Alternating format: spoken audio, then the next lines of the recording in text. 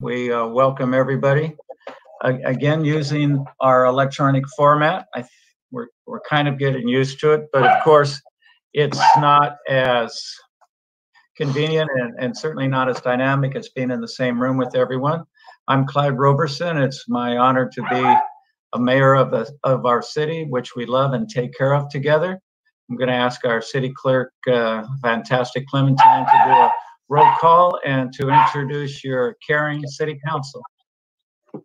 Yes, Councilmember Albert. Here. Councilmember Hoffa. Here. Councilmember Smith. Here. Councilmember Williamson. Here. And Mayor Roberson. Yes, I'm here. That's a quorum. So, there we go. So we're going to go right into public comments. Make sure I've got my agenda online as well as in, yep, here we go. And if you hear background noise, several streets in my neighborhood are being rebuilt as a result of Measure S. Thank you, Monterey voters. There's a lot of activity going on in our city with our infrastructure. And so our fine Assistant City Manager, Nat Roja Nasasthira, is our techie goalkeeper, not gatekeeper, goalkeeper. And now, do we have anyone on phoning in who'd like to make a public comment about anything not on the agenda? Yes. What I should probably do is announce the process for folks, and yes, we're all please, used to it.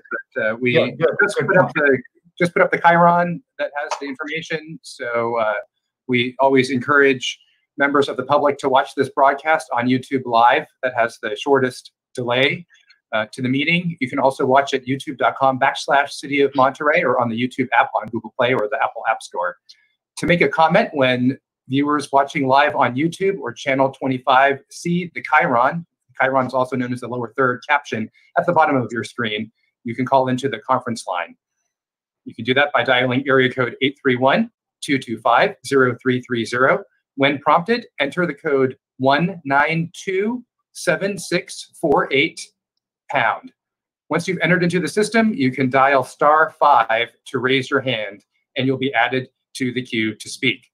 And it's important that you raise your hand. We have in the past had folks call in not raising their hand, and we're not sure if they actually want to speak or are just listening to the audio. So please do that.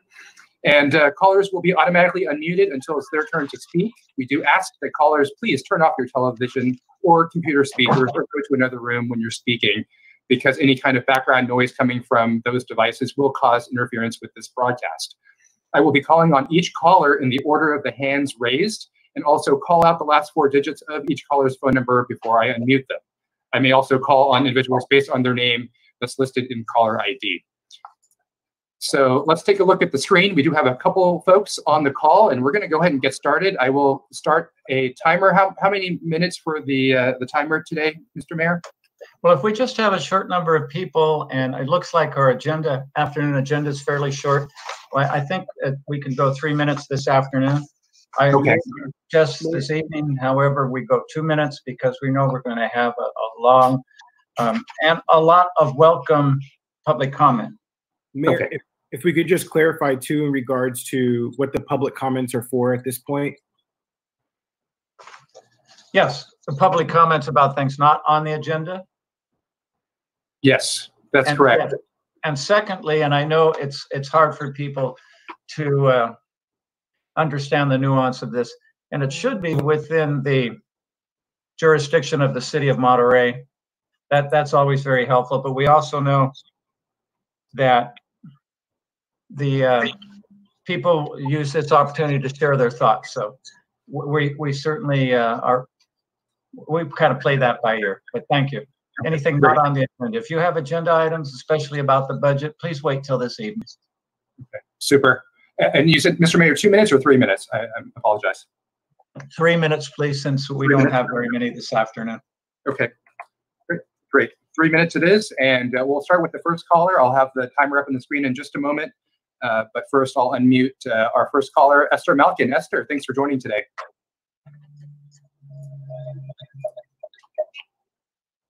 Hi, Esther. Hi, can you hear me? Yep, we can hear you. Hi, it's Esther Malkin. I just wanted to make a comment. today because I didn't get a chance to last night because there were so many people on that meeting. As you all recall, there were a lot of comments last night about the budget being cut and directed specifically to the police department. And I want to speak to the police department part of it, not the budget. I want to remind everybody that our city is not to be lumped in with other areas when it comes to how people comment and judge our police department.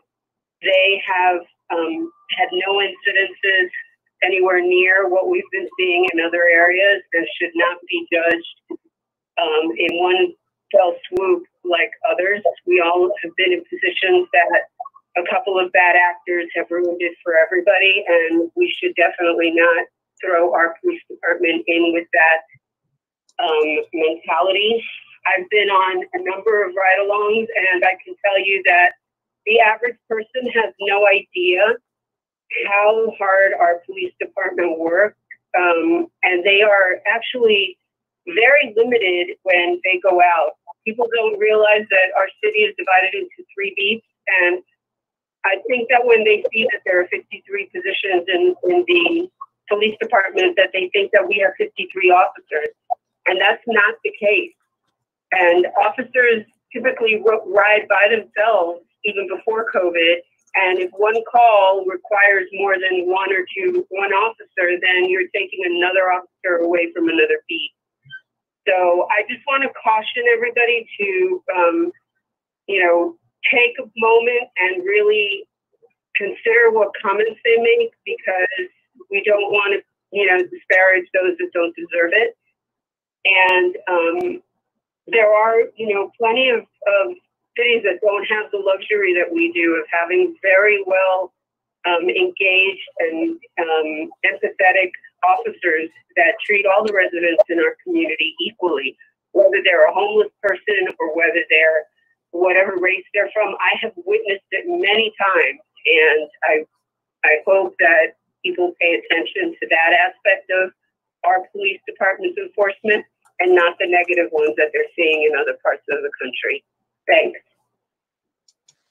Great. Thank you. Thank you very much, Esther. I appreciate you calling in. And we'll go ahead and go next to last 4 digits, 9793.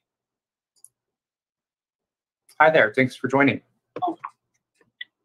Yes, good afternoon, Mayor and City Council members. This is Jerome Harrison, and I'm speaking to you today on behalf of the Monterey County Hotel Association. Throughout COVID-19, the pandemic, we've been extraordinarily fortunate that our number 1 industry, agriculture, has been able to remain open and operational. As you know, our county-wide number has 2 industries. Hospitality has not been as fortunate and has suffered incredible losses, both financially, from laying off and furloughing over 13,000 associates. It is absolute time for our hotels and resorts to reopen, and we need your help desperately. The economic impact to the county alone in the first 90 days is well over $198 million. Our collective cities have had an additional economic impact of over $369 million. We understand for some of our cities, these revenues fund more than 40% of the general fund, dollars which are spent on fire and police in order to keep our community safe. The majority of these revenues are generated by our hotels and resorts. It is imperative we reopen them to non-essential travel ASAP. LA County, where they already have the language in the place to move forward. We need our health director, Dr. Marino, to revise our SIP and establish the protocols so we can get back into business. Other destinations such as Napa and San Luis Obispo are actively marketing and are seeing there is demand to travel. Our hospitality industry has gone to great lengths to create protocols to protect our guests and associates. Additionally, the CDPH and OSHA have established COVID-19 industry guidance. We all understand the importance of life safety, and we feel our collective county-wide hospitality community leaders share the same concern. The responsibility to take care of our associates and guests is our number 1 priority. As you struggle to move forward and make painful decisions regarding our city's budget, please keep in mind, the sooner our industry reopens, the severity of the financial impact to our city will lessen. We need you to reach out to our supervisors and Dr. Marino and support our efforts to reopen now. Thank you very much for your time this afternoon. Great. Thank you, Jerome. Appreciate you calling in. Our next caller, Mr. Frank Geisler. Frank, good afternoon. Yes, good afternoon, Mayor and City Council members and staff. This is Frank Geisler, CEO of Monterey Chamber of Commerce. I wanted to thank you for the initiative that you have had to designed to support your local small businesses today. As you know, since it was decided last April, we've done a few things, and in working together with staff and with Community Foundation for Monterey County, we have prepared an online application that was available for submissions on our MontereyChamber.com since Friday, May the 22nd at 7 o'clock in the morning. Today, we have received 228 applications. 228 applications in a little over a week. So we have a grants committee that is comprised of esteemed community members that will be reviewing the first batch of applications this week. So I wanted to give you a few examples of what we received anonymously, of course. There's a small restaurant that could use the funds to accommodate to new restrictions, keep people working, and pivot to a new business model with partnering with delivery service and reaching out to more clients via social media. That entity could use $15,000 to $18,000. There's a local photographer that has seen all of his business canceled since the pandemic. He would need about $2,350 per month in order to remain in business and not closing forever. There's a hair salon that has seen all income stopped, and the owner keeps paying the rent and could use $2,000 or $3,000 to remain viable. So you have the case of sole ownership that has had no access to SBA, to PPP, or to any other help, and this would be a great avenue for those businesses to remain viable and to remain open. The sheer number of applications, coupled with the definition of their critical basic need, proves that there is a great need for help and there is a great need for emergency funding to our small business owners. This is a bridge between the beginning of the pandemic and the opportunity for them to reopen and eventually to receive additional funding sources. So once again, our intense gratitude for the City Council, for the city staff, for this critical program, and I wish we could, deliver the funds as quickly as possible to those businesses in need. Thank you very much. Thank you, Frank. We appreciate you calling in. Our next caller, we do have a couple of folks who don't have their hands raised, so just a reminder that if you are planning on calling in and would like to speak, please dial *5. Next caller is 1111. Hi there, welcome. Hello? Hello. Hi. Hi. Can you hear me? Yes, we can hear you. You're live with the Monterey City Council. Thank you so much. I am not able to attend the 7 o'clock meeting, so I would like to comment on 2 items on the agenda for the evening meeting. Is that possible? Yes, that's fine. Okay, terrific. I believe so. Maybe I should double check with. Should I check, Mr. Mayor? Is that acceptable, City Attorney? Yes, not really according to the Town Act, but if the city attorney's aboard, because otherwise it's not fair to other people. I would suggest, but perhaps an email. Someone can't come this evening.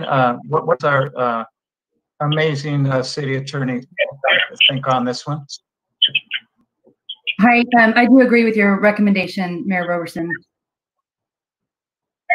Yes, okay. So I would ask our caller, and we're very sorry you can't come this evening, if she would email us her concerns. We absolutely, positively promise we will read them.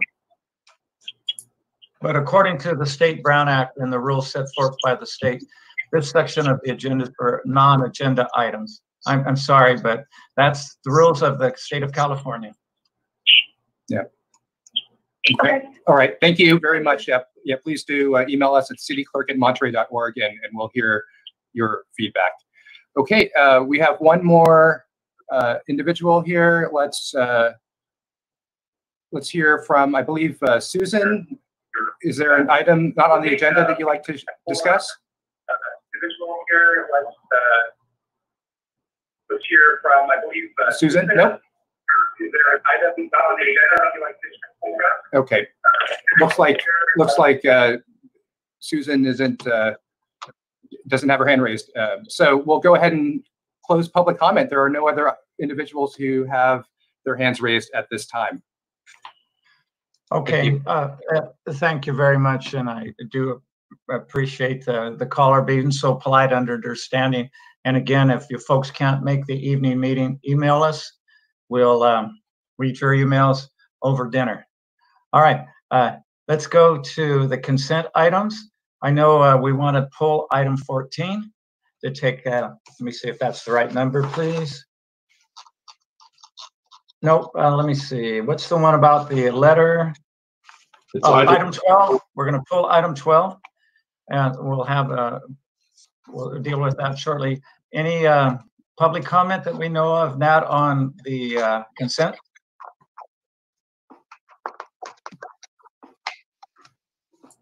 Not that we've seen. We opened up general public comment, put that on the Chiron. I believe now the Chiron reads for folks to call in if you have any questions on or comments on consent items, but we see no callers at this time. Okay, well, if they do, we will certainly accommodate them. Council members want to pull anything or comments, quick comments on any of the consent? A quick comment on item number 1, don't need to pull it. Okay, well, Council Member Ed Smith, please share with us. Yeah, item number 1 for the public is awarding a construction contract in the amount of $1.818 million to Granite Rock Company for the Presidio Monterey repair project. And the question I got from the public was in terms of our financial status, why would we be spending $1.8 million? So I just wanted to remind folks that that is a project that is funded and reimbursed through the Presidio of Monterey. So it's not from our general fund obligations. So just wanted to clarify that. Thank you, Ed. All right, are we okay with the rest of the consent then? All right, I'll make a motion to approve the consent agenda items through item 11. I'm sorry, Mr. Mayor, we do have one public comment. Someone who's raised their hand might be for a consent item. Oh, that's excellent. Sure. Great. We'll hear. Hi there, 8416. You're unmuted. Are you commenting regarding an item on consent?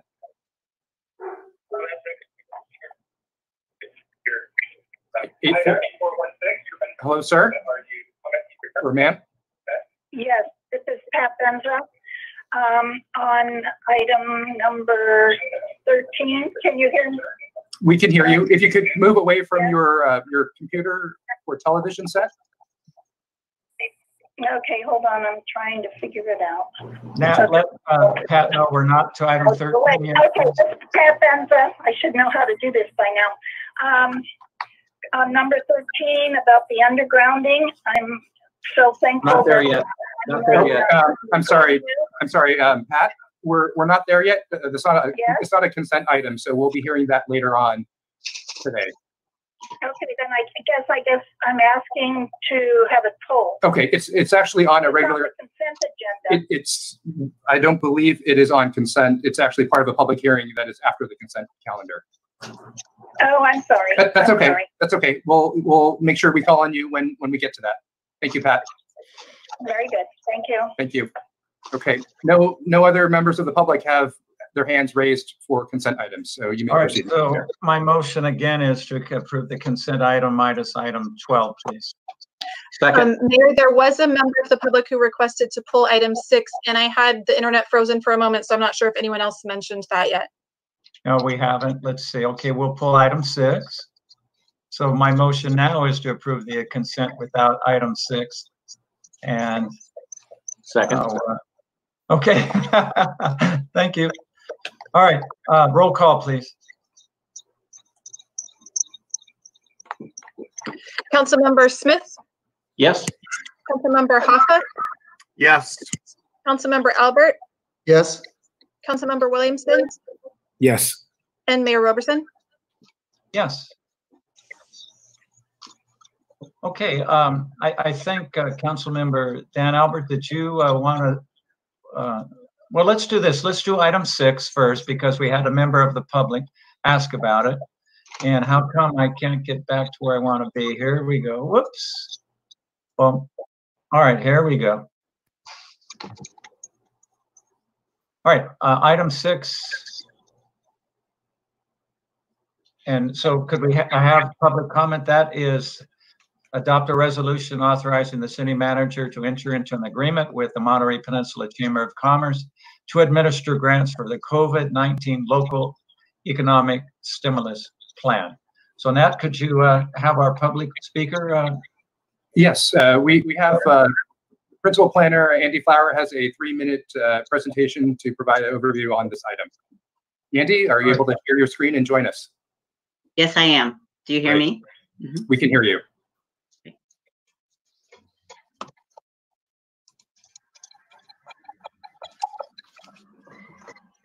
Thank you, Mayor and council members. My name is Andy Flower, Principal Planner, and I had the pleasure of holding the baton for this local economic stimulus plan project that the city adopted first in April 21st of 2020.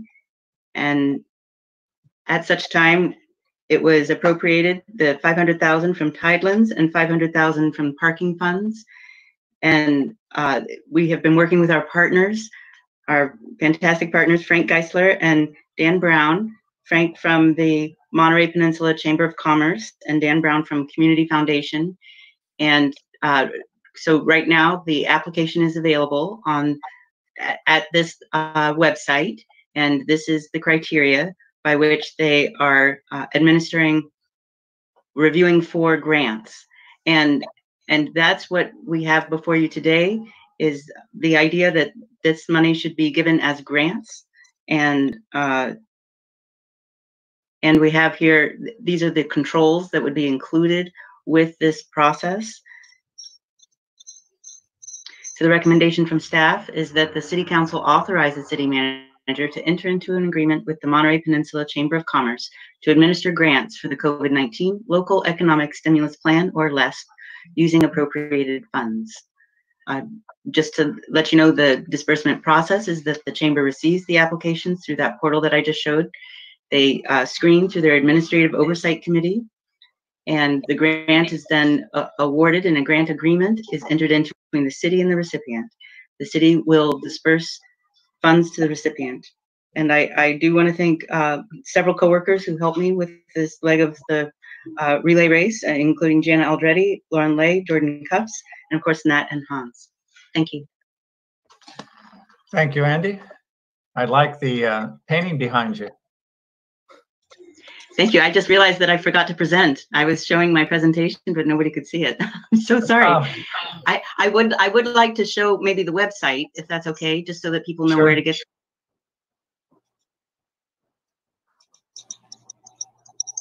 We thought you were the presentation. Goodness sakes. Sorry.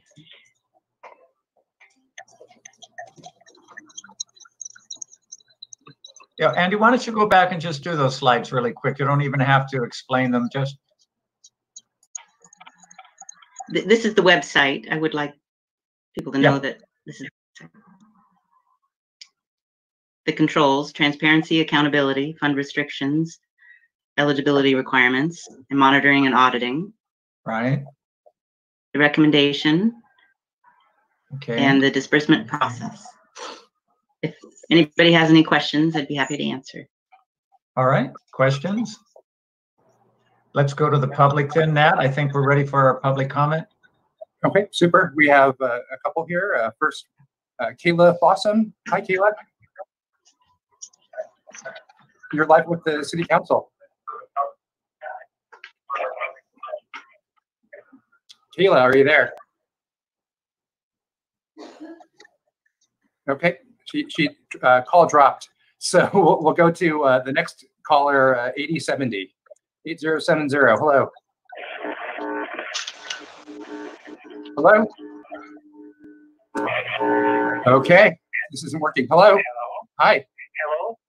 Yeah, it's Rick Johnson. Oh, hi, Rick. How are you? I would like to just make a quick comment. Please do.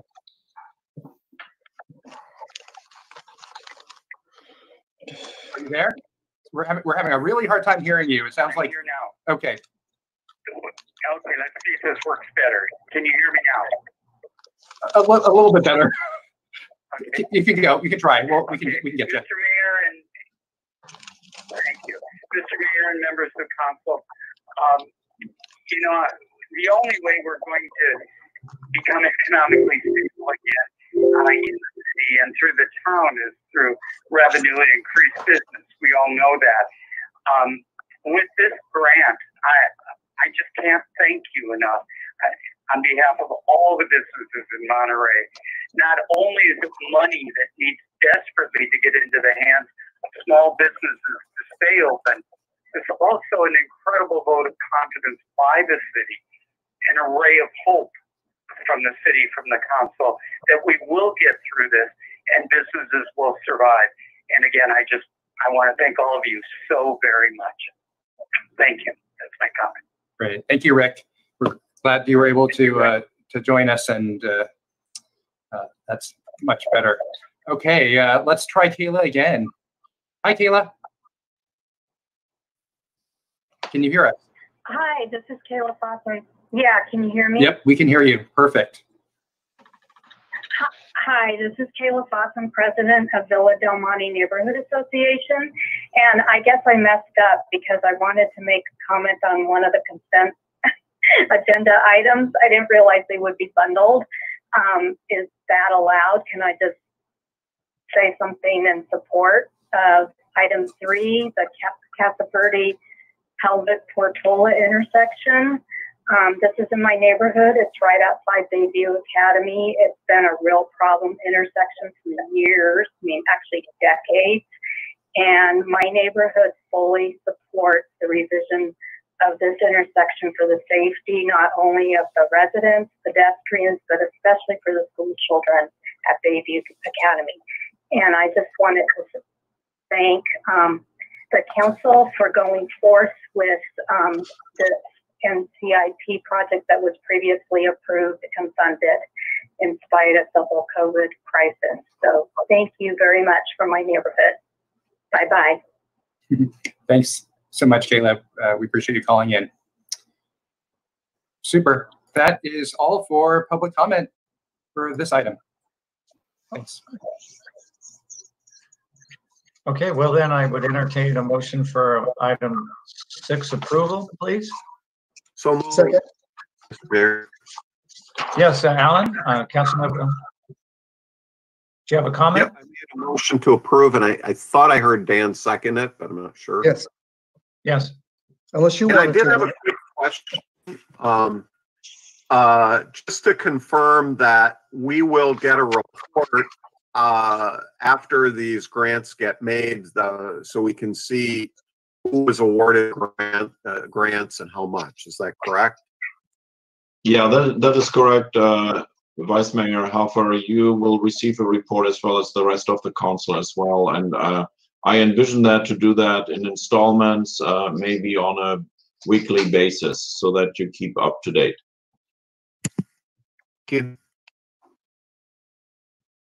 All right, we're hearing no other comments. Roll call, please. Councilmember Williamson, Yes. Councilmember Albert, Yes. Councilmember Hada, Yes. Councilmember Smith, Absolutely, yes. and Mayor Robertson. Without equivocation, yes. Okay. Trying to be clear. Very good, Councilmember Ed Smith. That was funny. All right, let's go to item 12. Could we have just a Do we have a staff report, or we want Council Member Tyler Williamson to introduce that? Mr. Mayor, we encouraging city manager. What's your preference? Mr. Mayor, we can do it either way. We have a very brief staff report that the Community Development Director, Kimberly Cole, can present to you. So it's your pleasure how you want to do it. We have Kim ready to present. Oh, excellent. All right, let's have our very engaging Community Development Director then make the presentation. You're on, Kim.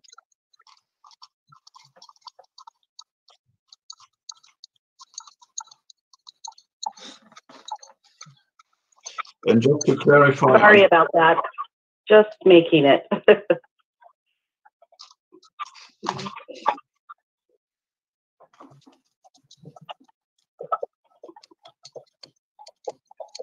Okay, thank you, Mayor and Council. I have a very brief presentation.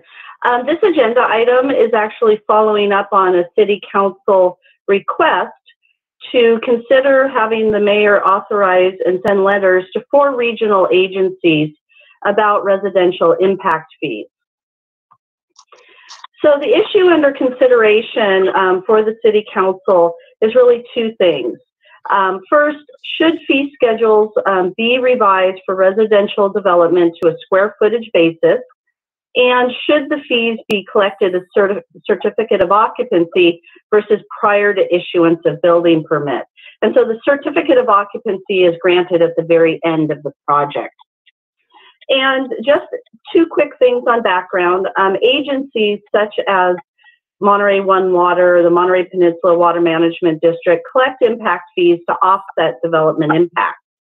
The fee structures vary by agency, and most agencies collect fees that permit issuance versus certificate of occupancy because it's easier to catch projects before they pursue construction. I did a quick review of the impact fees by some of our partner agencies. The Monterey Peninsula Unified School District collects $3.79 per square foot for residential development, and fees are collected prior to issuance of building permits. Monterey One Water collects $3,000 and about $500 per equivalent dwelling unit, and fees are collected prior to issuance of building permit as well. The Monterey Peninsula Water Management District for residential, you multiply the water use capacity, which is the number of new water credits being given to the site, times $305. They also have a graduated fee structure for residential moderate income and residential low income structures. And fees are collected by the water district prior to issuance of building permit. TAMC has probably the most detailed fee schedule, and it's based by residential type. And you can see they have a graduated scale from $3,981 for a single family home to a single family home for low income is at $2,296, and the scale goes down. And fees are collected prior to issuance of building permit. The Monterey Peninsula Unified School District did submit a comment. First of all, their fees are by square foot, which is what the City Council referral was interested in. But there's actually an education code section that basically says that cities cannot issue building permits without collecting the fee first. And they were suggesting is if this was to go forward, they would need a written agreement from the city that development fees will be paid to the district. And they were looking for some very specific clauses in that agreement about basically saying that the city would step forward to ensure payment. I'll let you know that this would be a much more difficult process than we currently collect fees. Right now, as building permits are issued, we sent them to the school district and they just bring us a piece of paper that they've issued or that they've paid their fees. So if this goes forward, it would require additional administration by the city. So The recommendation, we're really taking the lead from the city council that asked that we prepare the draft letters. They're attached and in your packet. For the school district, since it's already on a square footage basis, it only talks about fees collected at certificate of occupancy. For Monterey One Water, they would have to change both how their fee is calculated as well as the timing of the collection. For the water district, we're not recommending any change to a square footage basis because right now that would actually penalize projects because they're only charged for increase in water credits, which is less. But it could be delayed to certificate of occupancy. For TAMC, the question is, should fees be collected on a square footage basis and at certificate of occupancy? So with that, I'll turn it back to the City Council and happy to answer any questions. All right, questions at this point? Mayor, I just have a comment. Very nice presentation. Thank you. You're welcome.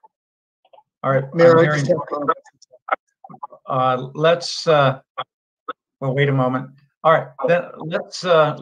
Any public comment now? Yes, we do. We have public comment and Mr. Kevin Dayton. Kevin, thanks for joining this afternoon. Yes, hello, City Council. Kevin Dayton calling, Monterey resident. I know quite a bit about these two particular issues in front of you because these are two proposals that were in the Monterey Bay Economic Partnership white paper about reasonable policies that could be adopted to try to spur more development of residential housing. And City of Salinas last year was able to change, it has development fees and it changed them from the time the permit was issued to the time of occupancy. It's been done recently, so you can't really measure how it's done. But I looked over 9 different local governments in the Monterey Bay area and created a chart of where everybody was. And in fact, you may remember that your staff created a chart like this when you had a study session on housing in March 2019. I ended up doing that kind of chart for all 9 of these local governments for MBEP. And they ended up creating a housing dashboard.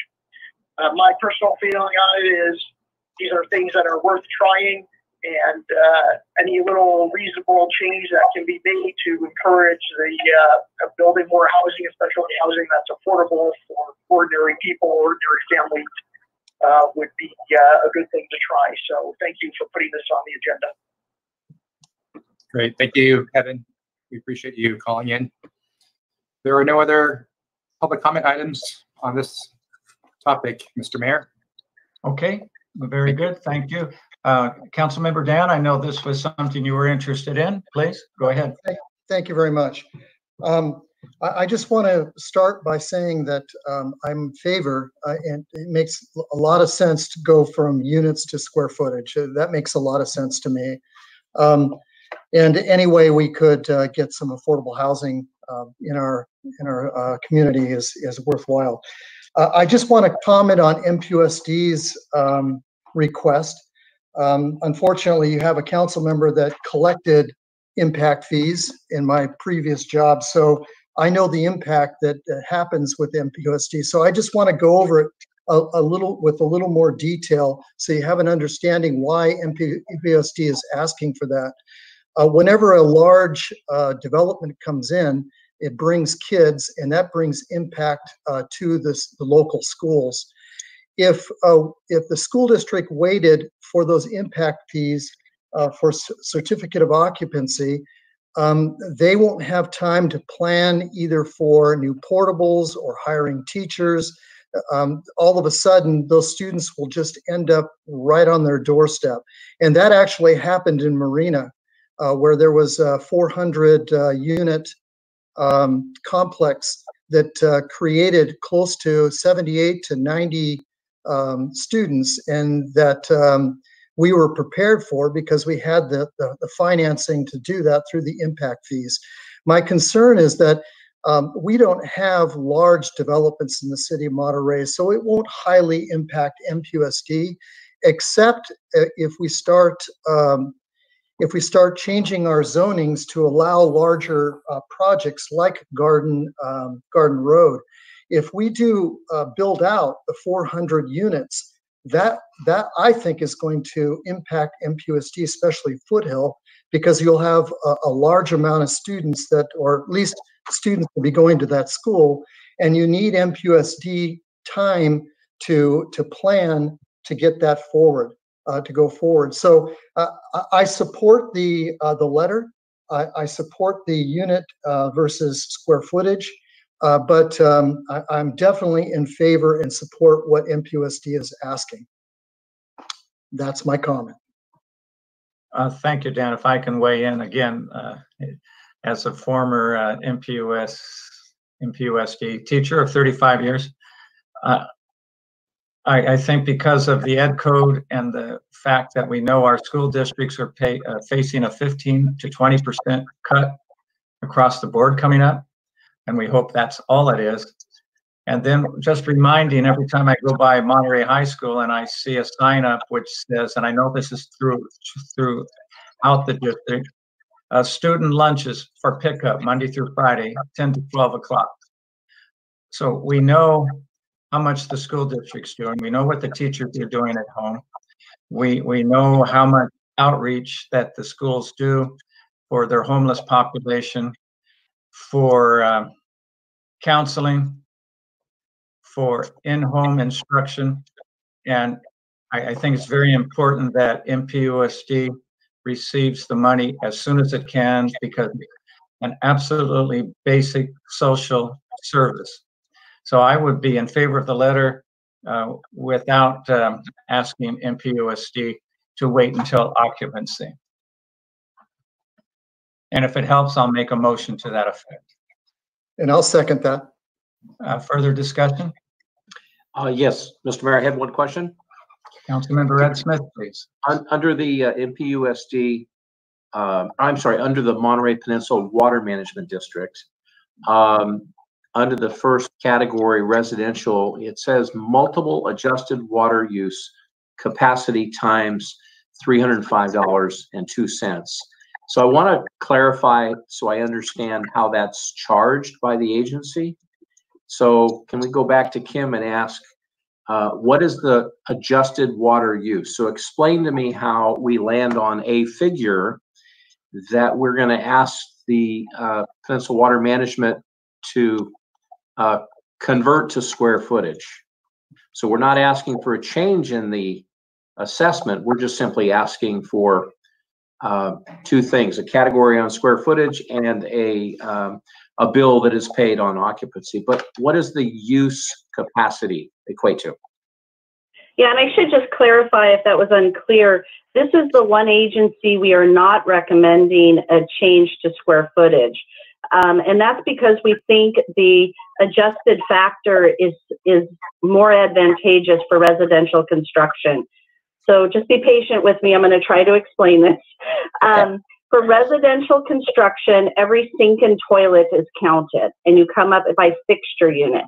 And that's basically the adjusted residential count. Now, the thing that's really important about this is all existing development, for the most part, has to be within the water credits on site. So if you're converting a restaurant to mixed use, you have to be within the water credits. For those types of projects, the adjusted fee does not apply because there's no net increase. So the only sites that are subject to this fee, and it's based on residential fixture net increase, not square footage. It would be like the Garden Road projects that if they go forward, just received, I think, 5 acre feet from the water district. That fee would apply to that project.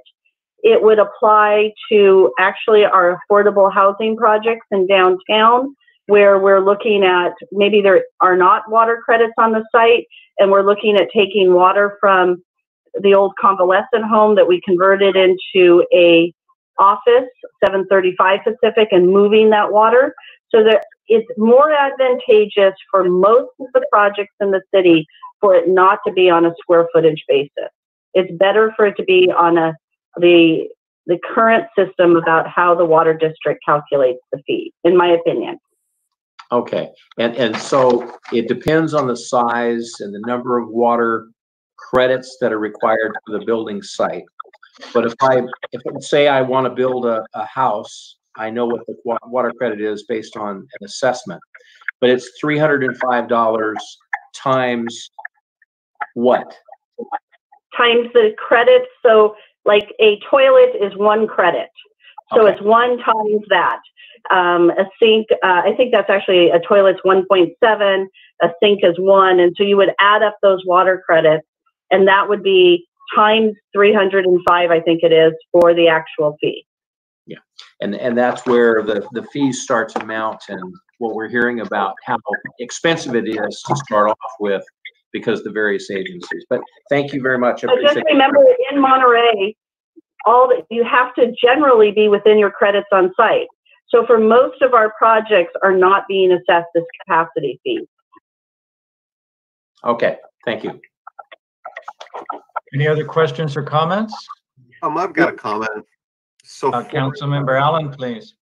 for the general public to understand, the intent of this is really twofold: to try and promote more development, and also to try to basically make the fee structure more fair between a developer that might be trying to put in a lot of units that might be smaller and more affordable by design versus somebody who might be building really large deluxe condominiums or something like that. So the goal, if I'm understanding it correctly, is kind of fairness, and also to try to incentivize and make it more affordable to build more housing units. Thank you, Alan. That's correct. Mayor, I have one question. Councilmember Dan, please. Thank you. Has staff at all made contacts with any of the other agencies, the other 3 agencies or 4 agencies? I know we got a comment from MPUSD, but has the city manager reached out to find out what kind of impact this policy would have on their agencies? So this is Kim Cole. I did call all of the staff people responsible for the impact fees. And I think, at least in terms of CAMC and Monterey One Water, I think where they would take your letter under consideration from their board, and we probably could expect a letter back about feasibility and timing. One of the major constraints for both Monterey One Water and CAMC is the study that has to accompany any change in fee calculation. That fee by law is required, that study by law required to be updated every 5 years. So let's say they updated it 2 years ago, you know, that agency is going to have to consider, are they willing to spend the funds to revamp the fee now? Or is their letter back to us going to be, you know, thank you very much, we will definitely consider this in 2 years when we're recalculating our fee. Each agency is probably going to have to think about that and respond. Thank you. Mayor? Yes, Councilmember Tyler Williamson, please. Yep. So I appreciate my colleagues for the consideration of this item, and I appreciate the work that staff did in collaboration with our partner agencies to consider the benefits of these policies, and kind of just adding to the comments that Alan had just made to give clarity to the public. So this was from, and Kevin Dayton spoke to this earlier during public comment. So this kind of came from when the city did an analysis of the MBEP recommendations in their white paper, their housing paper. And so I think this looked at 2 of their recommendations in the white paper. And I just want to read a paragraph from the white paper to give context of the benefits of these, because individually, I think these policy changes are small, but collectively, as we look at these and other policies that they recommended, it could really provide a lot of benefit to developers. So I'll just read this quickly. When the cost of building a certain type of housing is reduced, more of it tends to be produced.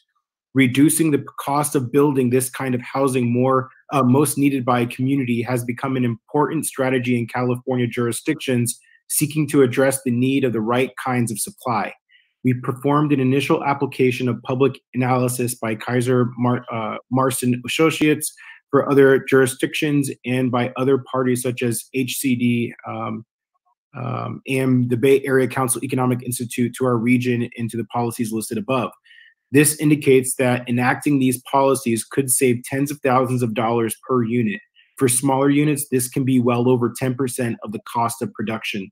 And then the white paper shows a list of has a table with all of the recommendations, the associated savings per unit in a percentage, and then the dollar amount. And so the average weighted total comes out to be greater than $40,000. So I just want to say that the things that we're doing here are these little marginal things that hopefully, as we continue to have these dialogues around changing the policies internally in the city in working with our partner agencies, that hopefully we can really start making a dent at looking at the long-term things that we can do towards housing affordability in the region. So thank you again. Thank you. Any other comments? All right, I need roll call, please. Can I get a clarification on the motion as it applies to the school district? I want to just make certain that we're not committing ourselves to a backstop position. So your motion on the school. Clementine, would you read the motion, please? Yes, sorry, I was having a hard time unmuting. What I've got is that the council would authorize the letter as amended to indicate that MPUSD would not need to wait until a certificate of occupancy to receive the fees. Okay, and so do we need to have, I'm sorry? I was just double checking with the mayor that that's That's correct. The rest of the letter intact is fine. But as I said, and when I made the motion, I think the urgency of funds to our school district, which is a basic social institution and provider, is very important. Yeah, and just as a comment, I totally agree with that. I just don't want to put the city in a position where we're trying to work out an arrangement where we are working as a backstop to the school. I think that opening communications with them and having the conversation, but I don't want to be in a position where we're trying to circumvent what they have to do or circumvent their state law obligations and certainly their burden of being prepared. So that one has a sort of unique category on the list. I'm sorry to interrupt, Mayor. I'm sorry to interrupt, Mayor. I just need to make a point of clarification. Because the school district fee is already based on square footage and the proposal is not to collect its certificate of occupancy, there would be no need to send the letter to the school district. It would just be to the 3 other agencies. Right. That's fine with me, and I would make that part of my motion. Is that okay with the seconder, Dan? Yes. Yeah. Okay. Now it's good. Clear. Great discussion. Okay, roll call, please. Councilmember Albert. Yes. Councilmember Smith. Yes. Councilmember Williamson. Yes. Councilmember Hoffa. Yes. And Mayor Roberson. Yes. And again, one of another really good cogent discussion. I always appreciate that from our staff and my caring council. So we're looking now at, I hope Pat Vince is still watching. We're going to look at the final public agenda item, which is respect to undergrounding. This has been something that's been going on for at least 2 years. I know the council made a referral to the Planning Commission and asked that they look at undergrounding citywide, and especially taking a look at our residential areas, which had more or less been exempted. And I think this makes a correction to prioritize undergrounding in residential areas as well. And with that, I think, Hans, shall we turn it over to Kim, please? Yes, Mr. Mayor, Kim has already taken over the screen, and as you pointed out, this was a longer process, interrupted by other high priority work such as the wireless ordinance, and as part of that also, I think we got a better ordinance or a better amendment to the general plan out of that whole process, and Kim will present that to you right now.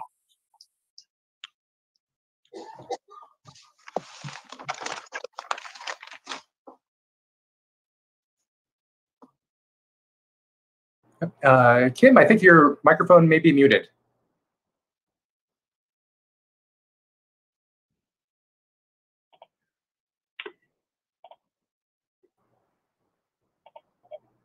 There we go. Sorry about that. Let me just get queued up again. I'll get better at this. This afternoon, you're considering some amendments to city policies about undergrounding utilities. And just a reminder, this was a referral to the Planning Commission from the City Council, and you really asked the Planning Commission to consider prioritizing undergrounding of utilities and removal of overhead lines in the city, and specifically to look at our general plan. And before I get started with the amendments, I'll let you know our Planning Commission actually looked at all of our city policy documents that address undergrounding. And I think they really helped craft a simple approach to how to address this issue. And the first is amending one general plan policy. It's Program D.4.2. And the current program talks about undergrounding only in the context of creating a safe space for shopping and adequate sidewalk width. But the proposal is really more broad than that now. And the proposed program states, undergrounding utilities in the city of Monterey is a priority to reduce fire hazard, minimize visual clutter, and maintain consistent service. And this change really reflects the public's concern about fire hazard and overground utilities or above ground utilities. They also recommended, after a lot of discussion, there are some fairly significant programs and policies in the Cannery Road Conservation District and Old Town Area Plan. And because the change now applies citywide, they really recommended deleting this language from these specific documents so there's no potential in conflict. And I thought that was a very elegant solution to recommend to you. The city is also considering a change to our zoning code because we have regulations that implement the general plan, and the proposed change requires undergrounding. And the specific language says that all electrical, telephone, CATV, and similar distribution lines providing direct service to a new building shall be installed underground within the site. And the Planning Commission really discussed the issue of development site versus new building, and they wanted it to apply to new building based on public comment. There always has been, and there always the proposal is there can be deviations to this considered. For example, if for some reason the proposal violates other city codes, like a noise ordinance or something like that.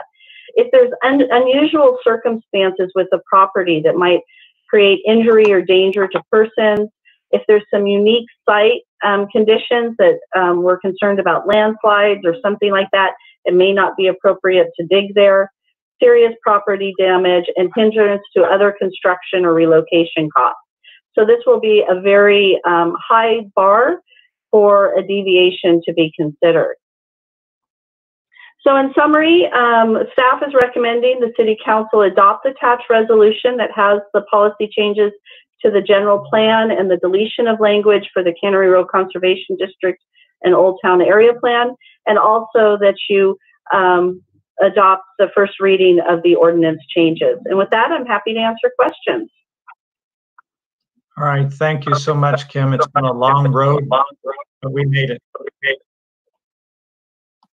Okay, let's go to public comment, then we'll bring it back to the council. Great. Thank you, Mr. Mayor. We do have public comment. And first person, Pat Venza, welcome back. Hi, Pat. Are you there? Are you there? Yep, we're here. Hello? Hi there, welcome. Okay, Pat Benza. Hello there, everyone, and thank you for this vote, and thank the staff for asking for your approval on it. It's been a long time in coming. It was before you in October of 18, and it's taken a long time, but we're so thankful that it is going to be approved. Actually, it ended up being a very simplification of wording in the general plan and in some other documents as well. I do have one concern that I hope will be spoken to, and that is that through this process, I was told multiple times that it couldn't be approved until the wireless ordinance was completed. And that has been completed for months now, but we haven't had the vote on that approval. So I'm hoping shortly following this vote on an agenda very shortly will be the approval for the wireless ordinance. Thank you for your consideration. Thank you. Thanks so much, Pat. Our next caller is Jean Rash. Hi, Jean. Hello. Hi. Hi. This is Jean Rash from Monterey Vista, and I want to congratulate you for the completion of this initiative that the residents have been working toward for so long. And thank you especially to Kim, who's done a great job on advancing the initiative, and it will bring parity in the neighborhoods and commercial districts so that we can all advance interest in undergrounding. And I certainly support Pat's request that we finish with the wireless ordinance that took hundreds and hundreds and hundreds of hours of resident and staff time to complete. And thank you very much for your support. Thank you. Bye. Thank you, Jean. Our next caller is Carol Sherbajian. Carol, hi. Hi, good evening. I'm Matt. Good evening, gentlemen, Mayor, City Councilman. My name is Carol Sherbajian. I am a Monterey resident and the chair of the Measure S committee. When we were in mode to try and continue Measure P to Measure S, we had a presentation because there were people, and Jean was one of them, on the committee talking about wanting to underground utilities in the city of Monterey. And I wholeheartedly agree with it. However, at that time, which was a couple of years ago, the cost to the city at that point, or the cost for the project at that point, if it were started at that point, was $500 million. And it grows every day. Part of the committee said, well, let's start neighborhood by neighborhood, which again would only increase the cost. My question, I look at it and think it's a great idea. And then once fiber is laid, then at the time there was, I think, a $26,000 per resident fee to pull the fiber to the residents, which would have a lien put against your residents if you were not in favor of having it. You said, I don't need it. You didn't have a choice. My question to you is, a brilliant idea it is, but $500 million, I just don't know, at least, or 2 years ago, so it may be, if we could have the Public Works take a look and see how much it would be today, where are we going to find that kind of money? That's my question. And again, I think it's a great idea. I support it as a resident, but just want to look at it from a financial state. I just don't know where we can find that kind of money. Thank you so much. Okay. Thank you, Carol. Next, we have Susan Nine. Hi, Susan. Thanks for joining us this afternoon. Good afternoon. I'm very appreciative of the council and the staff and the planning commission for the hard work they put in on bringing this forward. And I represent the Monterey Vista Neighborhood Association, the majority of which is in the highest fire hazard zone. And with climate change and drought, we feel perpetually threatened by the prospect of the #1 cause of wildfires, which is down power lines. There are many, many benefits to the community, to the residents, to the visitors of undergrounding utilities. And since the last caller brought up the financial implications, I'd like to just mention that the measure before the council does not require the council to move ahead with undergrounding unless and until there is adequate funding to do that. It could be a very gradual process, but it also allows for funding through assessment districts, whereby groups can create a district with boundaries and actually fund the cost over a 30-year period or whatever the city designates to recapture the money that it takes. I think many of the residents feel that the benefits far outweigh the cost, and is recaptured over time and increased property value, safety, reduced insurance, the financial losses from planned power outages and accidental power outages virtually would go away. The highest and speediest and most safe and secure form of internet can be delivered using fiber optic cable underground. So I just wanted to clarify that the vote being taken is not committing the district to commit adequate funds to fund this at this time. Obviously, this is the worst possible time to consider that option, but it does provide opportunities to explore many funding options. Many cities throughout California are doing this, and they're finding creative ways to fund it gradually and responsibly. So thank you again, and I urge you all to vote in favor of this. Thank you. Bye. All right. Bye-bye. Okay. Thanks, Susan. That is the last of our public comment on this item. Oh, good. Thank you, Nat. Thanks to our public for sharing with us and their hard work as well on this whole project. Does the council have any questions, or are we ready to move on this? Yes, Mr. Mayor, I have a couple of questions. Please, Councilmember Ed. Yeah, I just want to clarify on the wording of Municipal Code Section 38-107, and it talks about includes all utilities for new buildings. So I want to give two scenarios. God forbid, one of my neighbor's houses burns down, and it's now a vacant home or vacant lot, and it's going to be a new building built. Is that homeowner now required to do all new undergrounding for that new home being built on a lot that was a former home? And second scenario is, okay, go ahead, Kim. The answer to that is yes. Anytime 50% or more of a building is either voluntarily demolished or we're starting from scratch, the utilities would need to be undergrounded to the site. Just from the pole into the property. So not the entire street, but the connection would need to be underground. Okay, great. Thank you. And by doing this tonight, and it's always hard when we change the rules, and there's also permits that are out there.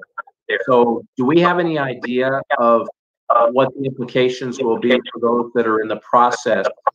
And where does it start? If somebody's pulled a permit, are they not having to do this? Or if they have yet pulled a permit, they have to do this? So I'd like a little clarification of who does this apply to for residential and commercial? And are we going to cause permittee to pull out because of exorbitant costs on doing utilities undergrounding at a commercial building or property? I can answer part of that question. I may ask Ms. Davi to help me with the second part. So if a project has not gone through either the planning or building phases, it will clearly have to underground utilities if it's a new building. And Ms. Davi, maybe you can help me. If they've filed for maybe a use permit but don't have a building permit, it's scenario 1, or maybe an AR or architectural review permit and don't have a building permit. And scenario 2 is if they've applied for their building permit. I'm not sure about the retroactivity. Right, so this rule will be applied retroactively. It won't apply retroactively, and it won't be effective for. I'm sorry, Chrissy, could you start over? We're having a little internet issue tonight. Oh yeah, no problem. It wasn't clear. Start over, please. Yes, the rule will be applied prospectively only, not retroactively. And so if there's a vested right in the permitting that's already been received, it would not apply to those particular projects.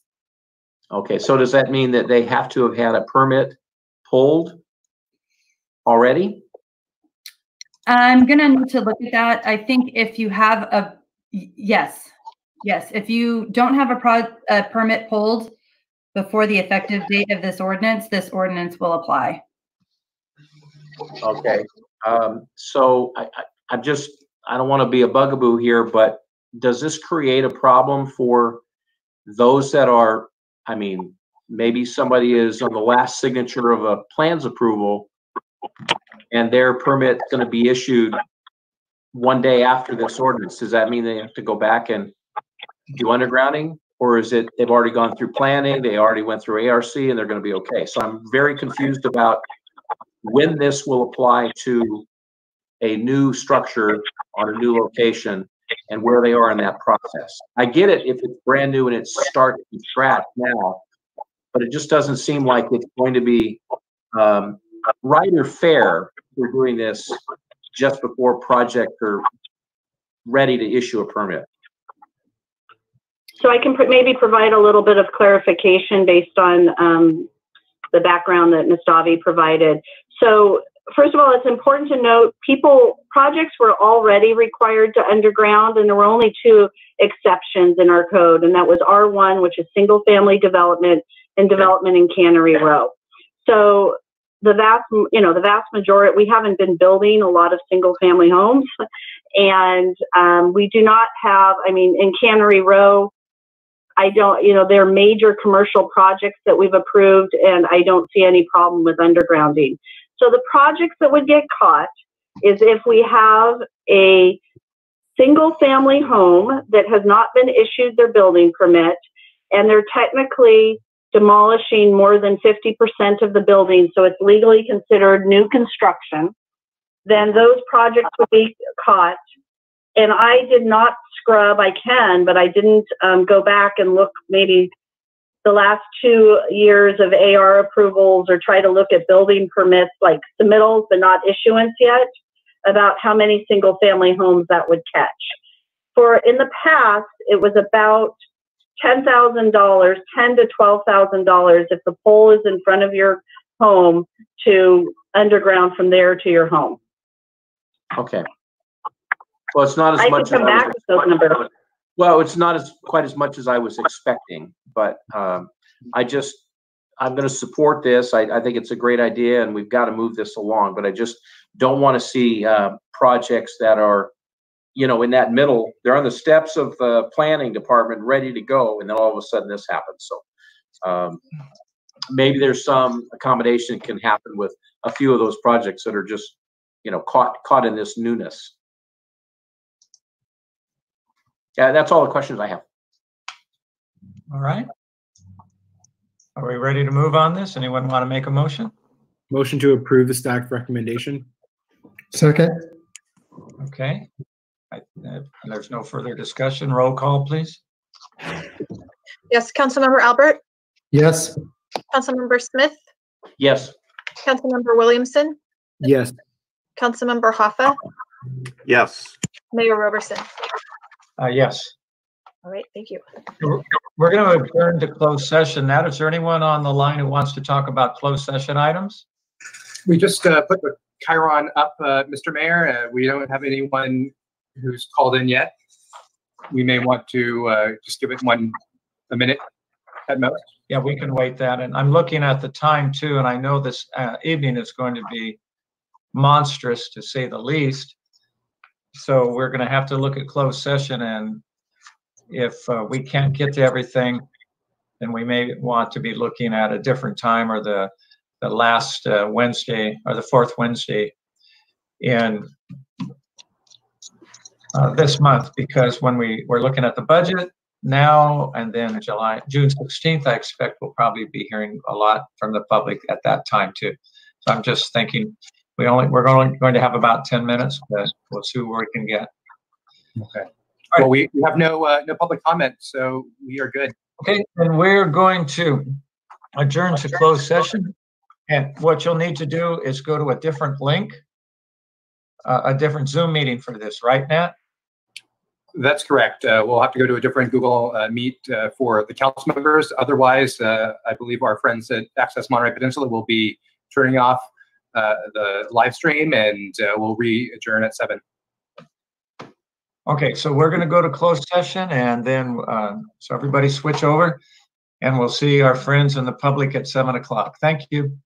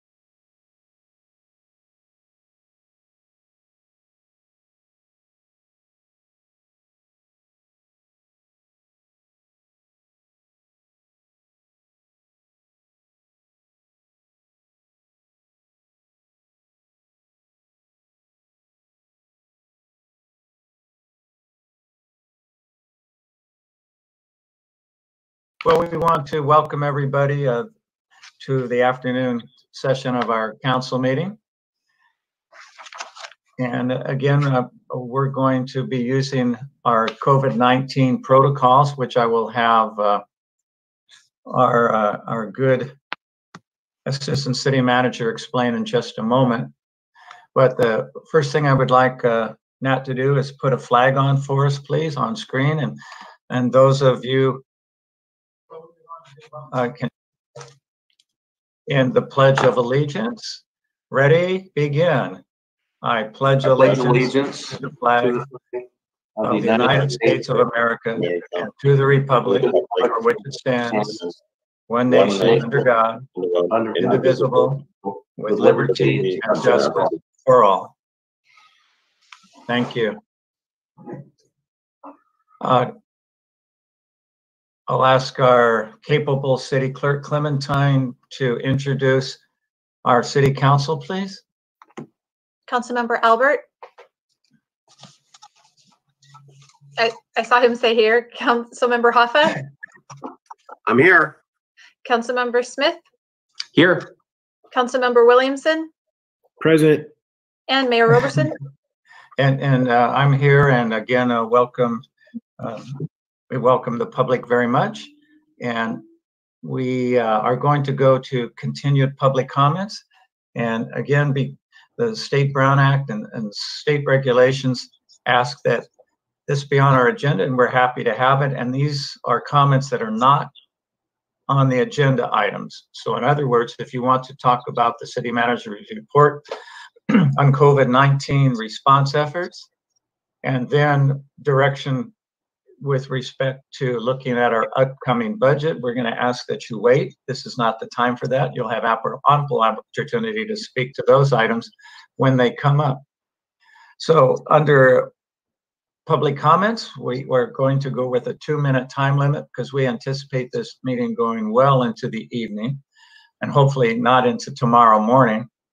And if you spoke this afternoon under public comments, you had your turn. This would be people who did not get a chance. And the comments that we ask you to share with us, again, by state law, should be under the jurisdiction of the City of Monterey.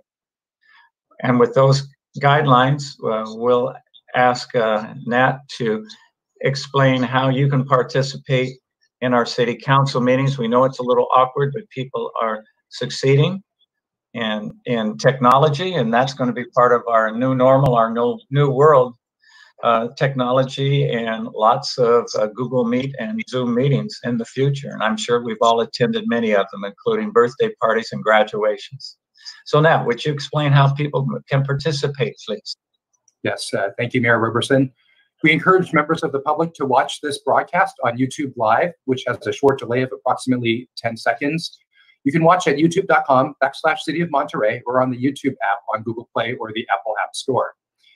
To make a public comment when viewers are watching live on YouTube or also on channel 25, when you see the chyron or the lower third caption at the bottom of your screen, as you see that now, please call into the conference line for the agenda item that you'd like to speak on. You can dial area code 831-225-0330, and when prompted, enter the code. The code is 192-7648#. Once you've entered into the system, please dial *5 to raise your hand, and you'll be added into the queue to speak. Callers will be automatically unmuted when it's their turn to speak. We ask that callers please turn off all television or computer speakers or go to another room while connected by phone, as any background noise will cause interference with the broadcast. I will be calling each caller in the order of their hands raised and call out either the last 4 digits of the caller's phone number or their name based on caller ID. And I'll do that right before I unmute them. Those are the instructions for today's meeting. Thank you. And thank you so much. And so we'll open public comments for items not on the agenda, things that you'd like to share that are within the jurisdiction of our city. So Nat, let's see how many folks want to share this evening. Great. Based on, and we've had the chyron up for about 2 minutes or so, we actually do not have any callers under items not on the agenda tonight. Okay, well, then I would expect we're going to hear from all of our outstanding residents and business people and concerned citizens, probably when we're taking a look at the budget. Announcements from closed session. Should get asked Clementine to share announcements from closed session, please. Christy, would you be able to do that one since I wasn't on that session? That's a good point. Yes, confidential direction. Actually, no, a report was received. Yes. Very good.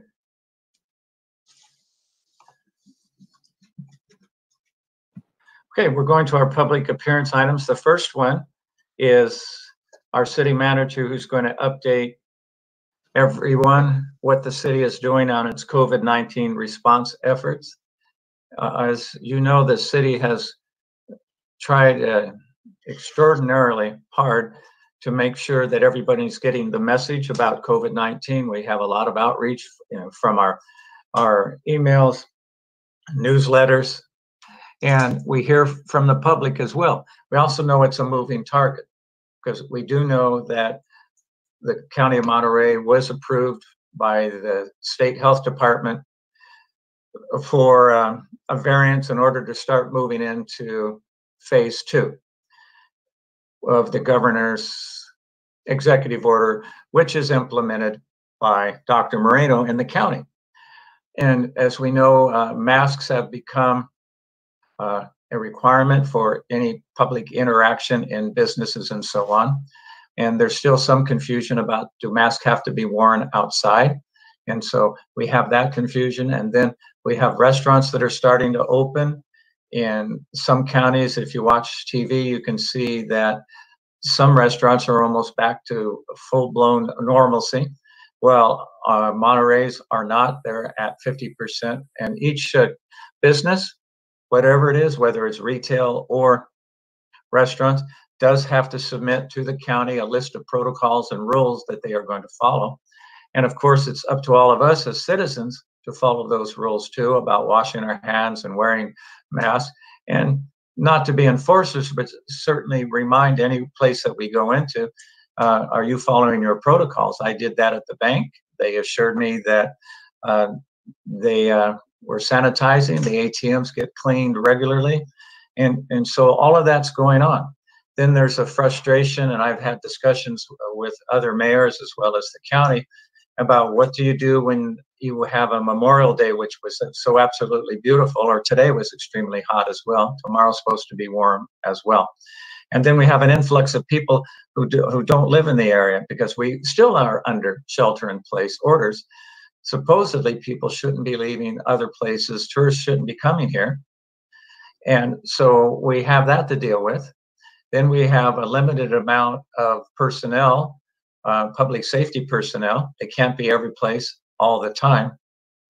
Then as you have restaurants opening, especially if the restaurants are closely packed together, such as on the wharf, you might see an inordinate amount of people and wondering where they're coming from. So that's our challenge. And then I just read today that possibly Governor Newsom's going to open phase 3 sooner than later. And that's the time that the library would be able to open. We're looking at opening the Monterey Sports Center, childcare, other activities, and also hotels. And then they're going to have protocols in place.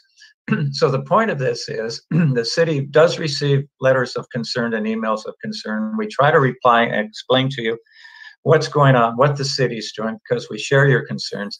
We want this pandemic to stop. We don't want to see it to come back round again.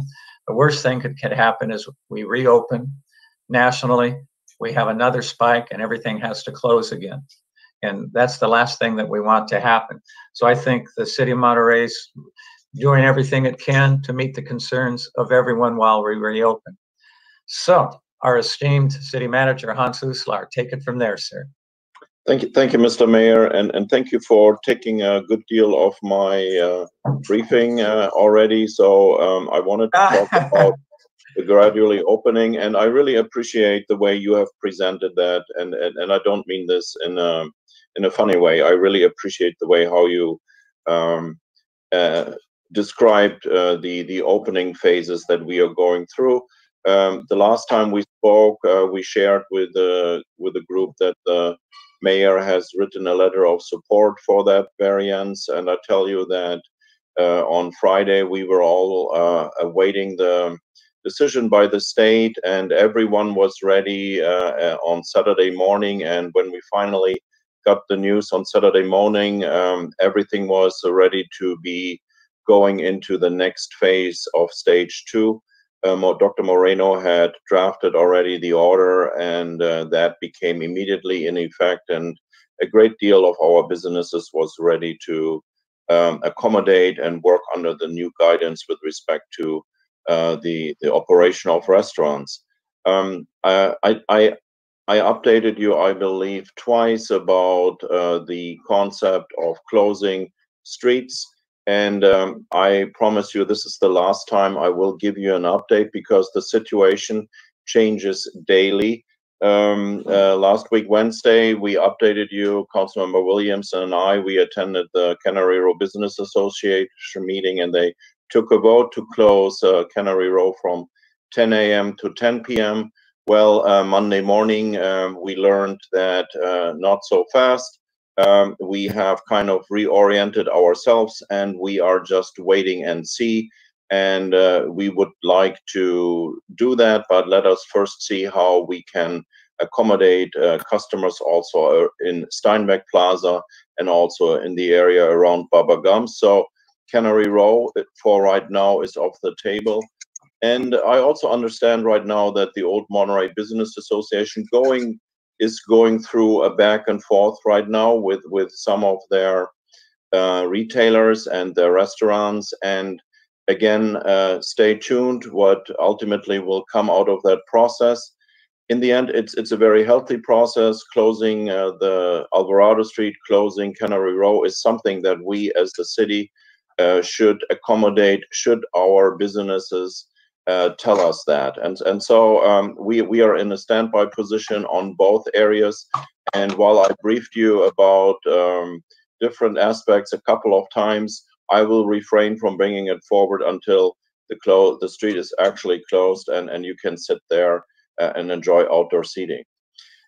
With that, and with having the mayor already covered a great deal of the update, and also going forward into the budget, I have asked today our police chief, Chief Hober, to join me and provide a COVID-19 update from the point of view of law enforcement.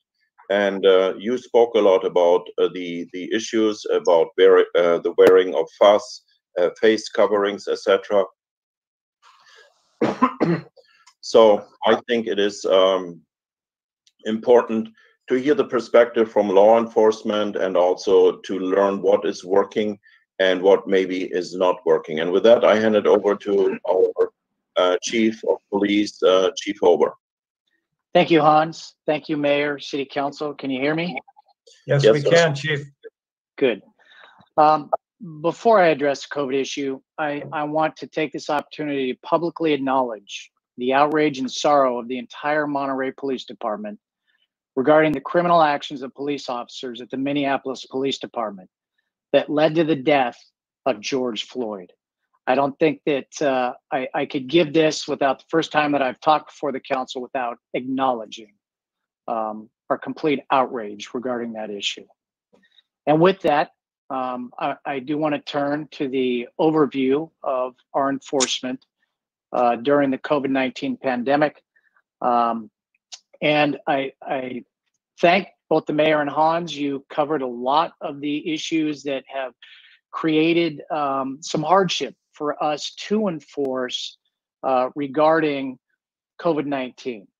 So I want to focus on several key areas. First, I want to acknowledge the importance of the shelter-in-place order to ensure that COVID-19 does not spread, and that's certainly what we're trying to do. Next, I want to talk about the challenges presented surrounding enforcement of that, what I'm going to call the SIP.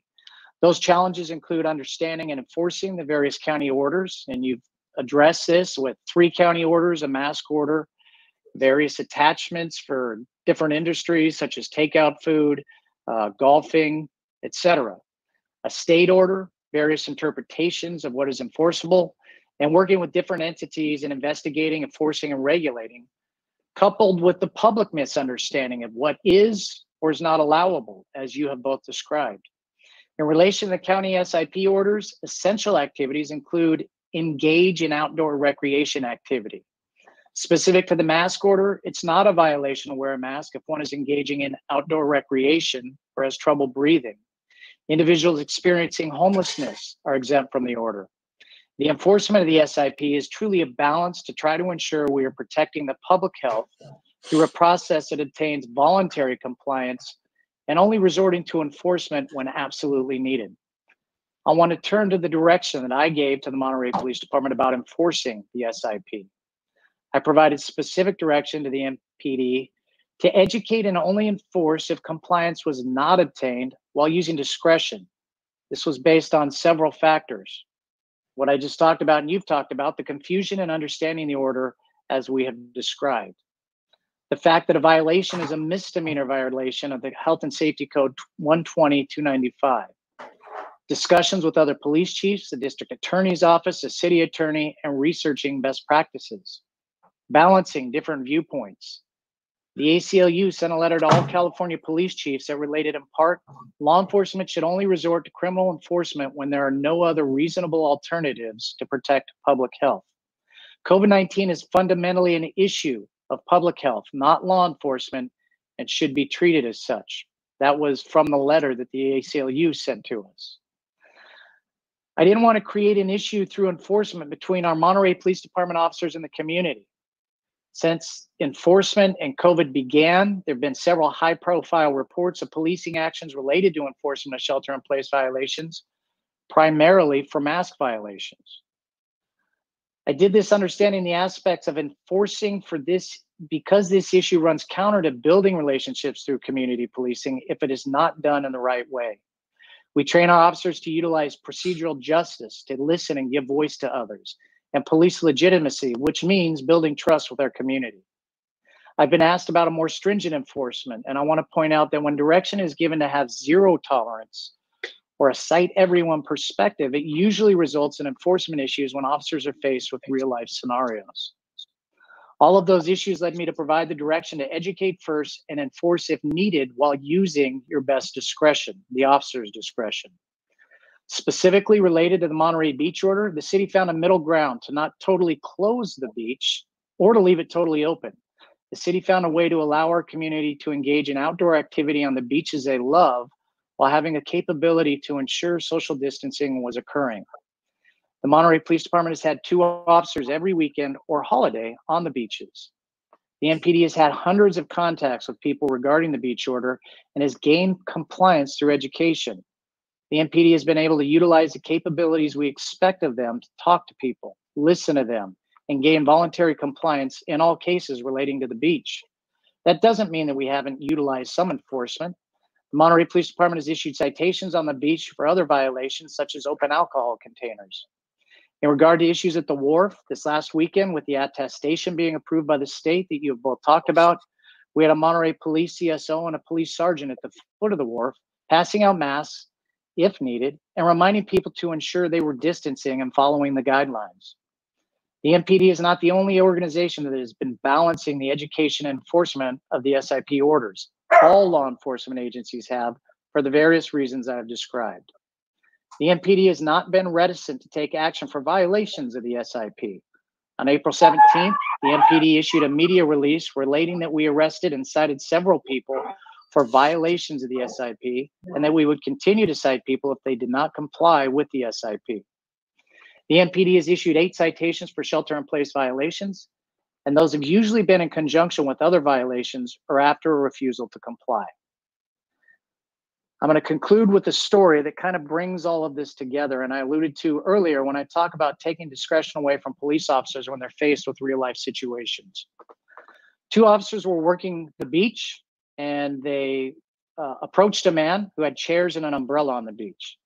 They told him that he couldn't simply sit on the beach and picnic, but he could engage in recreational activity like walking, jogging, running, etc. The man explained to the officers and said that they could write him a citation because he wasn't leaving.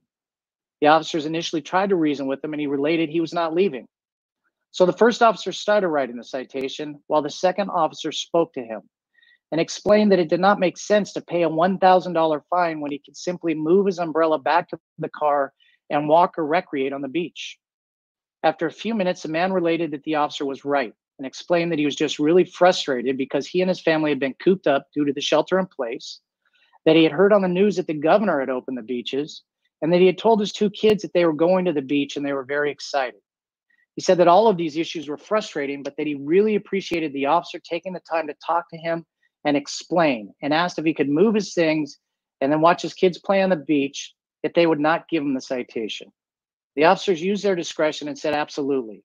Just put the stuff in the car and you can go play with the kids on the beach, and we won't give you the $1,000 citation.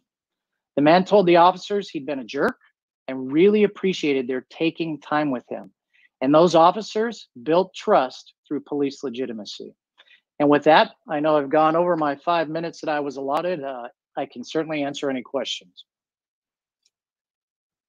Thank you very much, Chief Dave, and also our appreciation to the Monterey Police Department, which is absolutely well known for its community policing, and I'll be sharing more on that later. And I just think from the Chief's remarks, everyone listening can understand how caring our police department is. They do have trust in the community, and they want to hear from us, and they want to work with us. Questions from the council before we see if there's any public? Not for me. Okay, then let's, Nat, do we have public comment on this item? Yes, we do. Let's first start with public comment from Esther Malkin. Esther, welcome. Hi, I wanted to,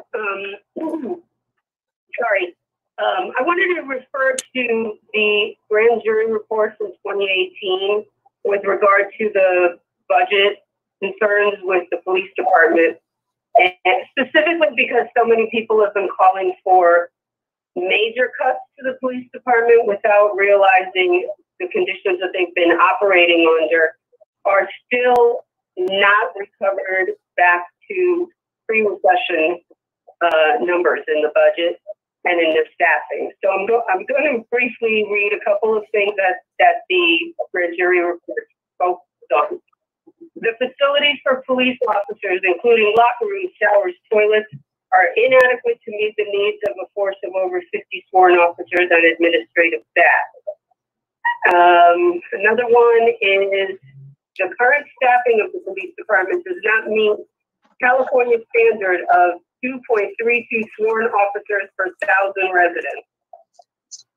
It looks like the jury also noticed ceiling tiles appearing to be the original. If so, there is high potential that they contain asbestos, and given the age of the building, some of the paint on the walls would have lead. The facility in general needs a lot of work, and the staffing is, it's miraculous that the staffing at the levels that we are at, that we can still have the kind of service that we get from our officers. I am not saying that we should not have some cuts made to the department. I sent you an email, council members, regarding some suggestions, and I don't claim to have a lot of knowledge to give you a lot more suggestions. But for the general public who's listening to this, who has been very quick to come out and compare this department to other departments in the country and say that the funds that they are not having cut compared to the ones in other parts of the city budget are being unfair. I want them to look at that grand jury report and realize that this PD has been working in a situation that the budget is already being strained for them. So they are not, it's functioning above budget or anything like that. And I just want to put that out there because a lot of the comments that are made are knee-jerk reactions and not necessarily based on fact. Okay. Thank you. Thank you, Esther. And just I don't know if Mayor would like to chime in, but a reminder that we're on the COVID-19 update item, and we'll be discussing more detailed budget after this item. Let's hear next from looks like 5922. Hi, welcome. Hello. Let's hear it. Are you there? Yes, I am. Hi. Welcome. Hi. So my name is Chelsea Lee, and I want to respond. Yes. Hi. Yes. We're just. I want to respond to what the police officer was just talking about. I'm curious as to why we're using the resources of the police office, the police department that's so trained, has all of these resources, to tell people not to wear masks or to go to the beach. It seems like we could employ other City of Monterey employees that we've cut, including recreation libraries and museum staff that could be doing that same kind of helpful public safety enforcement without being an intimidating and historically discriminatory community. So I do think that there's a lot to be said about the budget and how that applies to the police. And I'd actually like to respond to the previous caller. We've actually been looking at the data to see year over year how the police department has continued to add and grow, whereas our other departments get cut and never get their budgets restored. But in light of the COVID pandemic, and I know this is part of the COVID comments, we are asking that this is a great time for us to divest from our overfunding of police programs. Some of those same programs that we like, like the officers that we got are actually can continue to do programming. But we might need to be a little smarter about it. If we're going to have to adjust our whole budget, then it seems like we should be adapting our police budget as well. When instead what we're doing is cutting all of our community services that have historically, based on data, let's decrease crime and increase sense of well-being among the public. So I'm just curious why we should be doing these activities that members of the community. I think really in light of what's going on in the world, but it's still relevant in our local politics and our budget. Thank you. Great. Thank you. I didn't hear anything she said, and I wasn't sure if that was her phone, but I'm not sure if anybody could even summarize what that comment was. Yeah, unfortunately, the sound quality is on the caller's end. We can usually hear most people crisply if they're calling either on a landline or have a strong cell phone connection. We will go to our next caller and do our best here. Next caller here, 2914. Hi, welcome. Hello? Yep, hello. Can you all hear me? We can hear you. Hi. Yep. My name is Tommy Pieper. Yeah, hi. My name is Tommy Pieper. And since you were having trouble hearing Chelsea, I'd like to echo some of the sentiments that she brought up, that it would seem our police department is being used to sort of enforce these kind of like ticky-tack, do you have a mask on, these sort of safety issues. And Chelsea suggested that maybe there are other places we can draw that service from in the community. Other places that are a less intimidating, sort of less problematic space at this point in time. I'd also just like to encourage you in general to be creative, and especially with the budget, with policing right now, with COVID-19 and everything, to be creative and not cynical. The bald gentleman, third one down, his body language was very dismissive. I don't know if it's because he was having trouble hearing or anything, but you know, I don't mean to be rude, but there are people, you know, marching up and down Belmonte, and there sort of seems to be this very cynical political calculation that this will blow over and, you know, the public will lose attention. But I am here to say that, like, these things are important, and I really do encourage you not to be cynical and not to expect us to be as cynical, like that we would expect less from you. Because I don't blame anyone who wouldn't expect y'all to be creative. But yeah, the budget, COVID-19, I've got to admit, like, I'm overwhelmed. Like, it makes me nervous to do this sort of thing. But these times, you know, call for it to get involved. And if I'm doing it, then I'm sure there are a lot of people who feel the same way. And sorry to the gentleman about the the shine bald spot. I apologize. That was rude. Okay. Thanks for calling. Bye-bye. And next caller is 7679. Hi, welcome. Hello? Hello? Hi, you have a lot of echoing in the background. Can you please move to a room or turn down your TV set? Nat, I think that may have been that. This is Mayor Clyde. Matt, I think that may have been a recording or a residual of the former gentleman's remarks. It is. I think because of the 10-second delay, if they've got their TV set or YouTube on the background, in the background rather, we'll hear it now 10 seconds later. So are you still there? 7679? I am. Okay. 7679. Yes. Yes. I am still here, and I moved to a different room. I didn't realize. Okay, so are we still in answering the questions to Captain, the Chief Captain from Monterey Police Department, or what subject are we on? Because of the delay, it kind of loses me when I get on the phone. Yes. No, there's only a 10-second delay. The phone's actually live. What item we're on now is the COVID-19 update and Chief Hober's presentation. The budget item is the next item. Good. Okay. Okay. So Nat, you'll need to start that over again. The time limit. When we start talking about the budget items, because I just wanted to commend the police officers because they're doing a great job in maintaining the community safe. So kudos to the Monterey Police Department. And in regards to budgeting, there's a lot of people that are against the department's budgeting, but I'm for it, and I would like to elaborate. But if it's not time yet, I will call back. Okay. Thank you. We appreciate that. Thank you. Thank you. Bye-bye. Bye-bye. Okay. Mayor Roberson, there are no other public comments on this item.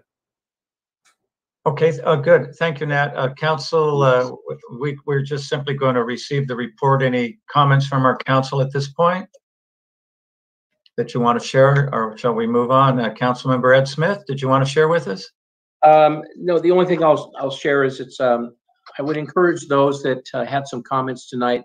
I think the first three callers, we were having a very difficult time understanding, getting through the technology. So to encourage their opportunity to send us an email, and maybe we can capture more of their ideas through that method, because I think we lost a lot of important comments from the community. So the email might help if they could recap what they were saying.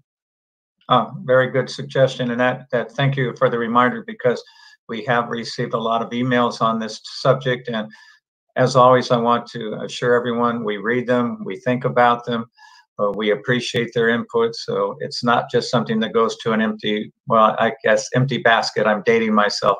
I don't know. I guess your trash folder. Well, it's still a basket. But anyway, get your emails into us. It gives us an opportunity to think about your suggestions and share them with our staff, and gives all of us that opportunity. So they are very valued, and we appreciate that. And we try to get back to you with an acknowledgement of receipt at the very least. So thank you for that. All right, any other comments on this before we go on to the next item? Okay, I don't see anyone.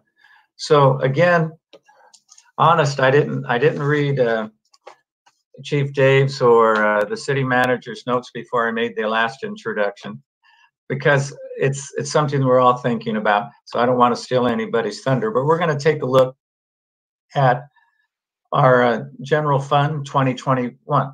To put it in context, last week we had a study session, and we did receive a public comment, and we're going to have a brief summary here momentarily by our staff, just to bring everyone up to date about where we are. And so the point of tonight, of course, is to get more public input, and for the council at the end of that to give guidance to staff to say, what do we want to see specifically on our June 16th meeting, where we will be voting on the budget. And so that's the purpose of tonight. Just we're not going to be making a decision. We will be giving direction of what we think we want to go. Then we'll have more discussion. And in all my years of being on the city council since 1981, with some breaks, this is the most input and most engagement we've ever had on the budget. So thank you, everybody. I think obviously COVID-19 is changed everything. And historically, we would have public hearings on the budget, believe it or not. And if we got one public comment, we thought we were lucky. And so if this pandemic has some benefit, which I don't know if I'd go that far, but there are some slightly positive side effects, and that is we really have the public engaged in the budget. And so all of that, it's within the context of what it's doing to our economy. The United States at large is looking at a 40% decline in the GDP, and the state's looking at a $54 million budget deficit in the next 2 years. Both of those impact us. No money so far coming to small cities. There is a hope small cities would be getting some money, but for an entity our size, it's not going to be very significant.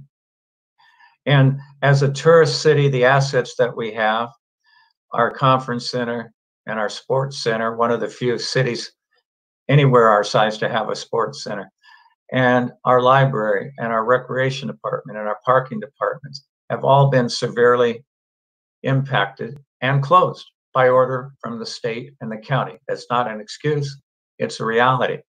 So that's why as we go forward with reopening, we want to do that safely, and we want to do that as quickly as we can. So you're going to hear us repeatedly talk about this budget is a plan. And just as you plan at home, and as you get increased revenues at home, many times you can bring back expenditures that maybe you weren't able to carry. And so that's where we're hoping to go from here with our budget. It's temporary. We're going to be looking back, I hope, in a year and say, we made it through together. We worked on it together. We know that we've received a lot of emails where people have value certain departments. I want to assure you, we all do that as well. And for me, it's not one department versus another department. What we're trying to do is to take a look at where is the demand for services, and that's what we can provide. So phase 3 is going to look a lot better than phase 2. So we're going to have to be a little bit more patient. We are starting to bring back laid off employees. There's not one person in this meeting who wants to lay off anyone. Those are our friends, our colleagues, and I'm happy to say we have brought some back. So I put this in the context of help us with the solutions and be patient with us. And I know the library is working on a reopening plan as we speak. So is their board of trustees. I was on the board of the library for 4 years, and I love that place, as we all do. And as the originator of the sports center, it breaks my heart to see it not being used. And again, they're getting ready to come back. So I'm just encouraging all of us. Yes, if you don't get everything you want right away, none of us are. Please work with us so we can get reopened and back to normal as quickly as possible. Let's focus our energy in that direction. Now, the city manager and our able staff is going to be giving you the context of where we are. And with another $3 million deficits added since the last time we talked, again, it's the unknown it's really hurting us. Hans, please. And I hope I didn't get into the specifics. Mr. Mayor and council members, thank you, Mr. Mayor. That is a great introduction. Today we received our first quarter results for the sales tax. And as you may know, sales tax gets distributed quarterly. And today was the sales tax day where we got distributed sales tax from the state of California. and those months include January, February, and March. That was the first quarter sales tax. A year ago, the sales tax for the first quarter, the Bradley Burns sales tax, was $632,206. So again, $632,208 for January, February, March last year. 2019, the city of Monterey received 78% less, $140,570. Wow. Our special use tax, Measure P,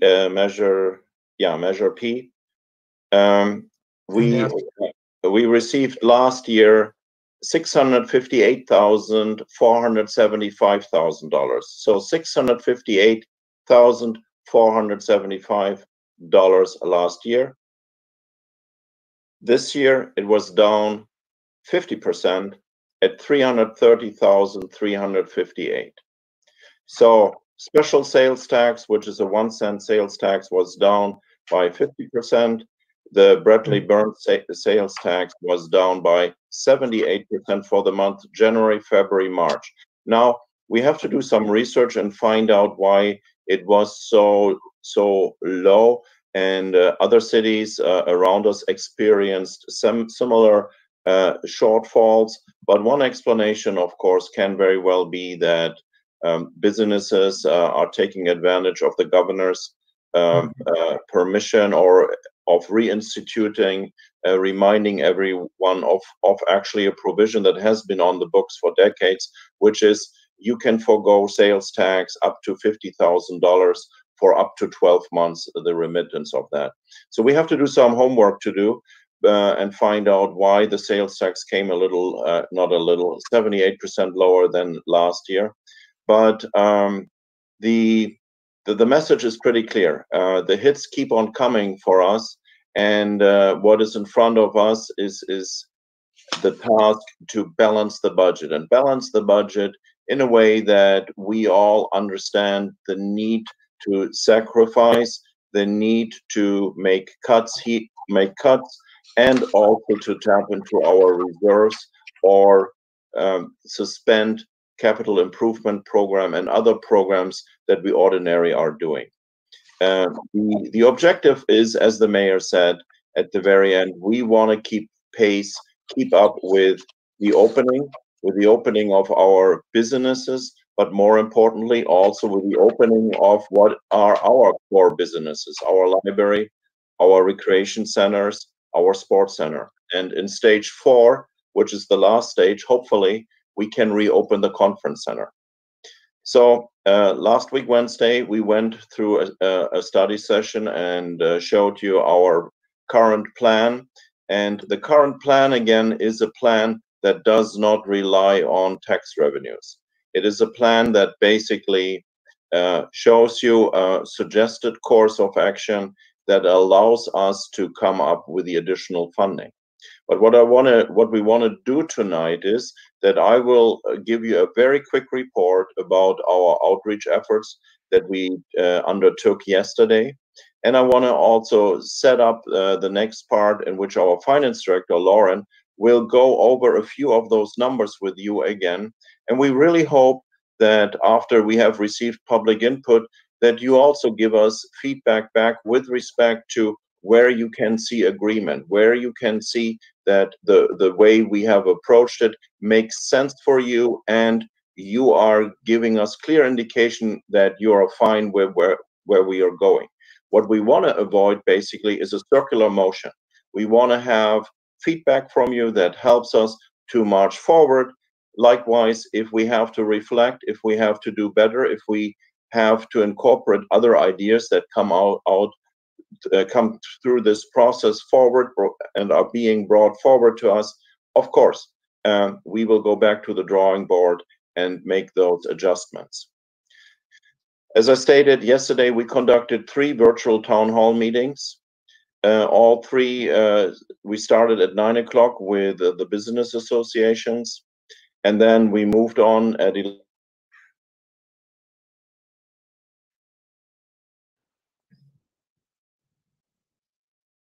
Hans, we lost you.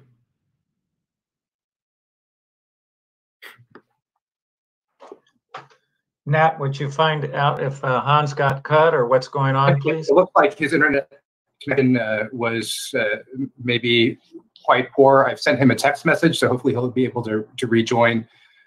In the meantime, perhaps we can at least have Lauren pull up the slides so we can get ready for that part of the presentation and continue. I know he'll rejoin shortly, we hope.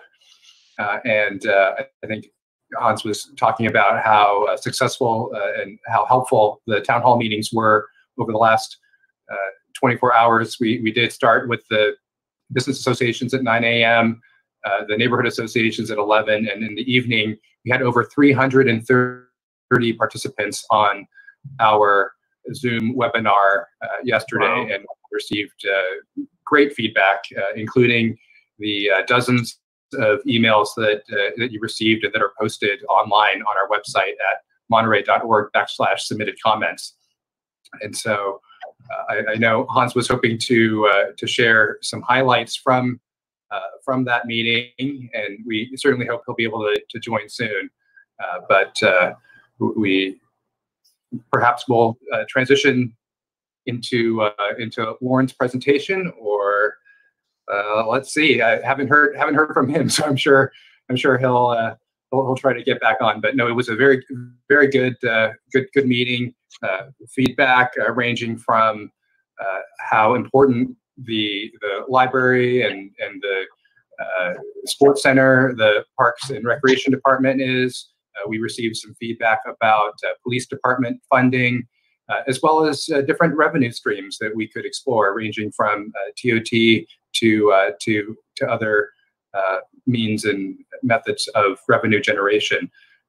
For those of you who didn't have a chance to participate or watch the town hall meeting last night, we've uploaded that onto our YouTube account, and we also sent and followed up with emails to all the registrants. We actually had in total over 400 people register for the event, and like I said, over 330 people attending live. So all of those individuals received copies or links rather to the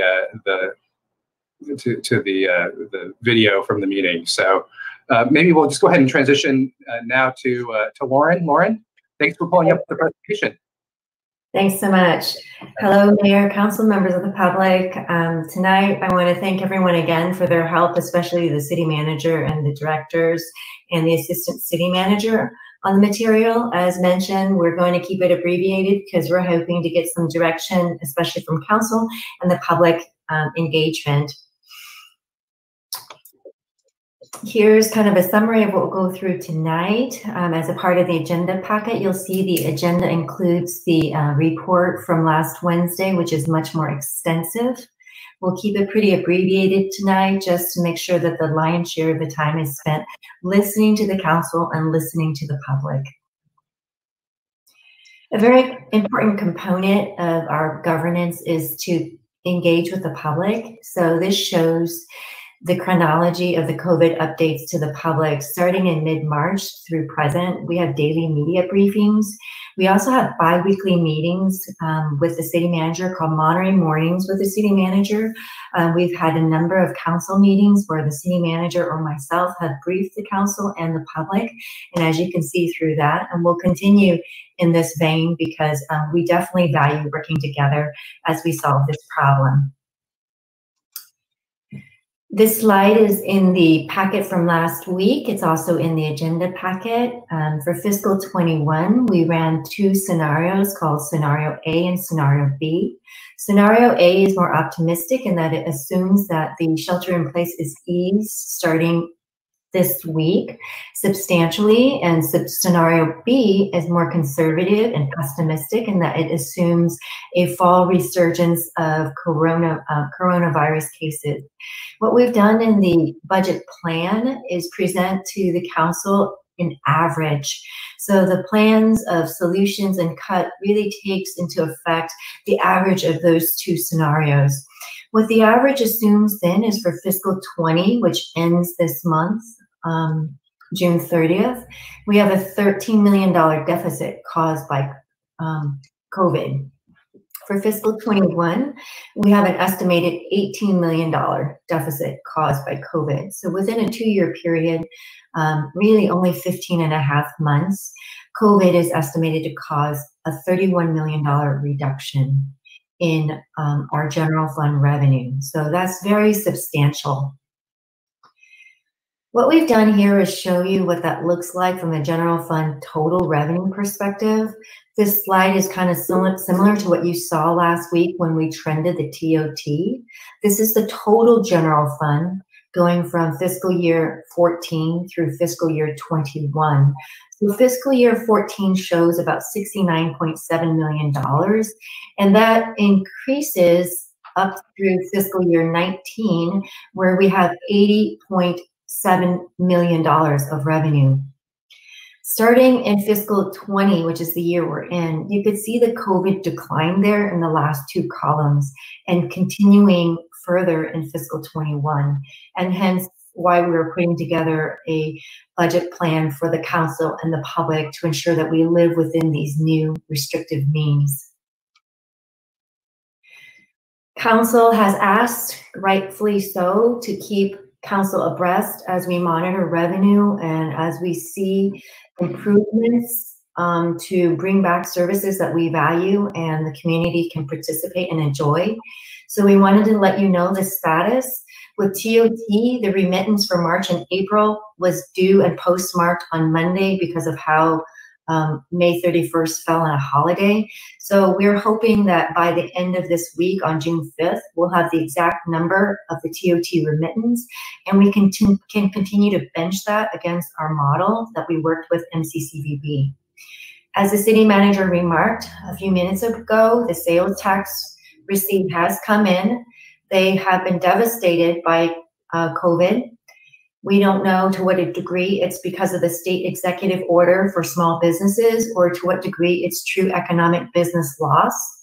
As you can see on this slide, the general fund portion, which is technically called the Bradley Burns portion, we've lost $492,000 or 78% in that 1 quarter remittance.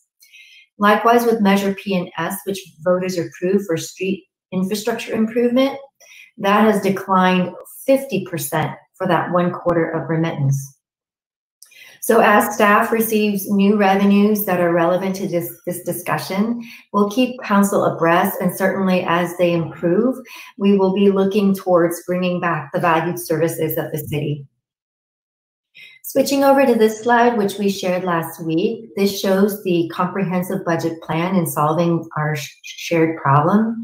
As you could see there, we start with the average solution, which is 21 million. It's 18 million for fiscal 21 plus 3 million that we have to solve carried over from fiscal 20. This plan does not include employee concessions, which are still currently in discussion, and it does not include any new revenues, which is subject to the will of the people and subject to the council as well. With that said, later on, if the mayor may help me facilitate, we'd like to get some direction and see if there is support relative to the proposed plan delineated in the highlighted column. I will also go back a little bit and comment in that in our last council meeting, several council members had expressed a desire to go towards a more conservative plan, which is scenario B. As you can see in scenario B, there are a couple of other tools we can exercise in terms of solving the problem. These are one-time suspensions of our post-retirement benefits and also one-time suspension of vehicle replacement savings. As you can see, they're also in program cuts. When you look at program cuts, the position reductions and program cuts in the highlighted column is about $7.2 million.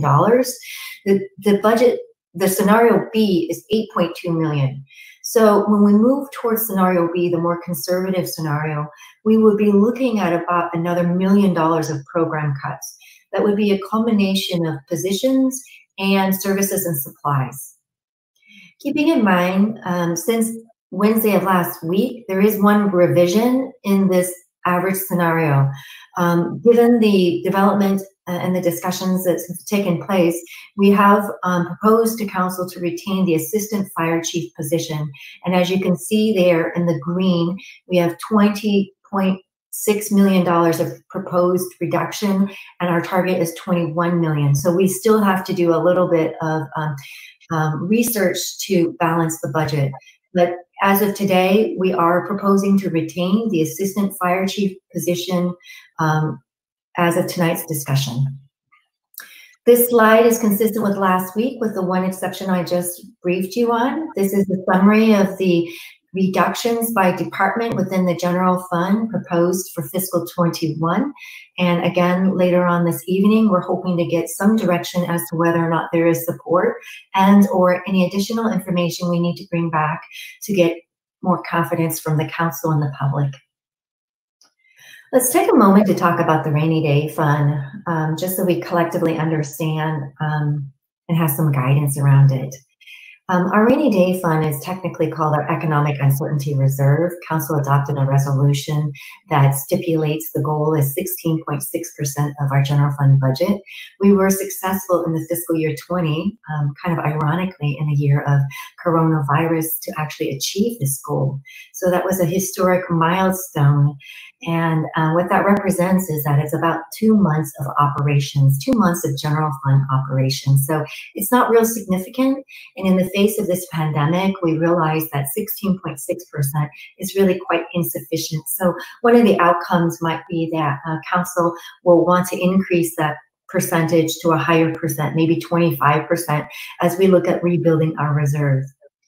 Switching gears, in this pandemic, we need to talk about using the rainy day fund. It would be appropriate, and to what degree. I want to first say that there is flexibility around it. There aren't hard set rules. Council in navigating this may decide we want to start using it as on a percentage basis, or we may decide to go with the current recommendation in the average model, and then use it on a dollar specific basis for program or balancing the budget. So my point there is there is some flexibility. With all public policy, we have to exercise discretion and make sure that to the best of our ability, we take into consideration a balanced approach towards a comprehensive solution. Lauren, sorry, could you go back to the scenario slide? Oh, sure. Please.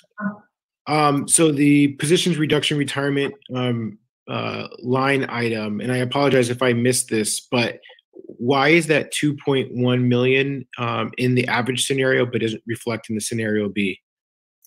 Oh, I have a little asterisk there. Given the time constraint when we had to pull this together, we couldn't monetize the amounts in the other two scenarios, so we just have a little we have a little asterisk there that just says that in scenario A and B, it's a combined number. So, you know, certainly we can go back and do our math and pull out the position reduction costing in both of those scenarios. Okay. Okay, so it's really just a matter of time constraint. We were balancing fine-tuning the presentation versus putting effort into strategic planning. And it was really the strategic planning where we put the lion's share of our energy. Okay, I think it kind of would be, I mean, just visually, it would be kind of helpful to see that delineated so that we're looking at a true comparison of the program cuts between the various scenarios. Absolutely. Absolutely. Happy to do that. Thank you. Absolutely.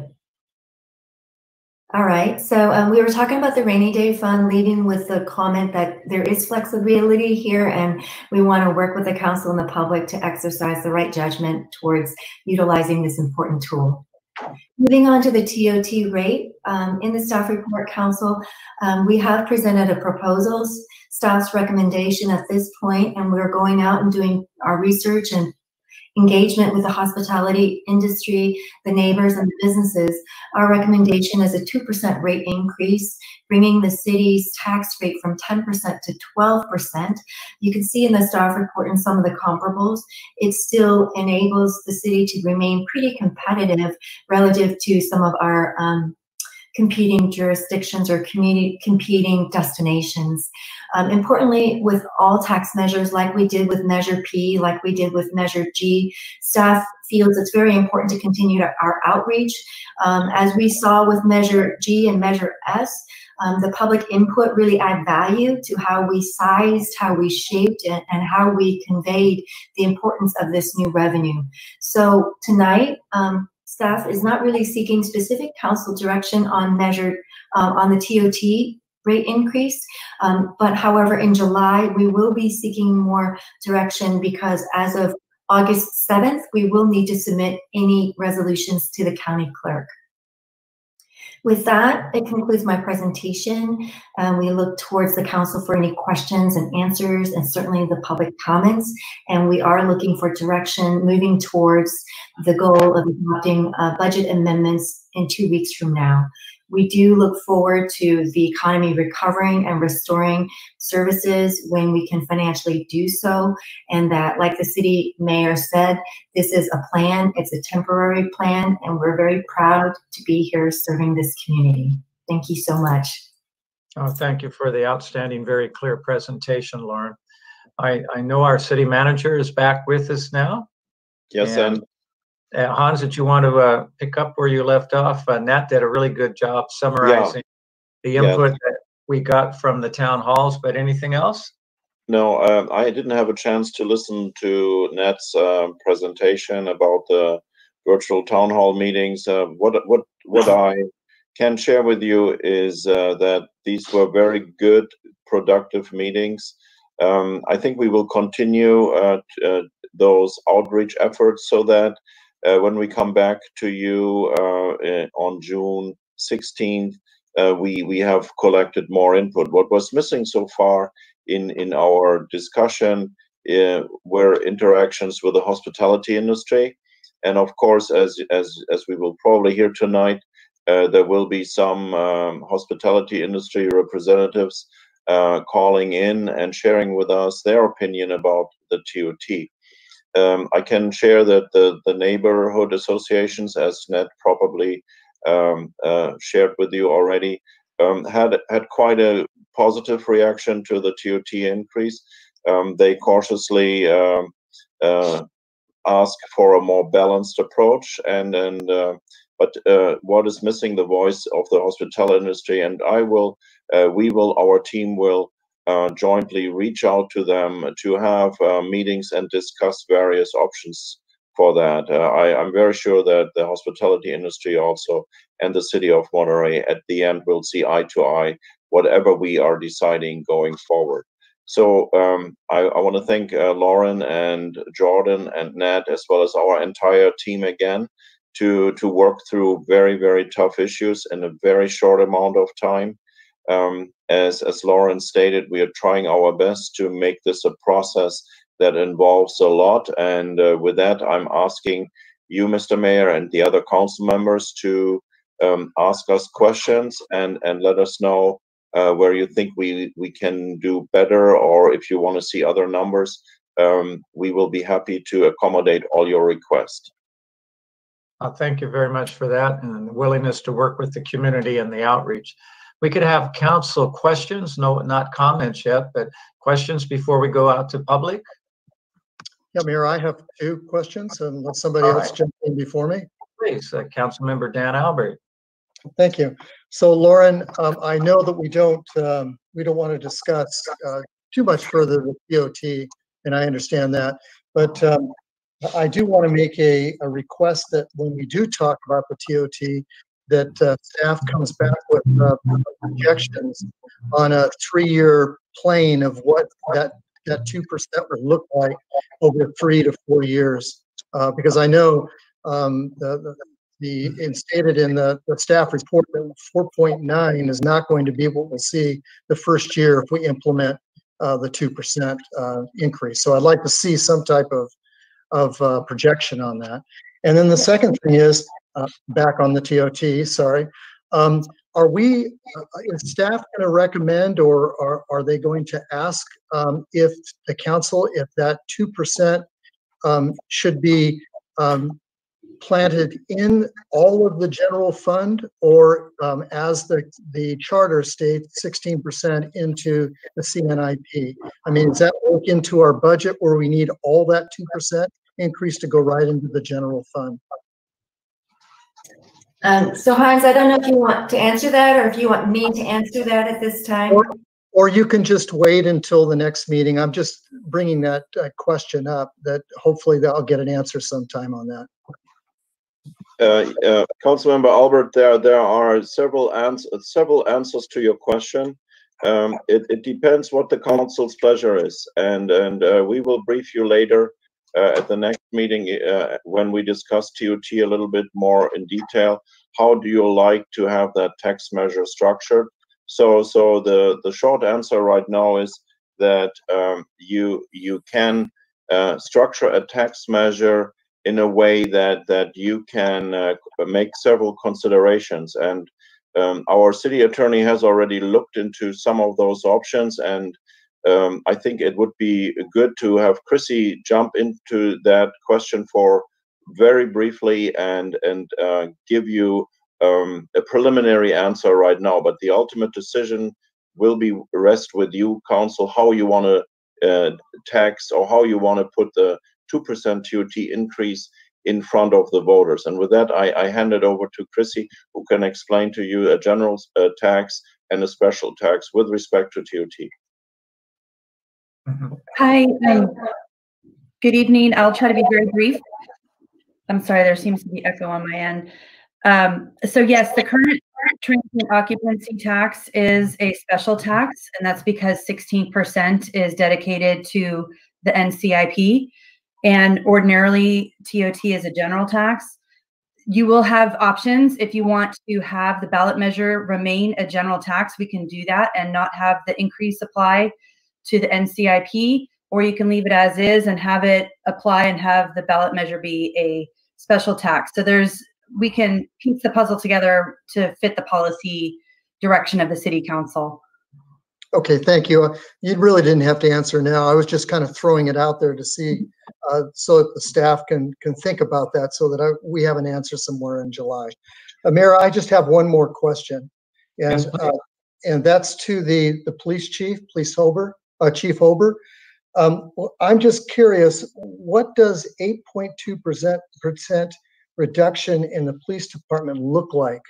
I know that probably represents positions, but in your own words, what does that look like to us? Thank you, council member. Can you hear me? Yes, I can. Good.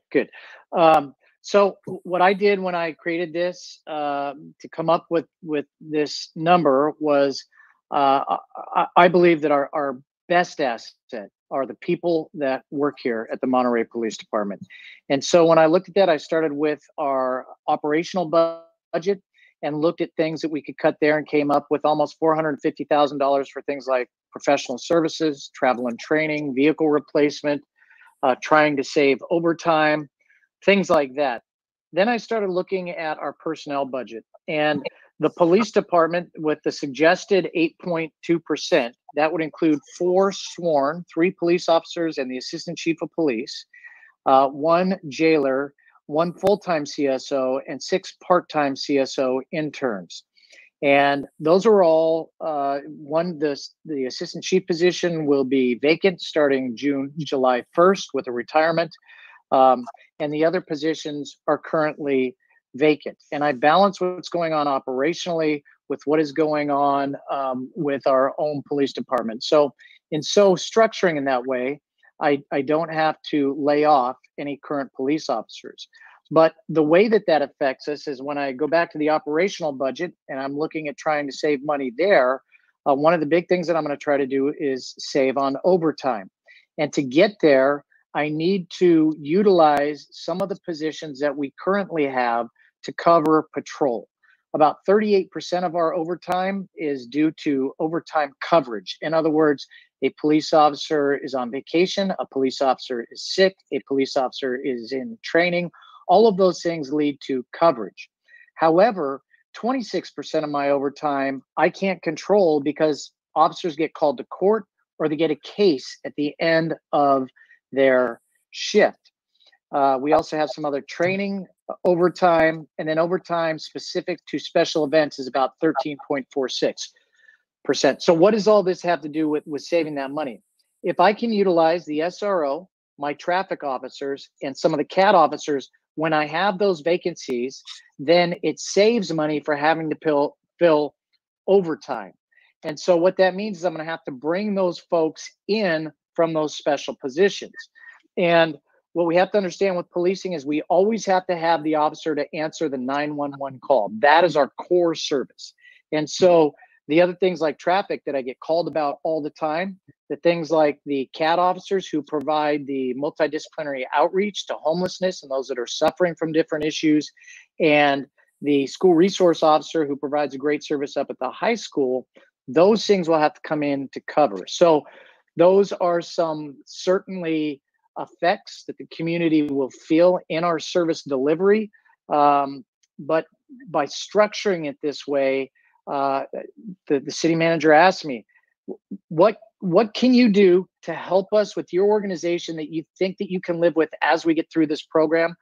I and my command staff believe we can live with this, but it isn't to say that it's not going to create some issues for the service that we currently provide. Thank you. And just the program dear and near to my heart, the SROs, that they will remain. I mean, intact, unless you're needed somewhere else. Most likely not. Most likely that SRO is going to get moved in January back into the patrol function for FY, well, starting in January, because that's when the officer would rotate out. Ouch. Okay. Thank you very much. Good. Thank you, Mayor. Yeah. Other questions before we take public input? Yes, Mr. Mayor. Okay. Yeah, Councilmember Ed Smith, please. Yeah, I think it's important to lay this out before we have a lot of folks that are calling in, and the chief is dialing in and answered so succinctly the questions of moving personnel around. We are a city of about 28,800, but I want to point on one piece of information an earlier caller gave us and cited a figure of 2.3 per thousand population, kind of a national average. California is a little different, but there are some numbers out there that are the either 1.9 or 2.3 per thousand expected staff for municipal law enforcement. But keep in mind that we also, and you all know this, 4 million, 5 million, 6 million every year that comes in, and special events and the inflow of the city of Monterey on a daily basis, not even counting the summertime. So that population significantly moves up from a 28,800 to a number that could be 40, 45, or 50,000 on any given day. So that means that the police department and the fire department that's staffed for what the public may assume is just 28,800 in population, we can't lose sight of the fact that we are not a city of just 28,800 on most days. And so the demands on both police and fire are significantly impacted by the larger size of a city that we have, which means if you looked at a 2.3 per thousand and called us 45 folks or 45,000, then our police department is wholly too short and not enough personnel to cover the national average. So there is a place in there that it becomes exceptionally tight, and that's where the chief is talking about there's still going to be overtime.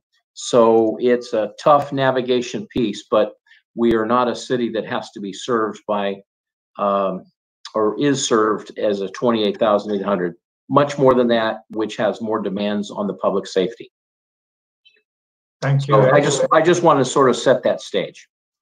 All right, that's a good fact, not an opinion, but a fact that you shared with us, and that's certainly appropriate for this part of the meeting. Alan or Tyler, at this point, questions? Yeah, I did just want to throw this out a little bit. I think it's more of direction that I think we collectively need to give as a council, if that's what we decide to do. But my question directed to staff is, can we have alternatives when the amended budget is presented to the council next at the next council meeting? I think it would be good to look at something like the average scenario, scenario B, and then something that's in between the average scenario and the scenario B. So I'm just wondering if that is something that seems doable. Well, Councilmember Williamson, we gave three options.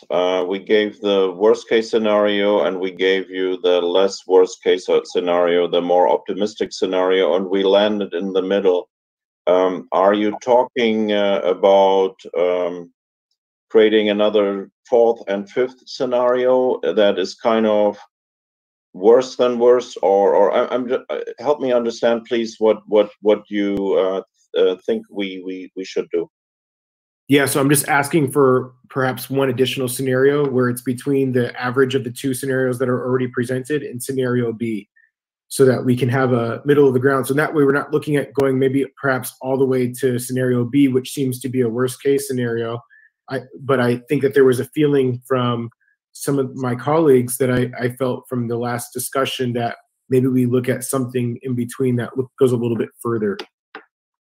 Yes, I would ask the council to maybe jointly provide that direction. I feel that what we presented to you is a very visual representation. As staff, we favor the average scenario. However, you as the council, and Lauren pointed that out in her presentation, you can easily switch over to the worst case scenario and allocate your desires and your wishes into that. We pointed out that the worst case scenario comes with some one-time money that we will have to spend on that.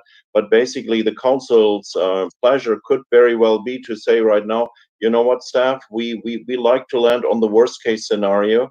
Or you can say right now as well, we can add another element of fiscal reserves into the budget and kind of position ourselves between the average and the worst, and you can create your own fourth scenario. What I cannot, or what I think will be very hard to deliver in 14 days, to go back to the department heads and say, okay, now what else do you like to cut, or what else do we want to reduce in service levels right now? Already we have been strapped in many areas down to the bare bones minimum. So this is not a refusal of not doing the work. I just wanted to be very clear that in my opinion, the worst case scenario, you can easily switch over to that.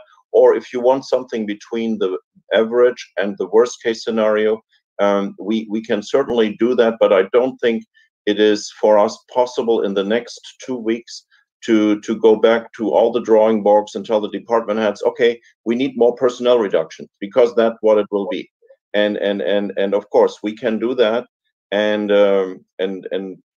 cut a little deeper here and there, but what we are showing you right now is a depletion of our operational accounts, a depletion of all vacancies, a depletion of all the positions that we are not backfilling because people now have decided to retire. So the next step basically is to go into the reserves and use the one-time money that Lauren showed you in her slide, that is about, I believe, 800 plus 5 is $1.3 million that we could then allocate also into that scenario. So I hope that doesn't sound like we don't want to. We're not refusing to do that. I just try to create the background for what value are we actually creating for that question.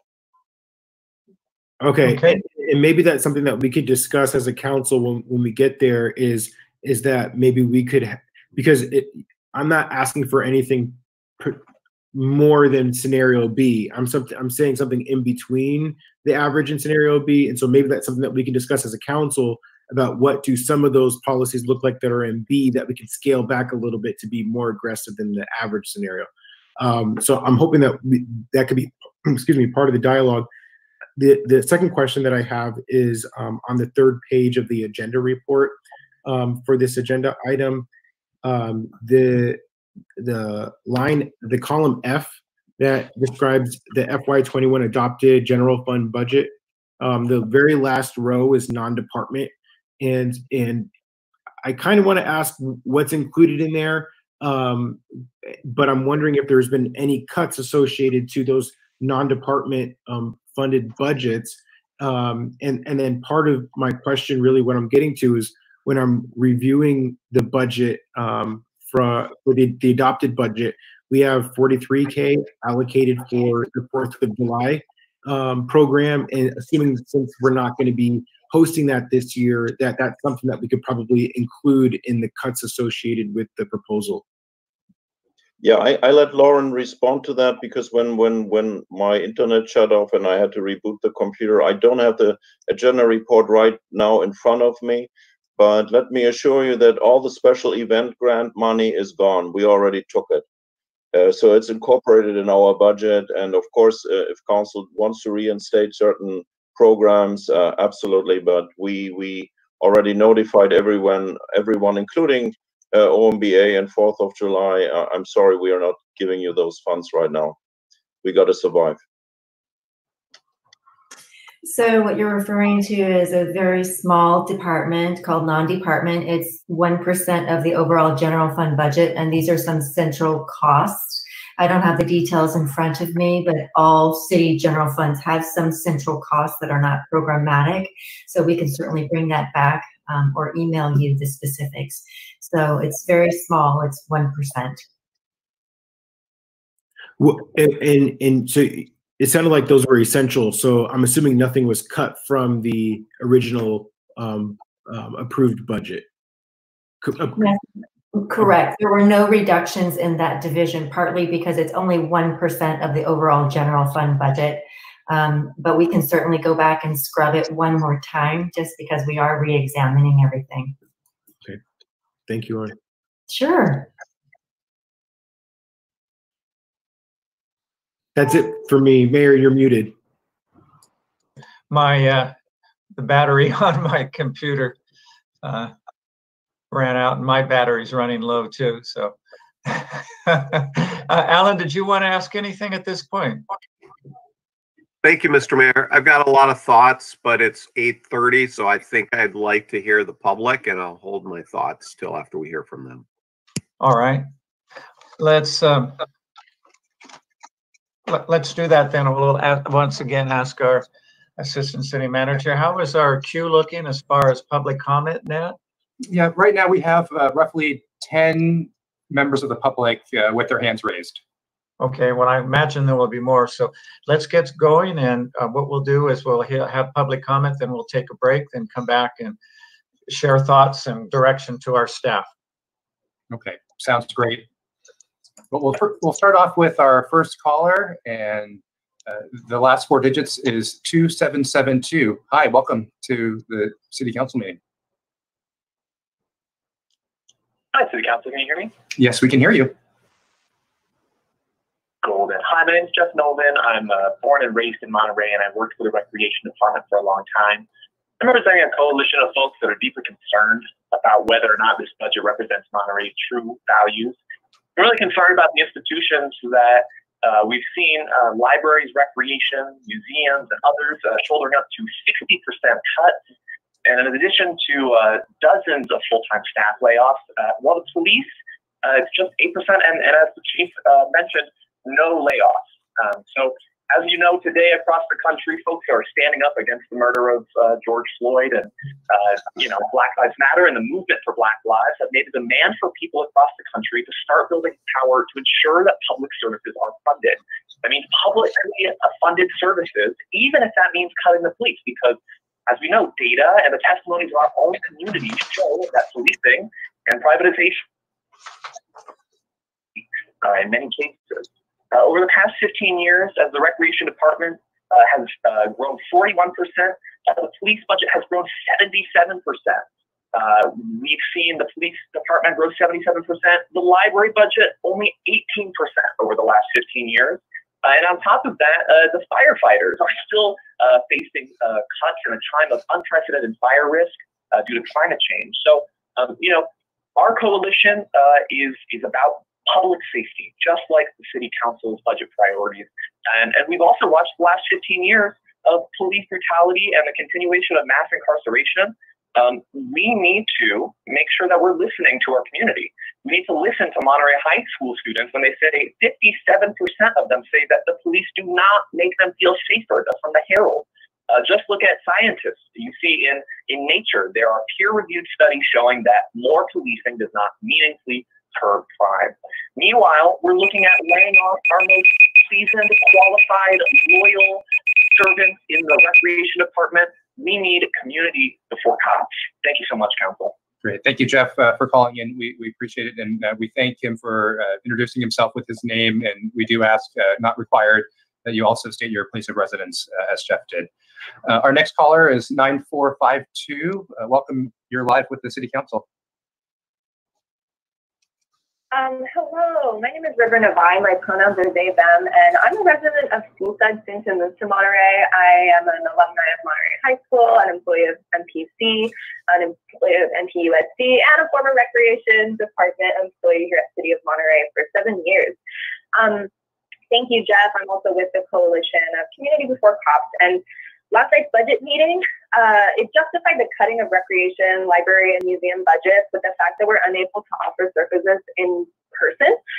And I know you, the Honorable Mayor and Council, and all those listening acknowledge the value of these programs: childcare, elder care, literacy programs, English as a second language, health, fitness, environmental advocacy, art, history, and more, including internet and computer access, especially vital to our poor and homeless communities, which is something this shelter-in-place experience has clearly highlighted is a human right and not a luxury.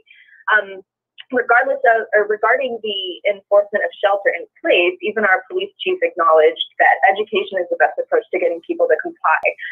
We surely have civilian city employees who are greater experts on education than our police officers. Recreation and library programs save lives. Our community is struggling in many deeper ways than people going to the beach without masks. People need employment resources, mental health resources, social services of all kinds.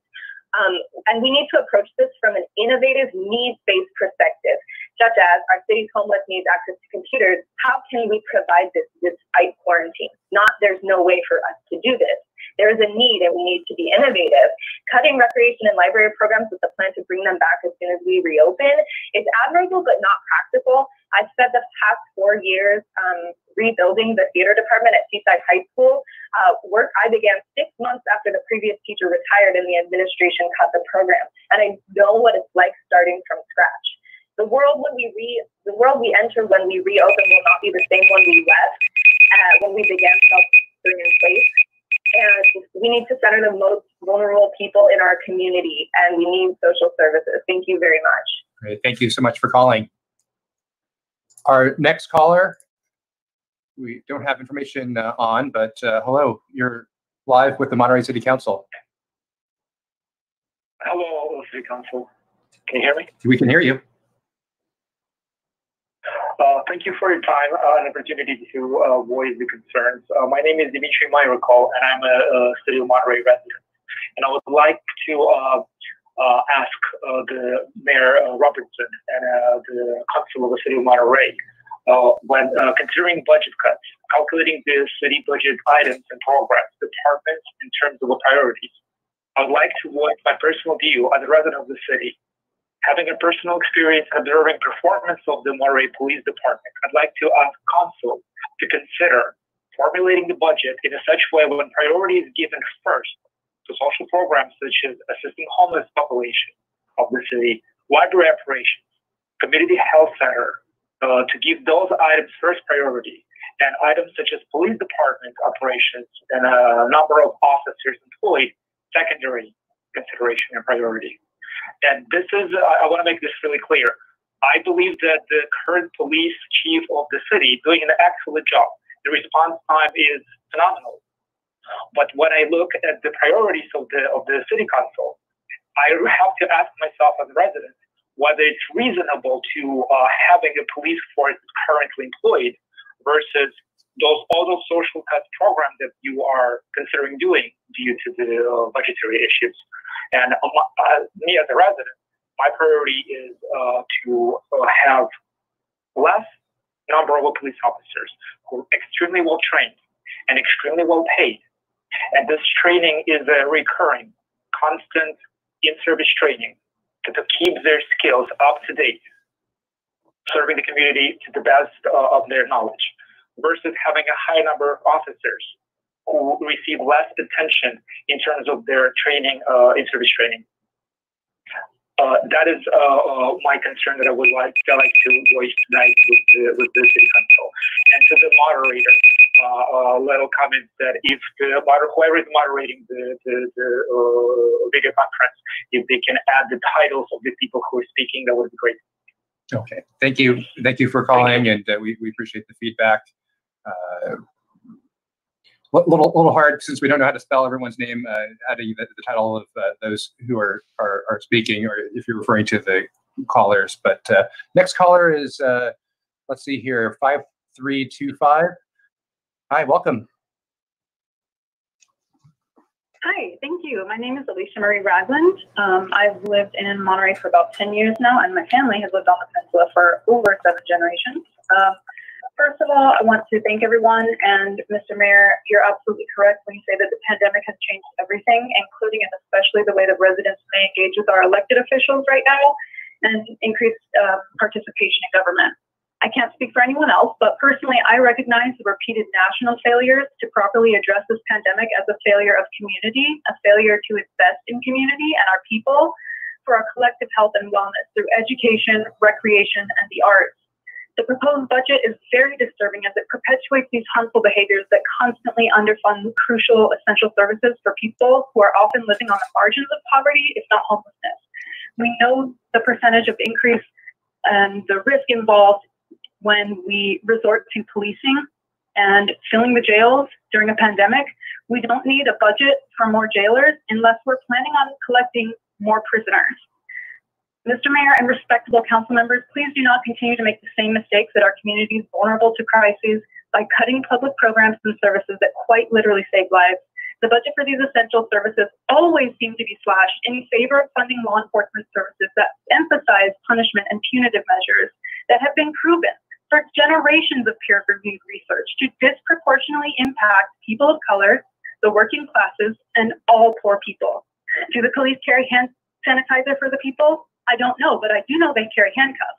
Are they equipped with bottles of water for the people? Again, I don't know, but they are apparently equipped with $1,000 citations, which, by the way, is an outrageous amount considering that this is about the same amount of the federal stimulus check, which not everyone in Monterey is even eligible for. But this is off topic, so I'll bring it up next time. Thank you.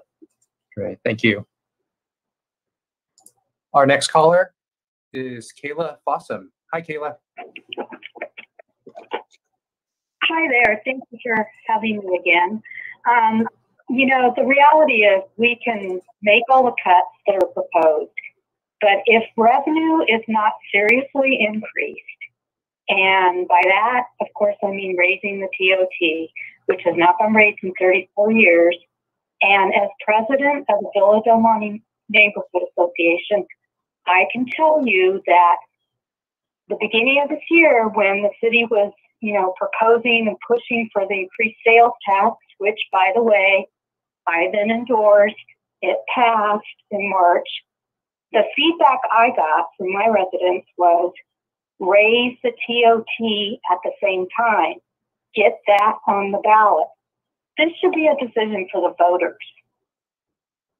And I would even propose, make it a general tax. Take the 2%, like Christy was saying, take the 2% increase, go directly to the general fund. Do not pass go. Do not give that 2% to NCIP, which, by the way, we're already suffering just like everybody else. NCIP got pulled because of COVID. Finally, I would suggest there be more stringent rules, maybe even penalties in the future when the TOT is not paid timely to the city. I mean, with COVID, you might want to give them a break, let them get back on their feet. And once things start picking up again, they need to be paying that timely. And that's my 2 cents worth. Thank you. Great. Thanks, Kayla. Our next caller is Esther Malkin. Hi, Esther. Good evening again. I live in the Laguna Grande neighborhood, and I want to echo the comments that Kayla Fossum just made. When council and staff came to my neighborhood meeting, they heard the same comments from us that they heard from various other residents, and they chose to ignore our request that TOT be put on the ballot simultaneously. And the argument that they made that 2 taxes on the ballot would not pass was defunct by the very consultants that you guys hired to tell you how to phrase the ballot. But in addition to agreeing with Kayla and the big "we told you so" about TOT, I want to bring up something else that Kayla brought up that we've talked about over the years, which is the Concours d'Elegance car sales. People don't seem to realize, because I know everybody I've talked to, that the sales tax on those multi-million-dollar vehicles is not collected by our city. I'm sure there's some sort of international loophole involved, but you guys realize that if you collected some sales tax on that, like every one of the rest of us pay when we buy a car or an appliance, that would just wipe out your whole budget deficit in one event. So I sincerely hope you look into how you can get around that, because that is gigantic amounts of money. I also want to refer to Councilmember Ed Smith's comment about the number that I used before when I mentioned, I think it was 2.3 officers per 1,000. That number came directly out of the grand jury report. I don't know, how they came to that number, but that was in 2018. And I want to say that this is one of the few times that I actually am going to agree with Ed Smith, that the population grows in this city actually daily, not just with seasons. We have workers that commute into this area on a daily basis that inflate our population. So using those numbers are off.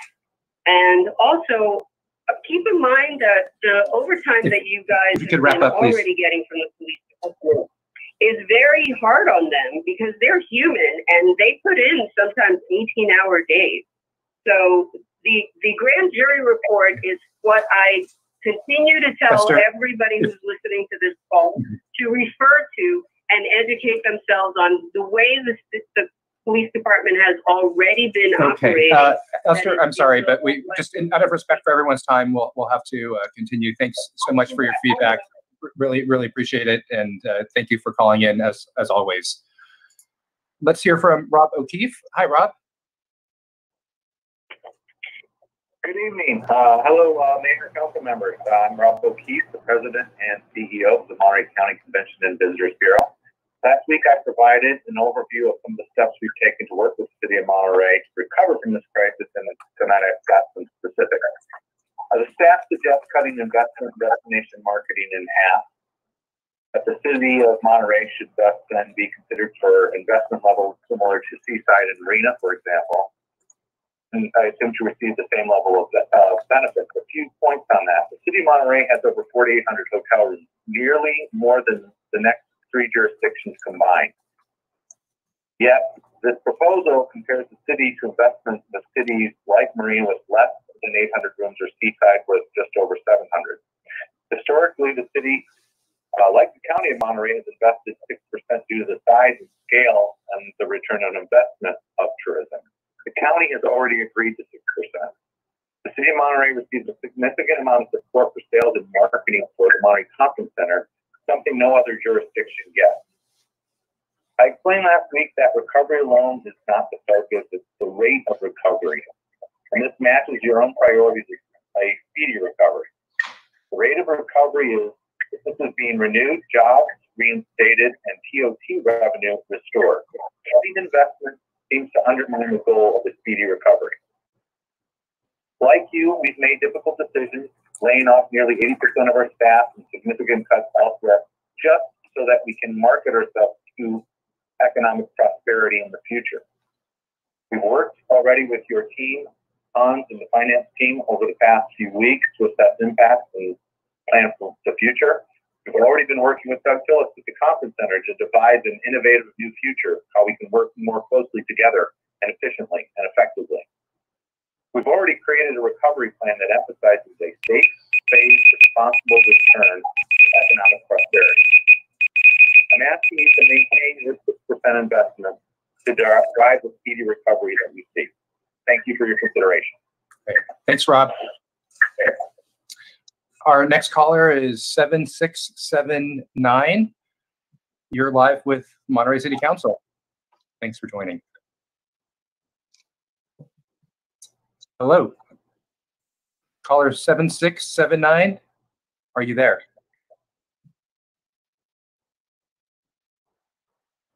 Okay. We'll try you again later. Are you there? Nope. Okay, we'll move on to the next caller. We believe this is Chelsea 5922. Hi, yeah, can you hear me now? Yep, we can hear you. Hi, my name is Chelsea Lee. I know I was unable to be heard earlier, but I want to say hello to the council and community members. Again, my name is Chelsea Lee. My pronouns are she, her, they. I was born and raised here on the Monterey Peninsula. I'm a teacher, a camp director, a former City of Monterey employee. I'm a current resident of Pacific Grove.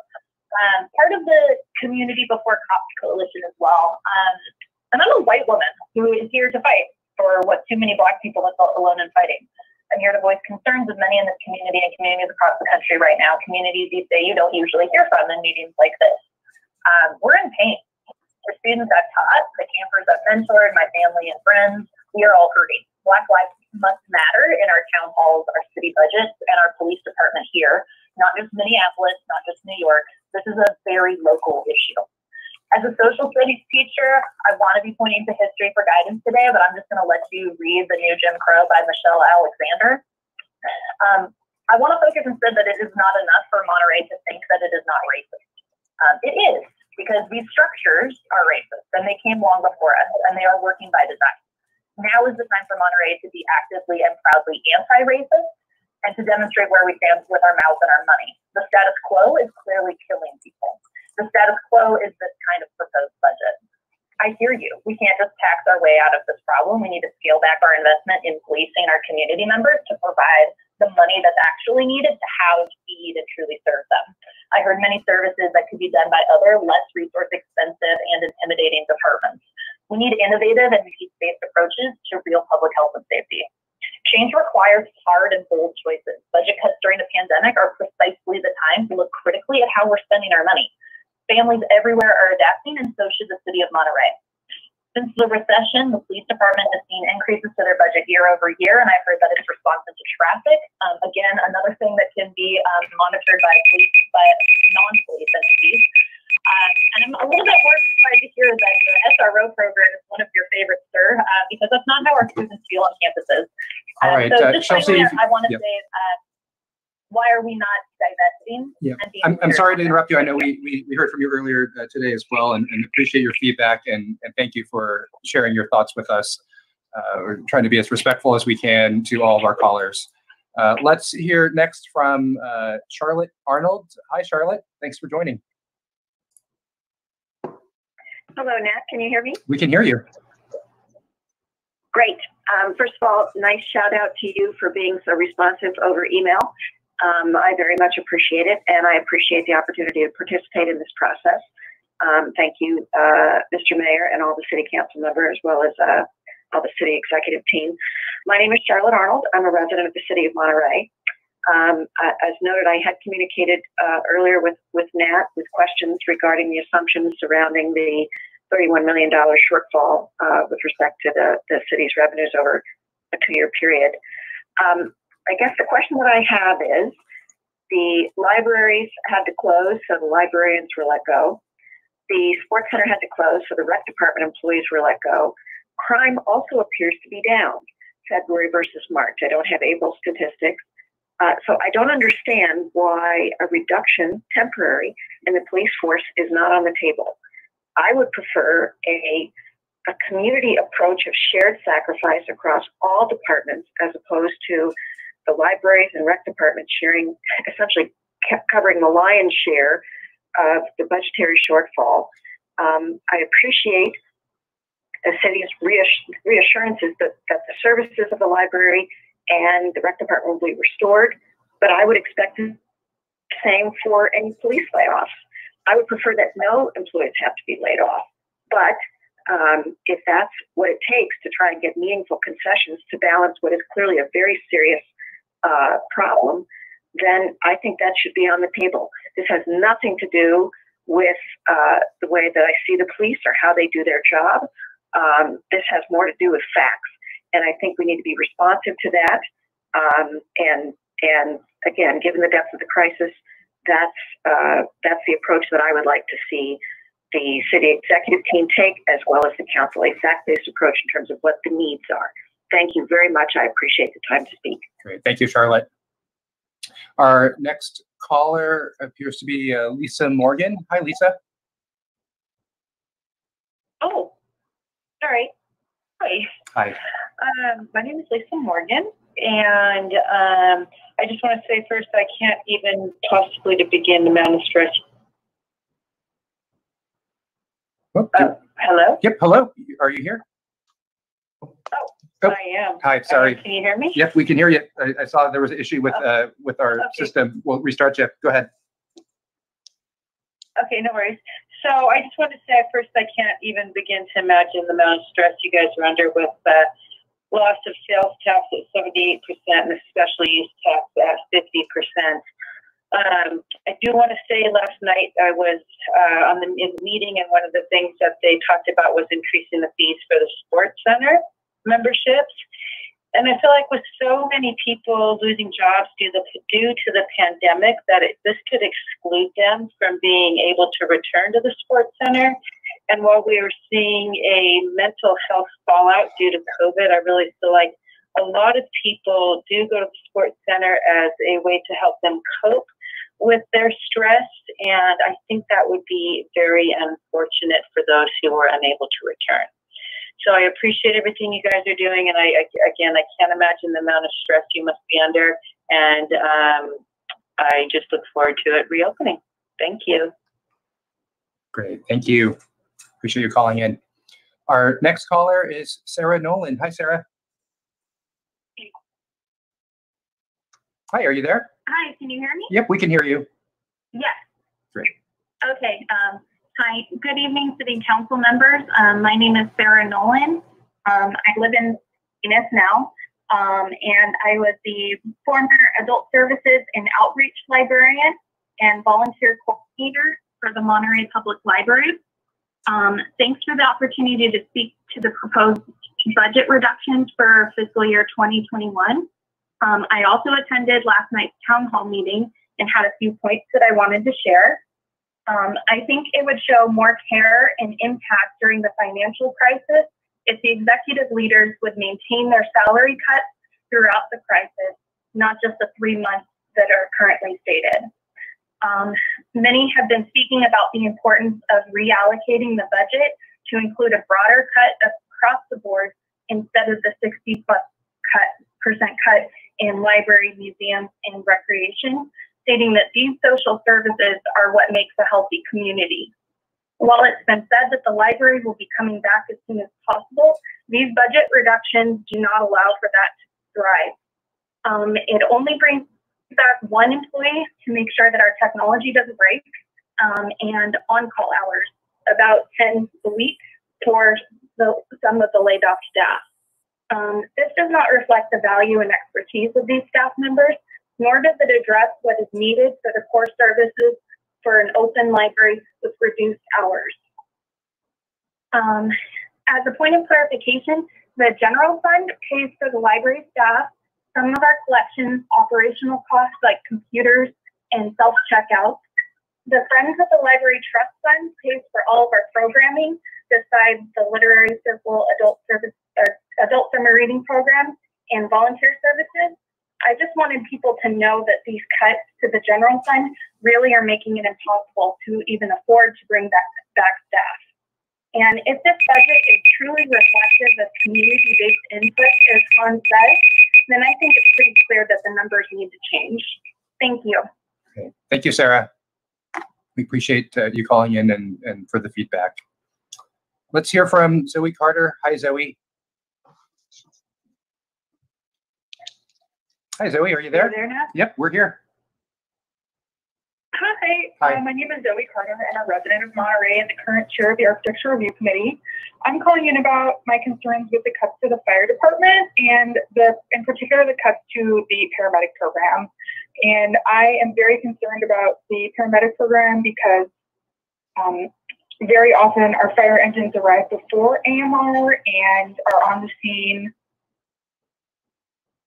way before the paramedics arrive, and I think it's important that we have our paramedics on our engines. I'm also concerned about our reserve ladder engine being cut, and I'm also concerned about the MDOT team being cut from the police department.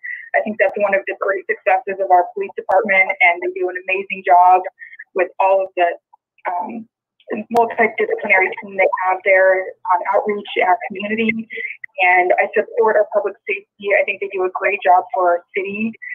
And also going into adding more housing and density into our city, we need to be aware of the need for our essential workers, including public safety, public works, and what's going on. And I totally support the need for our affordable housing and workforce housing, but now is not the time to be cutting our public safety when we are going to be adding more density and residents. Also, going into fire season, we need to be careful about what we're doing with our fire department because we're going to be needing them. And fire season has already started. So we just need to be aware of what we're doing. And I think our need for our firefighters is great. And it's going to be a dry season and didn't get that much rain. So I appreciate what you all are doing. I know that these budget cuts are tough, and I've been on many late night meetings. And thank you for what everyone's doing. I appreciate your service. Thanks so much, Zoe. Our next caller is 4210. Hi there, you're live with the Monterey City Council. Hello, this is Mark Booth. I moved here to Monterey about 29 years ago and had a chance to actually work at the sports center in the late 90s. And I didn't have to work there to know that it's a real gem, and you guys know it's a gem. And it's actually very valuable to our family. Other people have mentioned this too, but we did have to move away from Monterey for about 11 years, partly because of financial reasons. And a big dream of ours was to get back here. And 1 year ago, we were able to move back to Monterey with the dream of being able to go to the sports center on a regular basis, because it's had an effect on our family. My wife and children, they've had medical problems, and it's amazing watching them go to the sports center and exercise and see them get better. And I can't tell you how much I'd rather be giving money to the sports center than to the doctors. So there's a financial feedback loop here, and it's very helpful for our family. So I just want to, I know you guys have a huge challenge in front of you, but I just want to put a plug in for the sports center. Thank you. Thanks, Mark. Yep. Our next caller, I think this person tried calling, so we're going to try them one more time. 7679. Hello. Hi, my name is Vanessa, and I am a resident of Monterey. Can you hear me? We can hear you. Yeah, I somehow, it was, anyway. To the respectable mayor and council members, I know that you guys are breaking your heads to try to figure this out and not leave people behind. But in my opinion, public safety is the number one. And with two pandemics, if we take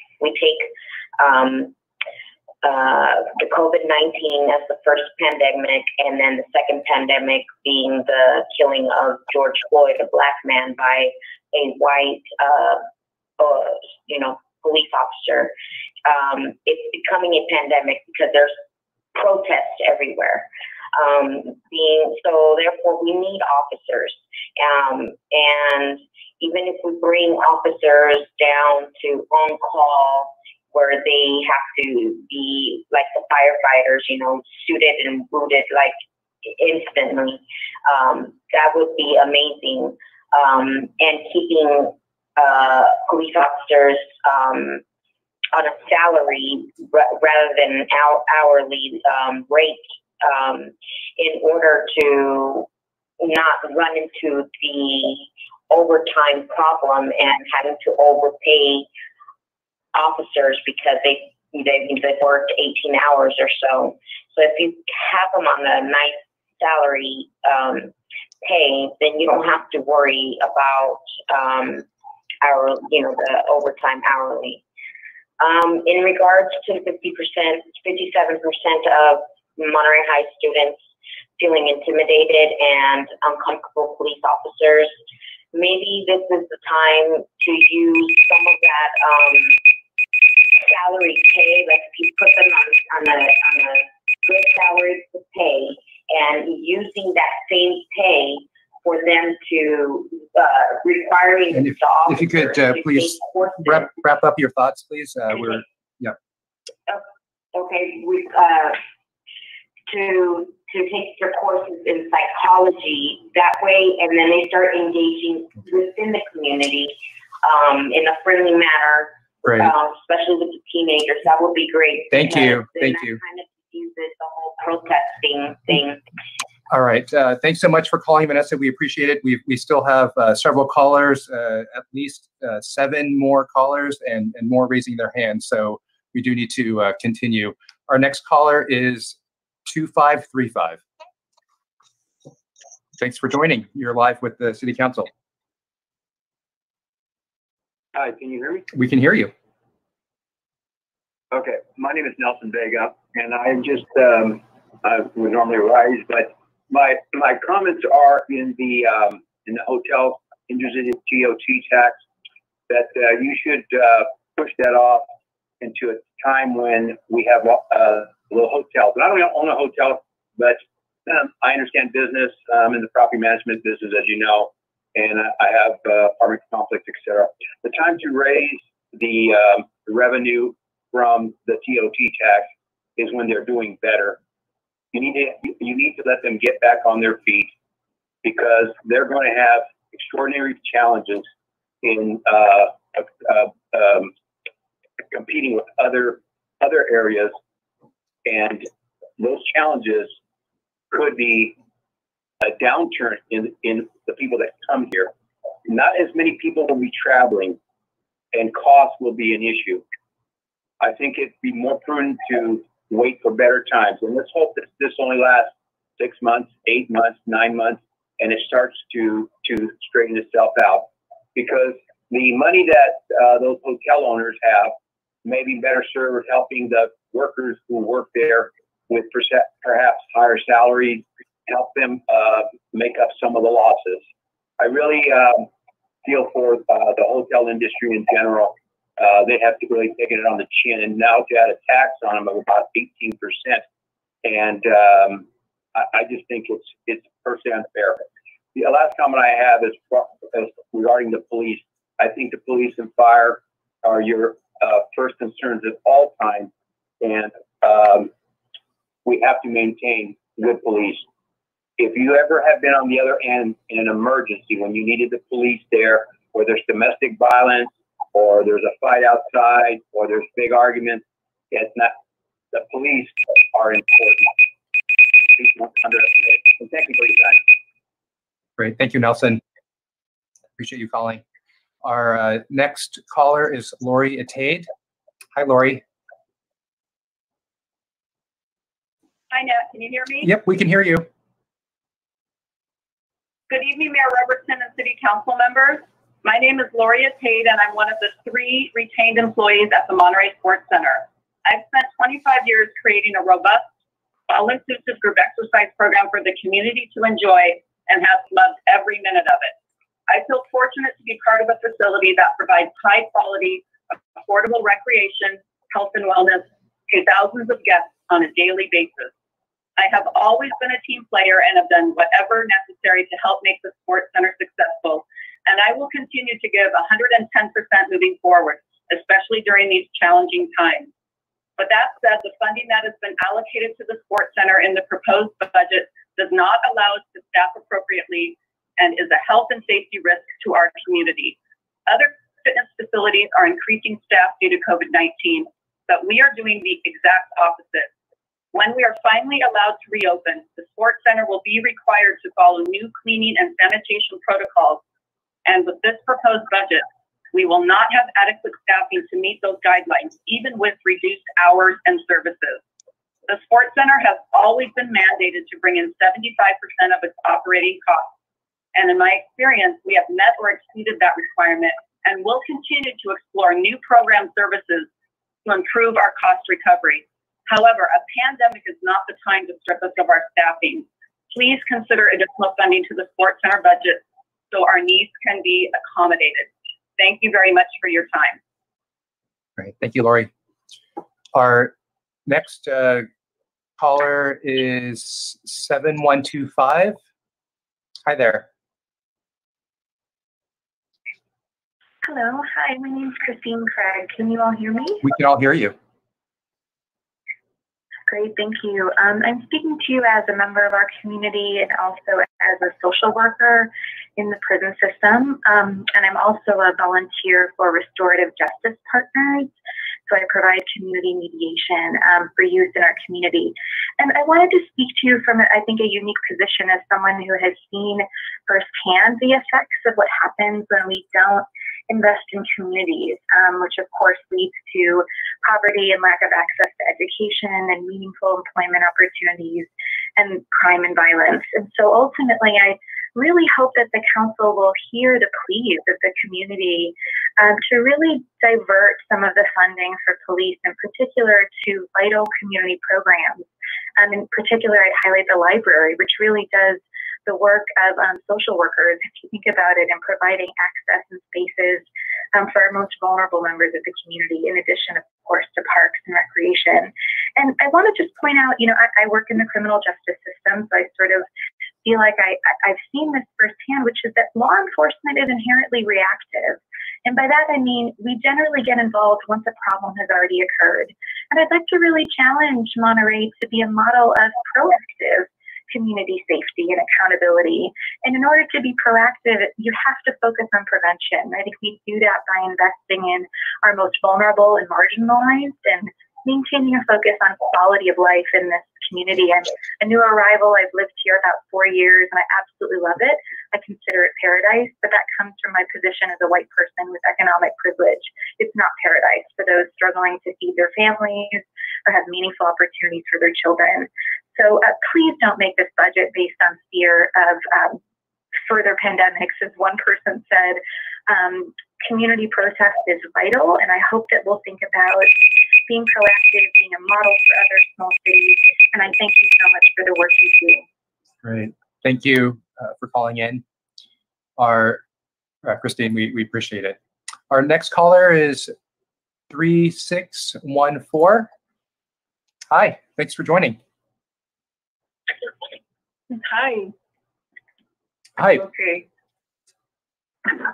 My name is Fernanda. I'm a City of Monterey employee, and I wanted to talk about the fact that a lot of the city departments are telecommuting right now, and I would really encourage the city to take advantage of this situation and maybe extend it, since we all know now that we are capable of teleworking remotely. And maybe, have us work remotely for a year and rent out some of the city facilities to make some money in the meantime to try to reduce the deficit. The city does have some plans that encourage telecommuting, such as the Monterey Monterey on the Move plan. And so I do encourage the city to think about that and extend this situation for at least a year. Rent out some city facilities, make some money from the rent, and maybe even potentially sell some properties if necessary to reduce the deficit. Also, I wanted to echo that increasing the POP makes total sense. Marina's POP is 14%, and I think City of Monterey should also be 14%. I think that with an average hotel rate of $300, if you add a 10% POP to that, that's $330. If you add a 14% POP, that's $342. That's only an increase in $12, and I really think that people will still come to Monterey and pay the extra $12. And I also would like to encourage us to increase our service rates because it's the cost of doing business. Also, low-income people could still offer reduced rates to low-income people that receive federal aid assistance. Thank you. Yeah. Thank you for sharing your thoughts, Fernanda. Our next caller is 9325. Hi, thanks for joining. You're live with the City Council. Hi, can you hear me? Yep, we can hear you. Hi, my name is Jennifer Combs. I'm a certified EMT and I'm a lifelong resident of Monterey and Pacific Grove. I hopped on a little bit late, so might be repeating some things, but I'm basically here to reiterate that I don't support this budget as it stands and that it definitely needs to be revised. There's no reason to cut all these social services, and the police in return are hardly seeing a dent. We're letting go of all these valuable members who it's very possible we will not be able to hire them back, and it could be forever damaged when I doubt that is the same for police. And it's very possible that the police maybe don't keep us as safe as we think they do. At least as we've seen in the country, in Minneapolis, for example, protests, as someone mentioned earlier, are often very peaceful until the police show up and incite violence. And I know I don't think we have exactly that bad of a problem here, but exactly. Protests today, for instance, were very peaceful. Besides that, I feel like somebody else talked about how we should be working to have police be trained in mental health services. And while that is good attention, I believe that could be valuable, that's another burden on the police. And we need to, long-term, find people who are able to pick up those areas and do things where police maybe cause more damage. I also wanted to just mention that I agree with raising the TOT tax. Monterey is such a big destination, and people are always going to want to come here. And people who have the money are going to continue to come here. So as the person before me just mentioned, the increase is really not that much for people who can already afford to come to this area. So I think we need to look at that. I think we also need to look at executive salaries. Again, even though I know they took a pay cut, but when you look at what some people are making in this area, it's pretty disproportionate. I think it should be looked at again. Thank you. Great. Thanks for your thoughts, Jennifer. Our next caller is 2506. Hi, welcome. You're live. Hi. Hi there. My name is Sydney Harris, and I'm a student at MPC. I was in the protest today in Seaside, and I think it's been made pretty clear here that the people of this community, as well as the youth in this community, myself included, do not want to see libraries, gyms, and museums suffer. Referencing what multiple people have said, even the chief of police himself said that there would be no layoffs even with the budget cut. So it's clear that we need to put that money into keeping the community thriving and not letting go these important people in our community so that our youth can continue to thrive for generations. And That's all I wanted to say. Thank you. Well, thank you, Sydney. We appreciate you calling in and sharing your thoughts with us. Let's hear next from Audrey, I believe, 5264. Hi. Hi there. Thank you so much for your time. My name is AJ Hungridge. I grew up in Monterey, and I just wanted to to reiterate what I know people have already said, but I think that the community services here are so important. And I think it is important to invest in the community. And I think that what we're seeing around the country and what we've been seeing really for years is that investing in police departments is not only not helpful to the community, it's actually counterproductive. The police often are inciting violence at protests and daily against communities of color and other marginalized communities. And I really think that that is not where our money needs to be going right now, because I think that until they're ready to really reform the way that they're operating, I think that they've proven that they're not, that our communities, we don't need to be giving them our trust right now because they haven't earned that. So I think that in this budget, we really need to be supporting our community and funding those community services. So thank you for your time. That's all I wanted to say. Great. Thanks, AJ. All right. Next caller is, let's see, 0184. Hi there. Hi, can you hear me? Yep, we can hear you. Great. My name is Liz Schreier. I'm a Monterey resident, and I'm currently a medical student at UCSF up in San Francisco. And I spoke to the budget meeting last night, but just wanted to add my voice into the mix here, echoing what a lot of people have said so far. Basically, I'd like to talk about some of the comments that the city manager made last night about kind of the plan and rationale behind cutting recreation, library, and museums, basically with the idea that these departments are not currently able to function due to the pandemic. As he mentioned last night, the plan is to hope that these businesses, or not businesses, services can be open within 10 to 12 months.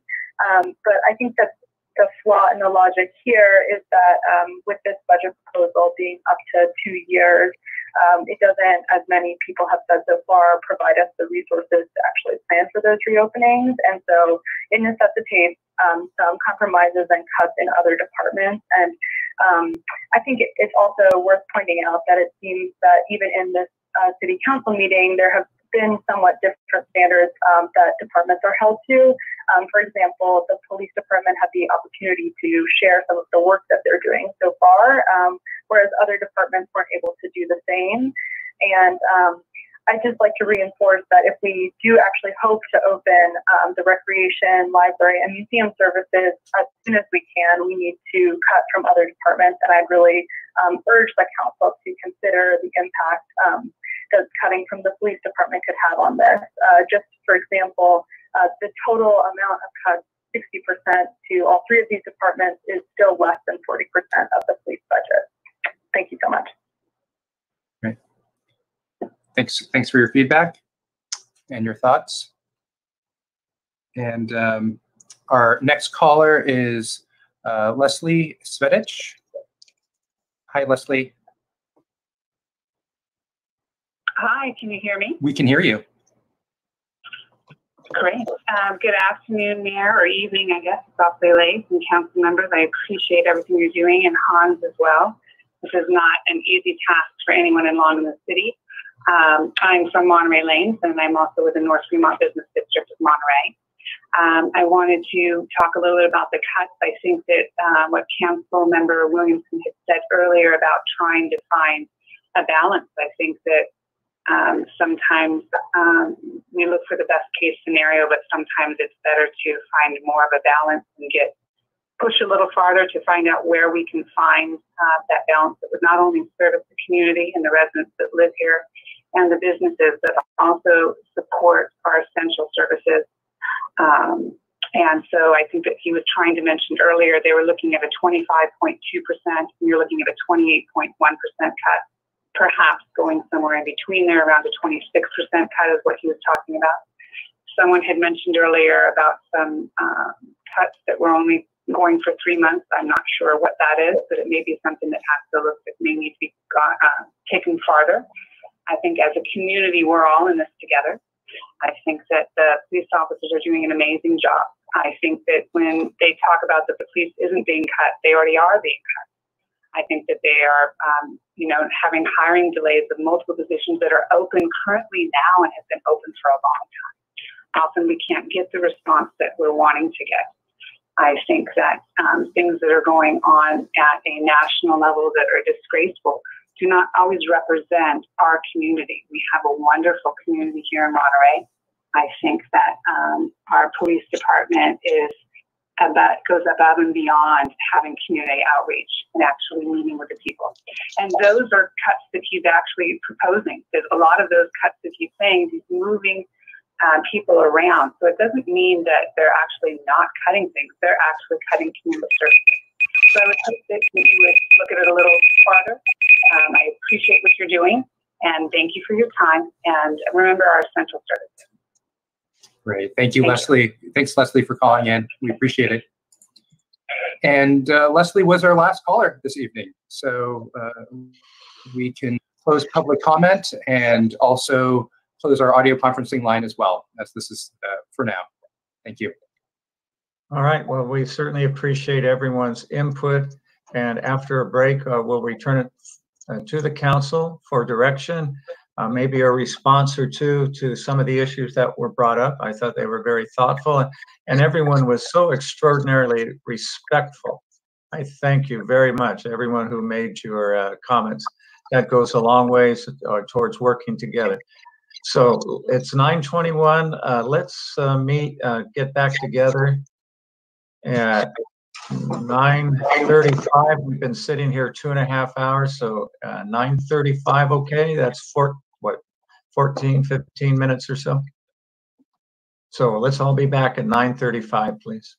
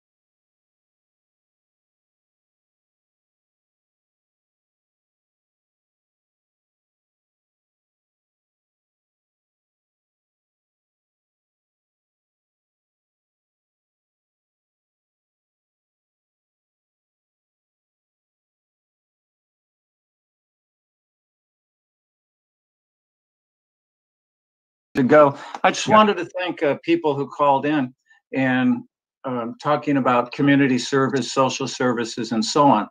And I appreciate that. And what I wanted to do was just share in my own experience how the Monterey Police Department, probably in most of its activity, is a social community outreach institution. And I'm going to ask Chief Dave to talk a little bit about the CAT program and successes that he's had there. And so I wanted to share that when we hire new officers, the recruitment process is very thorough. The training is ongoing. That our police officers are responding to neighborhood concerns. And the community policy and our policing in the Monterey is a role model for departments everywhere. I also know that the sacrifices that families make for their officer to do their duty is very challenging, and I appreciate the sacrifices of the family. I attend a lot of neighborhood meetings and hope to continue to do that. And in many of those meetings, police officers are the guest speakers, and the neighbors are sharing, the residents are talking about what their challenges are, how the police can help, and the police are there for them when they need them. When you see a homeless person who needs help, their first contact is often our police department, another social service. And there's a domestic crisis. As we know, the domestic violence has increased with shelter in place. Interestingly enough, so have burglaries, which is a sad comment again. But who's the first one to respond to a domestic crisis? It's our officers. Again, community and social outreach. And we think about the Defense Language Institute, the Naval Postgraduate School, Middlebury, all of our institutions, and how our officers work with them. Probably one of the most popular, when I was teaching elementary school at Bayview in New Monterey, they all loved our school resource officer. And he was the most popular person on campus. Again, the outreach. And when I go to see the recognition ceremony every year, and I hear about our police talking to somebody off a roof so they don't commit suicide, or helping a young person to get off drugs and providing services. I think it's important that our community, if they didn't know those things, I want them to know that. And I'm going to ask our chief just to elaborate a tiny bit on that program that he works with the hospital and social services in the county. So, Chief Dave. Thank you, Mayor. And I want to echo much of what you have said. I very much appreciate the comments that have been brought forth tonight, have been brought forth last night. I very much appreciate when people are gathering and talking about the issues that we are seeing. It's a very, very hard issue, and somebody related it to the two pandemics, and there's a lot of truth to that. Yeah. And we in our profession need to listen to what's going on. And as many people have pointed out, these have been things that have been going on for a long time. At the Monterey Police Department, we have really tried to be a beacon of doing the right thing and ensuring that we're a progressive police department. Looking at the president's report on 21st century policing and putting all those things into place. But I hear and we want to improve, and we will. But I just have to say that our police department is based on doing all of the things right so that we can ensure that we are progressing forward. That being said, I would like to start talking about specifically what you've asked me about with the multidisciplinary outreach team and community policing. So we created a multidisciplinary outreach team about 3 or 4 years ago. We have officers that are assigned to our community action team. And really their job is to provide many of the things that people have talked about. Services to those that suffer from addiction, those that are homeless, and try to get them the resources. And this started with just a monthly meeting where we'd bring different resources together so that we could talk about people and try to get them help, because we know we cannot arrest our way out of these situations. And where many of the folks have commented that we need to work with social workers, well, the truth is that the police are called on to do all of these different things, and we work hand in hand with social workers, but we also, if we're doing it right, are providing those services by getting social workers and other groups involved. And so this meeting that started once a month, we developed into a program where we now have office space at the Monterey Police Department. We've partnered with different groups. So we have a social worker from CHOMP, an outreach counselor from Interim, a crisis worker from County Behavioral Health, a YWCA domestic violence counselor, a social worker from County Adult Protective Services. We have all these people that come together because what we know as the police is that we have contact with people all the time. So if it's 3 in the morning and we contact somebody who's homeless, everybody that we contact that might need services, we offer those services to them. If it's 3 in the morning and somebody needs services, the social workers are not working at that time. But I'll tell you what we do. The next morning or that night, that officer finds out from that person where they're going to be, perhaps a cell phone number if they have one, but if they don't, they ask them generally where they're going to be. And then they reach out to the CAT officers and say, hey, last night I talked to this person and we've had hundreds of contacts with them and they want services. And we then bring, the CAT officer goes with, if it's somebody who's suffering from mental health issues, somebody from Interim, if it's a DV victim with the DV social worker, Thomas Muir from CHOMP, who's just an outstanding advocate, who has been nothing but successful in finding us, in assisting us in finding places that we can get these folks help. In 2019, we referred 28 people to services. All the things that people are talking about, we're doing. We created what's called the Navigator University with Department of Social Services, the Gathering for Women, and the Home Collaborative to co-teach about success with our multidisciplinary team. Our officers have taught nationally about how we do these things. There were some comments about law enforcement being inherently reactive instead of proactive. I love that. I agree. We here at the Monterey Police Department absolutely believe in being proactive.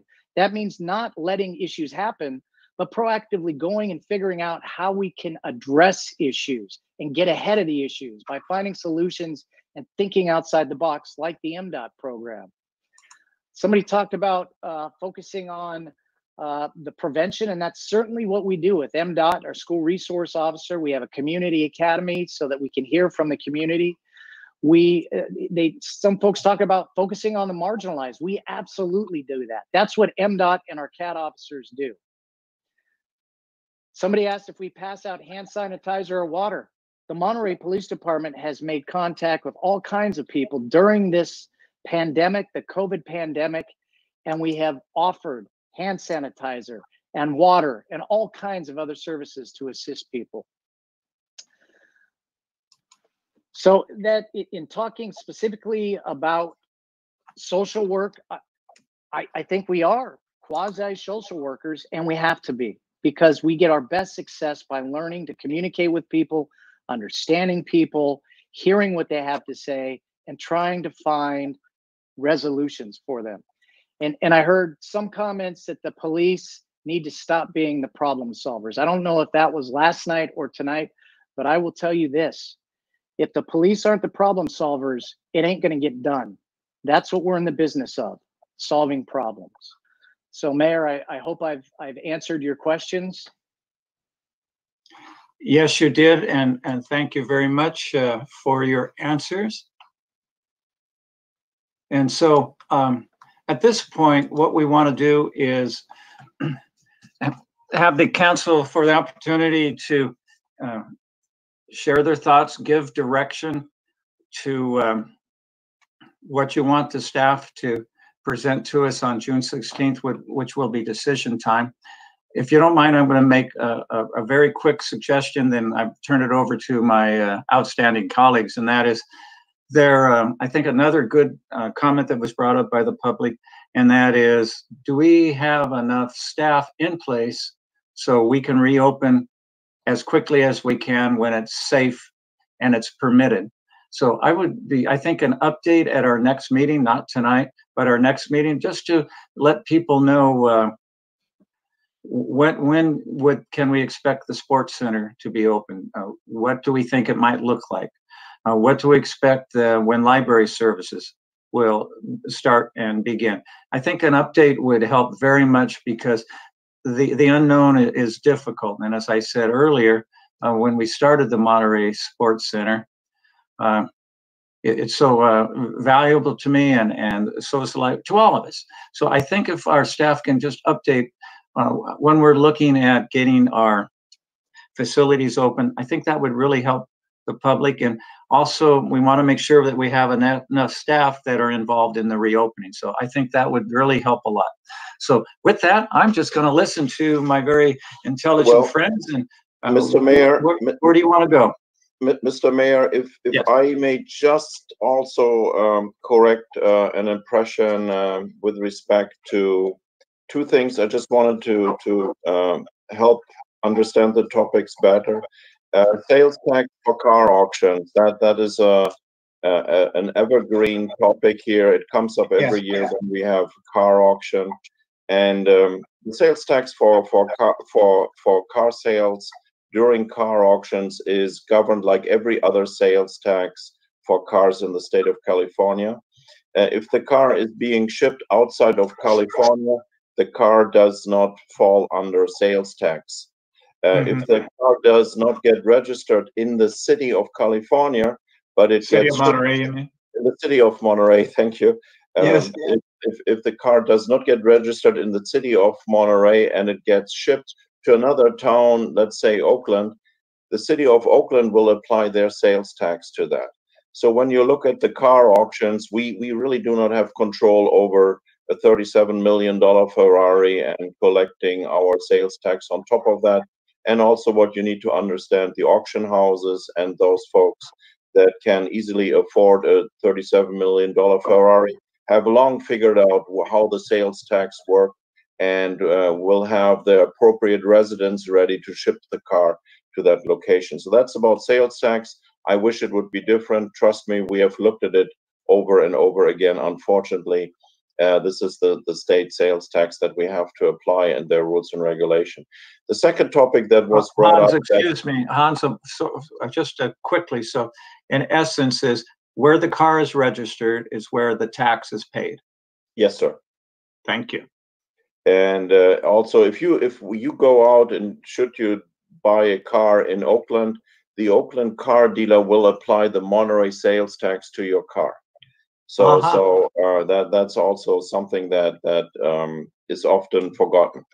The other part that I like our Parks and Recreation Director to address are the reopening of the sports center, especially the cleanliness of the sports center. It sounded a little bit from one of the comments that we would not operate the sports center in a fashion that is compliant with the standards that are set by the CDC as well as the state of California. And I wanted to ask our Parks and Rec Director to briefly touch on that, because as you pointed out, Mr. Mayor, the sports center will be reopening, and we will reopen it in an absolute compliant, responsible way so that people who come there feel safe. And I just wanted to ask Karen if she can add a little bit of information to the statement. Good evening, Council. Thank you for the opportunity to clarify. For those of you who know that a lot of us who've worked at the Monterey Sports Center for decades know that we have our top 5 principles. And number 1 is that we're safe and clean. Number 2 is that we're safe and clean. Number 3 is that we're safe and clean. Number 4 is our sense of community and our excellent customer service. And number 5 is all the programs and services that we offer. And so cleanliness has always been a top priority for us. And everyone on the team cleans. I used to have staff who would say, oh, I'd love to work the front desk so I don't have to clean. Guess what? Everybody cleans. From me to So the sports center manager, every single person is responsible for cleaning. Now we will have some more additional requirements because of the COVID pandemic. We have extra challenges right now with reduced resources. So we are working through all of the requirements from the state, from the county, with the CDC. We're also coordinating with our medical advisory board to make sure that we are setting up our equipment appropriately and safely. We have cleaned the building from top to bottom right now. So we have done some deep cleaning. So we are working our best to be ready to go and ready to greet the public. So we're going to do our best. We've had some layoffs and we just cannot wait to reinstate as many people as possible to retain those expectations that the community has come to expect of us. Does that answer the question? Thank you for that. Okay, Hans, anything else before we go to council? Yes, I think Lauren would like to add one more point to the discussion, please, Mr. Mayor, if our finance director can have a word. Yes. Hi, Mayor. I wonder if I may suggest that we start with the strategies that staff has proposed. There was about 8 in the summary slide that starts with in CIP, the use of CIP and all that. Maybe we can knock that out, see if there's some consensus from the council before we switch over to the program discussions about the departments. Is that okay? Let me do this first. Let me check if the council, what I'd rather do is the council's been very patient. Let's have general comments from the council, then we can focus on those 2 charts. And I appreciate where you're coming from because you're going to do the work. So we'll either take the credit or the blame, but you're going to do the work. We get it. Thank you. Okay, so let's go to council for your general comments, and then we can do as Lauren suggested, I think, because we want to make sure when our staff comes back, they're reflecting us as we represent the community. So, City Council, who'd like to start us, please? Mayor. Okay, Council Member Tyler Williamson. Thank you. So first, I'd like to reflect on a point that I had made at the study session last week in regards to the priorities that we established over the COVID-19 emergency response. And it was a need to identify transparency and public participation in those priorities.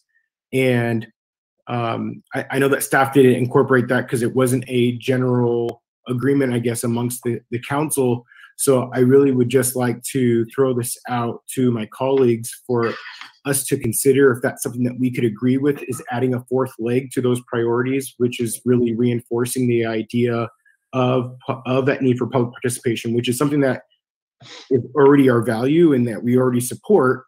But I think communicating that as a priority can speak volumes. And I speak to, I give the town hall that was held last night as an example, and much appreciation to the city manager and the assistant city manager for hosting that. I got a lot of positive feedback from folks that were able to tune into that, and we've heard some of those remarks today. But one of the pieces of feedback that I gave was that there was over 300 people on that call. And I would say maybe somewhere around 20 to 30 folks were able to actually speak up and have their voice heard. And I know that there's increased challenges in the experience due to COVID-19, but it's important we give priority to folks who want to express themselves in a public forum. So could we do something like offer, sessions that have a max attendance and have several of those? Of course, it takes more capacity, but we're a public agency, and we need to make sure that we're holding that value to a high standard. So I also wanted to jump in, and I'm going to spend a little bit of time on this because I think it's appropriate based off of the events that occurred in regards to the murder of George Floyd. And the response that we've seen here locally. And so Council Member John Wizard and I from Seaside co-hosted a demonstration at Window on the Bay, and we gave a call to action for folks to look at our police departments and the need to figure out how we can reprioritize funding in an appropriate way that meets the needs of our community. And so that was some of the response that you've heard from folks that are participating in the discussion from the town hall yesterday and in tonight's council meeting. And so I think that some of my comments were taken out of context, and so I just like to clarify the perspective in which I come from, so we can clear that up. So I think we need to think creatively about how Monterey can continue to advance policies that respond to crisis in nonviolent ways, where guns and violence don't continue and or become part of the problem. We don't need incremental change, though. It doesn't allow us to approach justice in the way our residents and visitors deserve, because it would be unfortunate if an incident did happen here. Would be good to take a deep look at common types of calls police get from 911. Which of those calls don't require an officer but need a response? Why not put that funding into an area with an unarmed, nonviolent responders? I credit our police department for having community service officers, though wonder if this is enough. This effort should be done in collaboration with community stakeholders. We need the data to make appropriate budget decisions. Things identified, and this was in regards to 21st century policing. Even during the Obama administration, there's been a lot of criticism in regards to the recommendations that have been made not being effective enough. And so things that have been identified as non-solutions include body cams and de-escalation training. As these have been implemented over the last several years, the U.S. has seen an increase in violence. We need to make those public safety investments that don't start with an authoritative approach. These resources should be shifted over to programs such as community-led health and safety strategies and or transitioning to restorative justice as opposed to our current criminal justice system.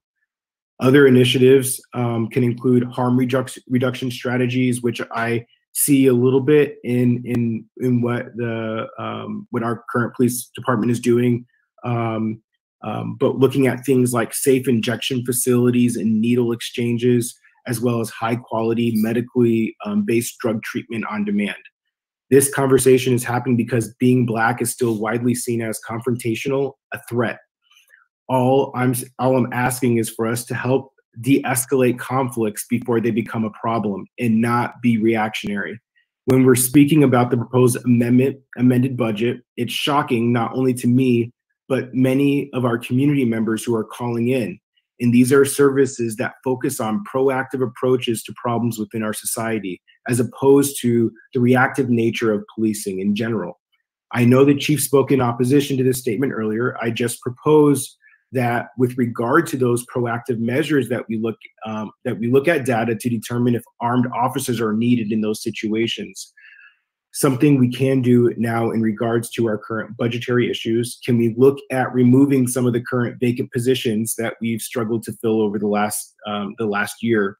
I know I think there's about 7 positions that we're looking at, and I'd be interested in having a conversation with the police chief about that. But I wonder if the idea here is that we're going to be dealing with these budgetary issues over the next several months, and when we go back to looking at reopening these other brick and mortar services that are provided in the city with the sports center and recreation facilities, that we're going to be amending the budget again. So at that time, I think that would be an appropriate time for us to re-engage and see if we need to put those positions back into the police department. And again, we're not dealing with any layoffs in those situations. Do we need to be funding the MPUSD's school resources officer? Sorry, Dan, but this seems to me that this should be left in the realm of the school district, even though it may be the feeling of the majority of the council. And even if we decide to move forward, I think a more appropriate way of investing those funds is a restorative justice program and counseling services. These are great alternatives to the previous council's decision to fund the SRO. If I may interrupt, I think Chief Dave said that program was eliminated. we can get clarification on that. School resource officer. You want the clarification now, sir? If that's okay, Tyler, is that okay? I'm sorry to interrupt. Absolutely. No, that's good. It's a good time. So yes, what I had suggested was that the school resource officer was going to be pulled back into the patrol status starting in, well, probably the beginning of the school year, starting, I had originally said January, but what I meant was at the beginning of the school year, which would start in August or September. But it was my hope that when things get back to normal, that we would be able to have the school resource officer back there. And that's a whole nother discussion that I don't want to take Tyler's time right now, but there's a whole lot of good to the SRO and making inroads and being a role model for kids up at school. But so that's the answer. Starting in September, we would not be having the school resource officer up at the high school. Yeah. Okay. Sorry, Tyler, to interrupt. But, no. I appreciate you jumping in there because it was important. I think it was relevant towards the point that I was making. And okay. So I would just say that I'm not speaking for or against the need for an SRO. I just think that that falls under the realm of the school district. And if they want that, they should be funding it. I think if it's our value as an individual, we should be speaking to the school district about it and not taking that on when it doesn't fall under the parameters of what the city's expected to do. So I just think that that's something that we should look at.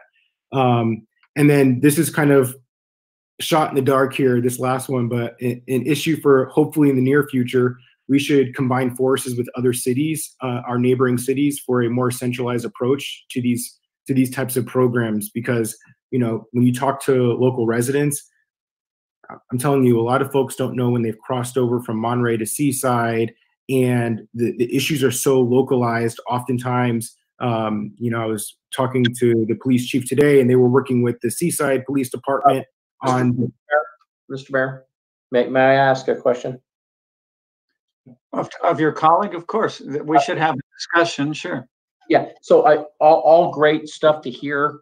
I would love to hear it at a different time, but right now we're faced with they asked to give staff direction and talking about new programs and combining and doing initiatives and studies and combining police departments at a time when we're facing $18 to $20 million budget deficit. It's just the wrong time, Tyler. I just think so what we're doing tonight, and then talk about those things at another time. All right, Ed, I respect your perspective, and I mean it annoys me a little bit that you interrupted me while I was talking. I'm almost done, so just let me finish.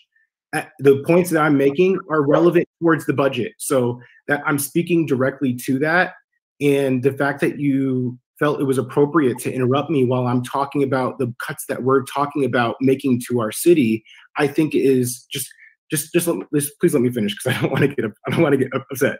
All right, so I'm just going to finish. So yes, so I think we should be looking at that in the long term. You know, I'll kind of wrap up this kind of point with the fact that I completely respect our police chief, all of our police officers, the work that they do and the sacrifices they make to protect our community. I appreciate their response on Saturday and working in collaboration with us as the organizers for our event, particularly in how they brought out a box full of bottled water and hand sanitizer. Also, the community action team and the multidisciplinary outreach team are top-notch programs that I see as amongst the best in the country. Programs like this should be expanded to ensure we're providing those essential services in collaboration with our community partners. So again, recognizing the national issues, just to kind of wrap up this topic around the murder of Black people. Again, recognizing the national issue between the Black community and police, we're not seeing those same issues here in Monterey. We've created this environment based on a separate but related issue. The cost of living is too high for minorities to live here. We need to focus greater priority on our council identified priority of affordable housing. We're doing a lot, but just like policing, we need to continue doing more and staying at the forefront of these issues. And so I just wanted to touch on a few more budget items unrelated to the topic I was just speaking to. Raising the TOT, I'm glad to see that we're looking at bringing that forward in front of the council again. I'd also like to get a better understanding of why we're shooting for 12, and can we look at some other alternatives? I think something in general that you may hear from me is the need to look at alternatives and not just one proposal. Why don't we look at a 12? Why don't we look at a 13? Why don't we look at a 14 and see the impacts, the pros and the cons of each of these? I'd also ask, and this is actually a question to staff, where are we on looking at a vacancy tax?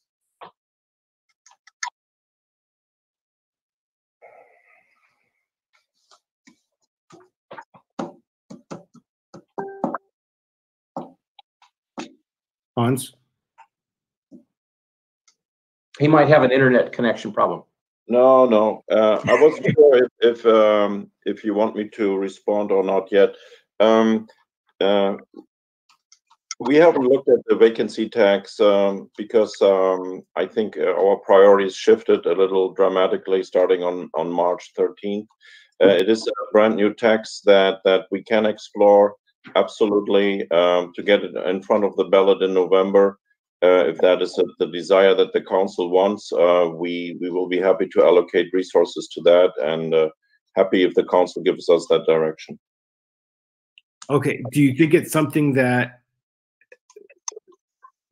would be something that we could balance in regards to these other things that we're discussing? Because I think when we're talking about trying to find ways of increasing revenue, I think that we might find value in that. And I guess I'm just wondering what your opinion is there. So my opinion is no, because the vacancy tax is not something you can plug up and run with it like a TOT or a sales tax.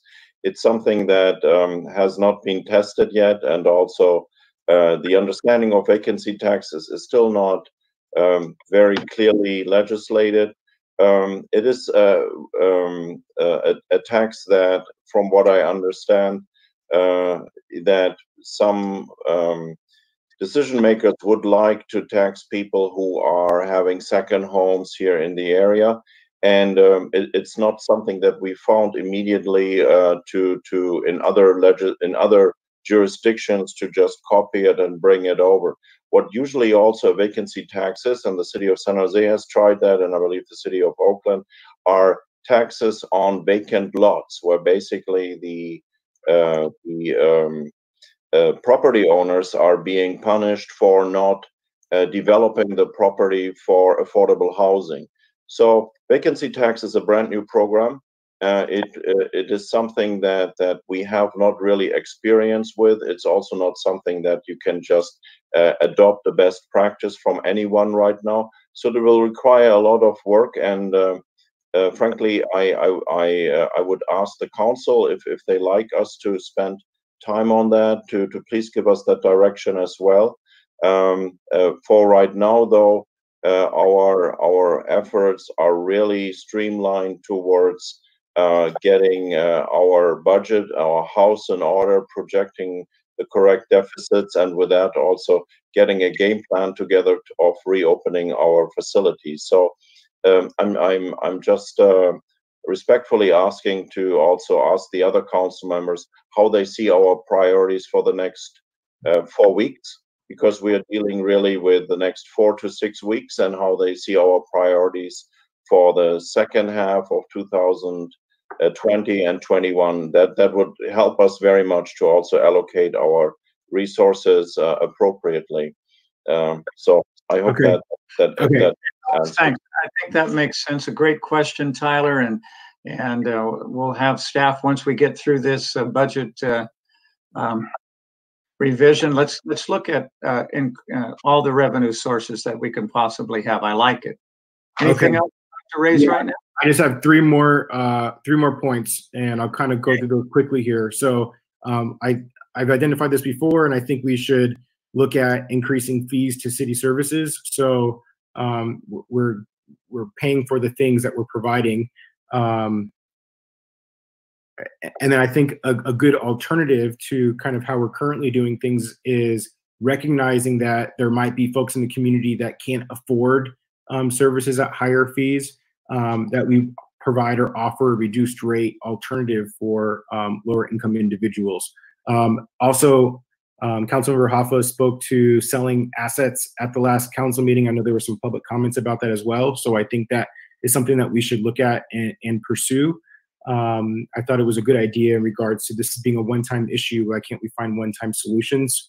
And then there was a comment made earlier about the conversation around telework for employees and renting some of the city facilities. I think that these are the creative solutions that we should be looking at. And so I very much support that. And I'm actually interested in hearing from my colleagues on that as well. So thank you for your time. I appreciate the extra time here, Mayor. Yeah, and Tyler, I agree with you. I was loving the suggestions from the public and ideas that they have. That's exactly what we need, because we want to do this together. So thanks so much. Other council members, general thoughts or direction? Then before we go to Lauren's charts, I haven't forgotten, Lauren. Councilmember Ed, do you want to weigh in next? Alan? Sure. If I might, I'll go through a numerical highlights of what I think may also get to some of the strategy lists that Lauren asked about. I'm struck by the lack of income based on the January to March in the tax revenue.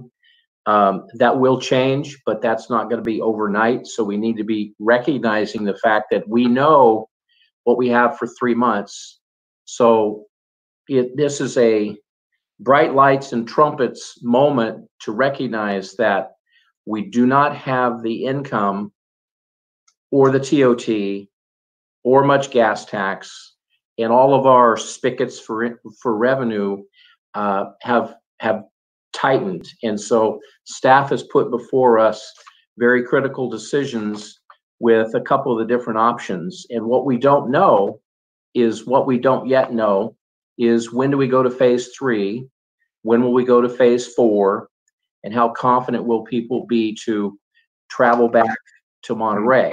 So a lot of this budget is admittedly built around many unknowns. And I accept that because our city manager and finance director have clearly stated this today is what we know, but we are positioned to ramp up as the income changes, the revenue changes, and the only thing we can control right now is our expenditures, and that's what a budget is about.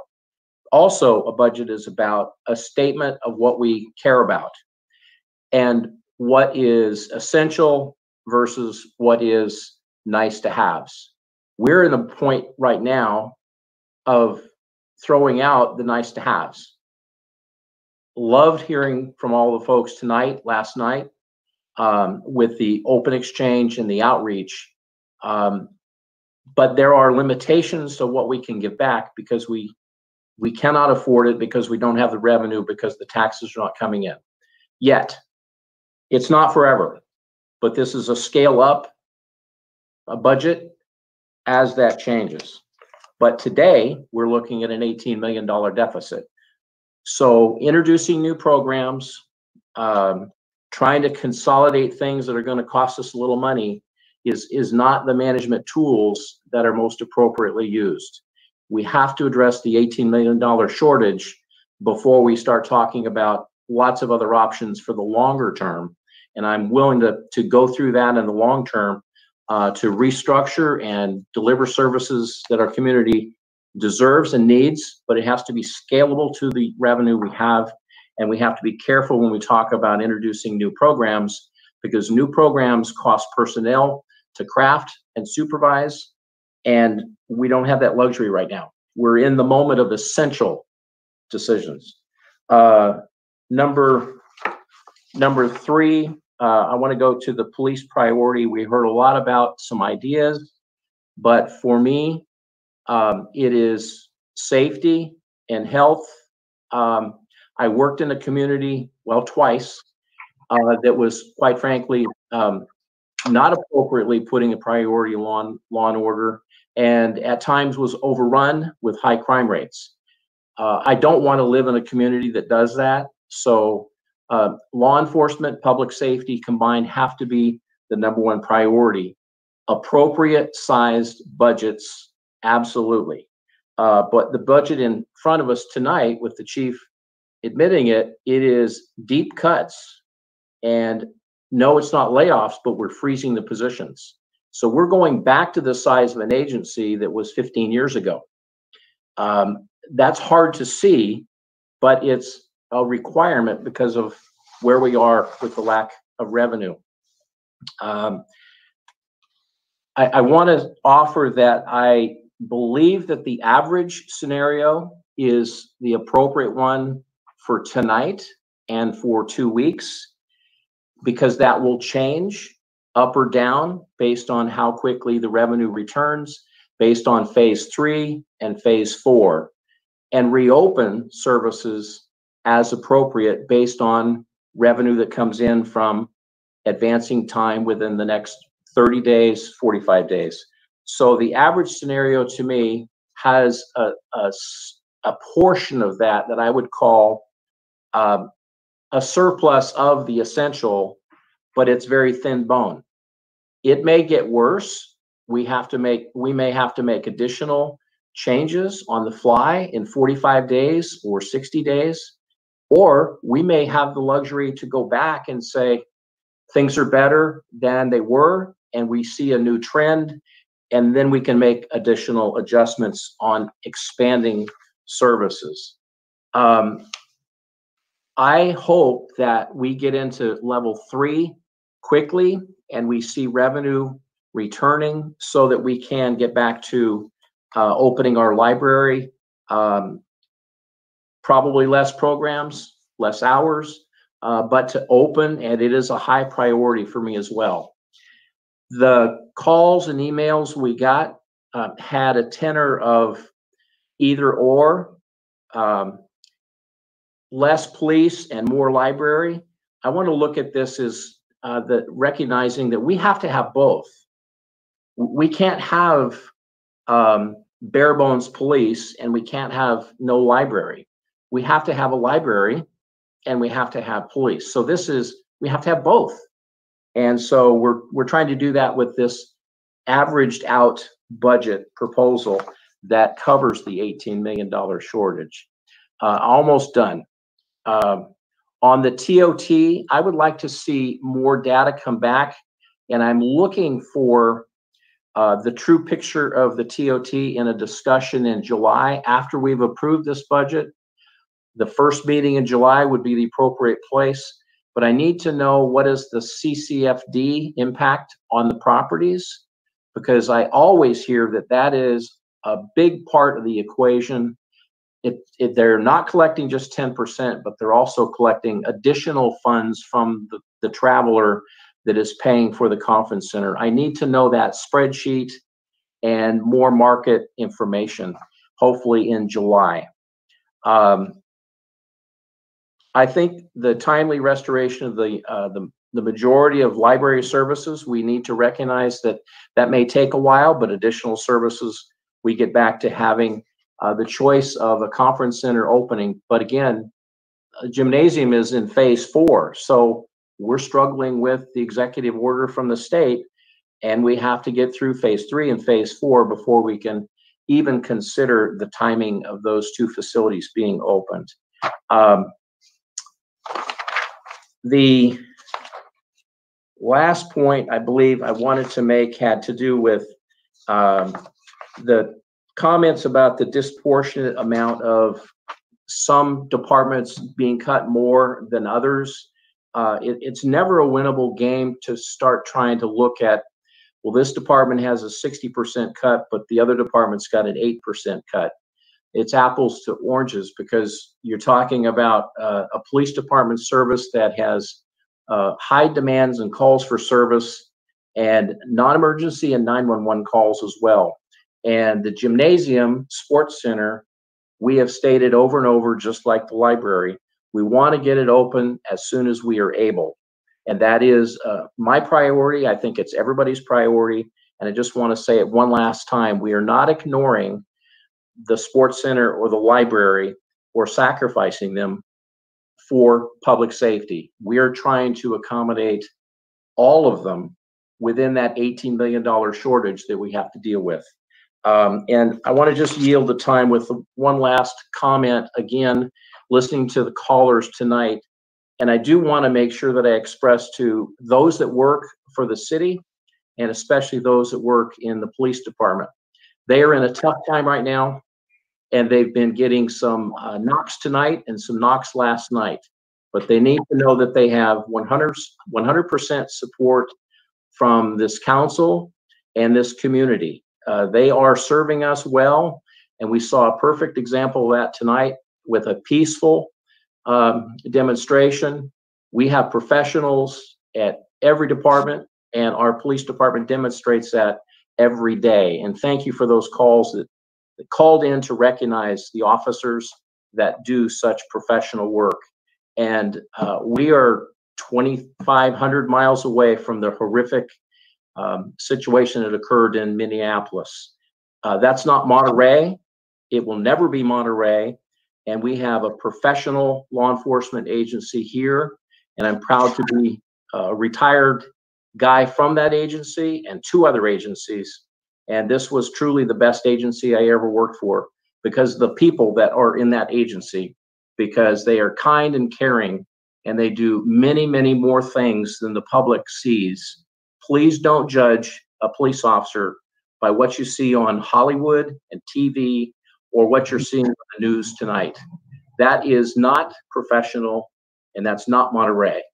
And the community is privileged to have the professionals we have at Monterey Police Department.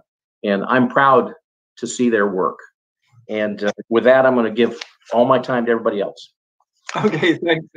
Council Member Alan Hoffa, you've had your thoughts that you've been saving for us. I can hardly wait. Go. Thank you, Mr. Mayor. And I lost my connection, so I apologize to Tyler. I missed the first part of your comments, and I'm sorry about that. How dare you, Alan? So there's so much to say. First of all, I think it's important again to acknowledge the horrific murder of George Floyd and how absolutely abhorrent I find that, and I know our whole council finds that. And I'm also very proud of our community that we have had a number of, I think as of today, maybe 6 different protests in Monterey, Seaside, and Salinas, all of them peaceful. And I also want to acknowledge our police department. I do believe that part of the reason we're seeing a different environment here is a reflection of our police, of our community policing model, that our police are giving protesters space to do and say what they need to say, and they're not provoking them. And I just and I think that's really a reflection of the policing model that we have here. It sounds like it's something that is a long-standing part of our tradition. I think I've certainly seen it really amplified under Chief Holber. And so I want to acknowledge both of those things. Moving on to the budget. Boy, again, the public, I just think you need to understand that this is not a bad budget. This is a mind-blowingly horrific budget. Like, this is not normal. It's not the kind of thing where we can make a few minor cuts and use some of our reserves and see how things go. And the truth is, we're going to adopt a budget that in all likelihood is going to make no one happy, including the city council. Mm-hmm. And, you know, I will say this. You know, sometimes when you're facing budget crises, certainly at MPC for years, our administration, we would talk about the MPC family. And I know sometimes we talk about the city of Monterey family. From my point of view, it hasn't always been that way. You know, at MPC, it always felt like some members of the family got things a little bit easier and better than other members of the family. But I would say here at the city of Monterey, historically, it hasn't been that way. At least from my point of view, it has truly felt more like family, and I think that's why this is so hard. But as I'm looking at the budget, I think in particular with respect to the budget, the department cuts, and I'm not sure if I can present. I'm just going to try to present something. Oh yeah, I can. Here we go. Let's see if this works. You see the budget cuts by department? Very good, Alan. I am so impressed. I can hardly stand it. So I think there's two observations. One, the idea that, let's say, policing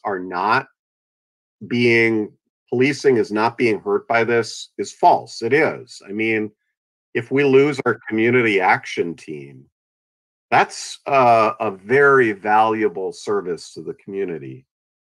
On the other hand, as I look at this, a 60% cut to the sports center and recreation, and a 60% cut to the library, and a 60% cut to the museum, to me, those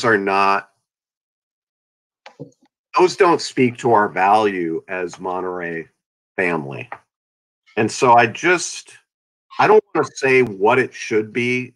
I understand that simply making an across the board cut of, 10%, 12%, whatever it might happen to be, isn't necessarily, am I back again normal? Yeah. Isn't necessarily what we should do. But I am saying that those cuts to the library and the sports center and the recreation, and those are draconian cuts. And we got to find a way to make them less draconian, more family. Okay, so that's where I'm coming from on the department cuts. As far as like some of the other things that the staff was proposing, and let me just see if I can share my window again. Okay, here we go. The NCIP and using those funds, yes. Although I will say this has to be the last year we do this.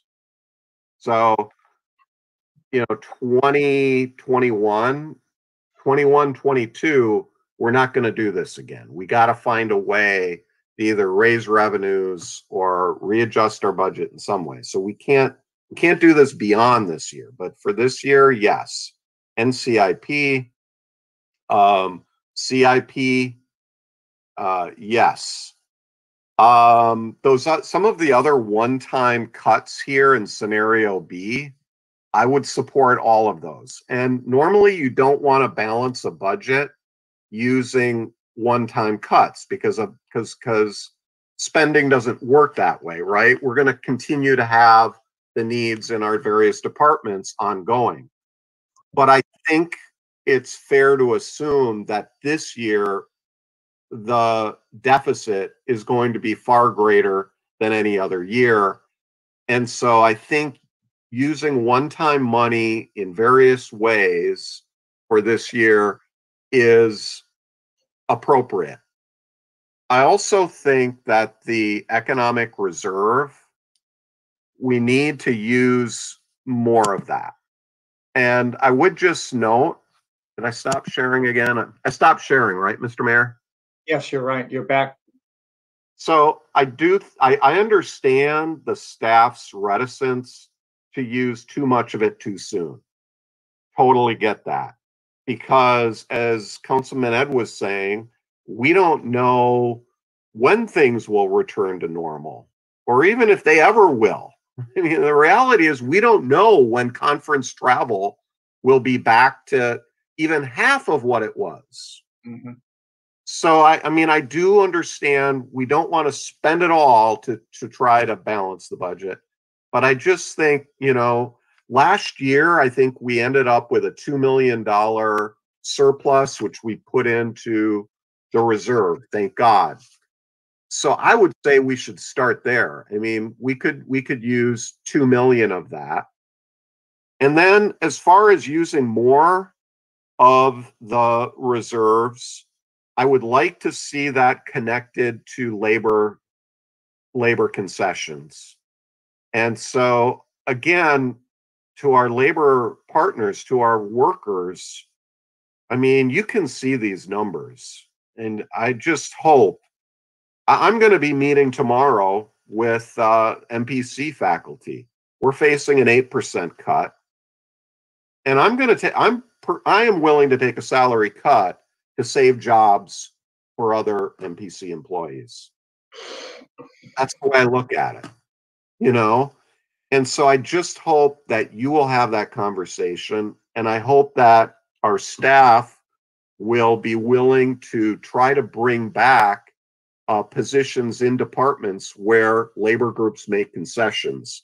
And I would be open to using more of the reserve if labor concessions are made. And then finally, the last two things, the TOT. I've always opposed raising the TOT because I don't want to be non-competitive, and because of what Councilman had said, that I do respect the fact that our hotels are paying another fee and our hotel guests are paying another fee that funds the conference center. And that's so that we taxpayers don't have to pay for that conference center.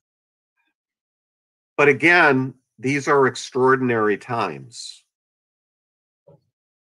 These are extraordinary times, and everyone is going to have to contribute to getting us through these times.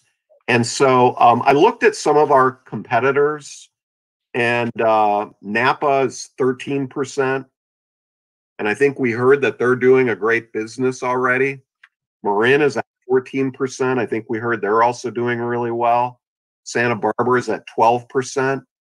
So I think if we were to raise it to 12%, I don't think even with our conference center fees that we would be out of market. And that would go a long ways towards softening some of these blows. And then finally, I mentioned looking at assets that we could sell. And for the public who doesn't know, the city of Monterey owns a lot of property, not only land and buildings. Some of them we lease out. But I think, you know, we just need to look at that a little bit more carefully. And I would like staff to bring back a list of properties that they think we could either lease out that currently aren't being leased, or properties that we could sell, which would not negatively impact, you know, valued community services or valued programs. And I thought of what Fernanda said about telecommuting, and I think she's so on point there. Like, hopefully one of the things we come out of this is realizing we can do some of our work remotely and do it just as well.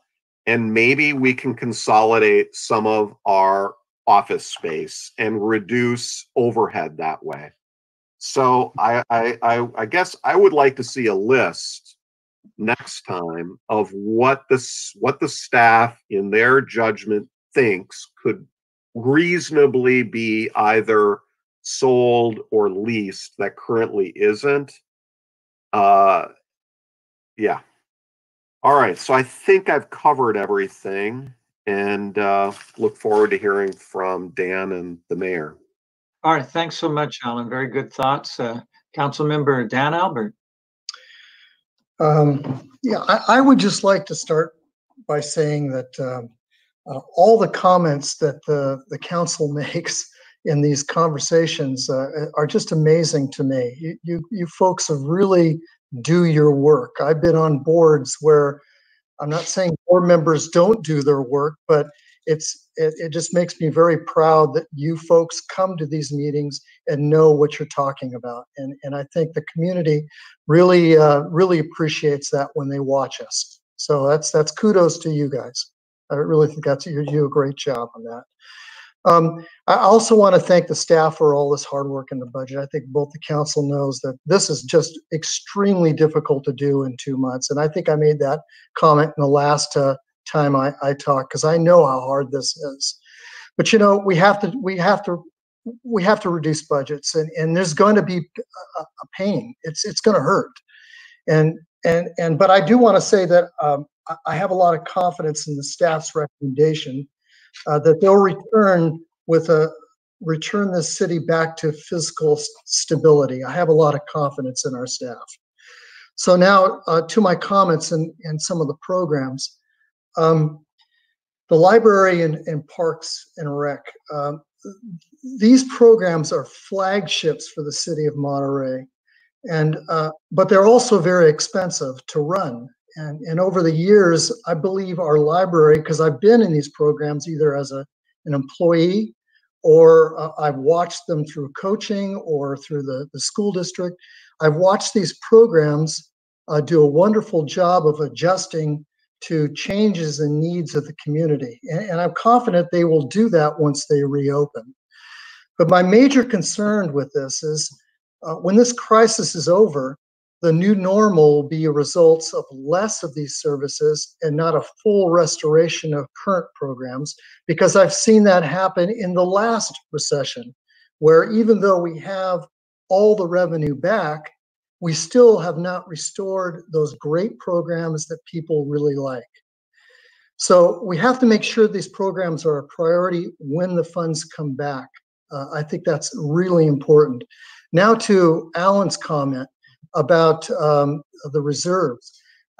I do believe this. If these reductions are such a great value to our community, and the reason we're not bringing these back is because the fees that they pay into the programs are not paying for the expenditures. We know if we open up the program, especially the sports center, please open up the sports center, because I'm fattening the curve right now as I sit. I mean, I want that sports center open. But to be honest with you, is that maybe it is a good idea until those fees start rolling back in again, that we do use some of those reserves. Because obviously, in the emails that I'm getting, the Parks and Rec and Library are very important. It's a valued commodity with our city. So that's my comments on the library and Parks and Recs. When it comes to public safety, serving and protecting our citizens should always be a #1 and top priority for anybody that lives in the city of Monterey. But I recognize the reasons for equitable balance in budgets reductions. I understand that it just doesn't look like we're balancing our budget equitably. However, it does make me very nervous about the safety reductions with the amount of world-class events that bring large numbers of visitors to our cities. Besides the daily public safety services that we already implement, it's our obligation to maintain fully staffed police and fire departments to handle any major incident that comes up with largely crowded events. And in my opinion, I think it would be irresponsible to underfund our safety service, especially our fire. Everybody remembers what happened downtown. And if we didn't have a full fire service when that fire happened in Alvarado, we might have lost all of Alvarado. So I hate to see us cut back on those safety services, something like that happens. I got to mention something about SROs real quickly, Mayor, if you don't mind. MPSD has funded SROs for many, many years. It's just only recently have they pulled back the funding on those. And schools use these services differently. There's no doubt that SRO programs are used for policing. There's no question about that. But as a former high school principal, I never used the SRO for that program, that type of program. I always used it as a community outreach where students can see police officers on the campus. They can come to them and talk to them. They're right there. It was much different. There were counselors. It was a much different service that we had on our campus. So that's why I supported SROs on our campus, not for the policing area, but more the community outreach. That's why I supported SROs. One thing we haven't talked about is public works. I see our facilities as a major investment, all of our facilities. And reducing any reductions to these public works only defers the maintenance on these important facilities and infrastructures. An excellent example of that is the deferred maintenance of the city streets. We didn't work on the city streets because of the last recession. I'm sure that we didn't have the money to do that.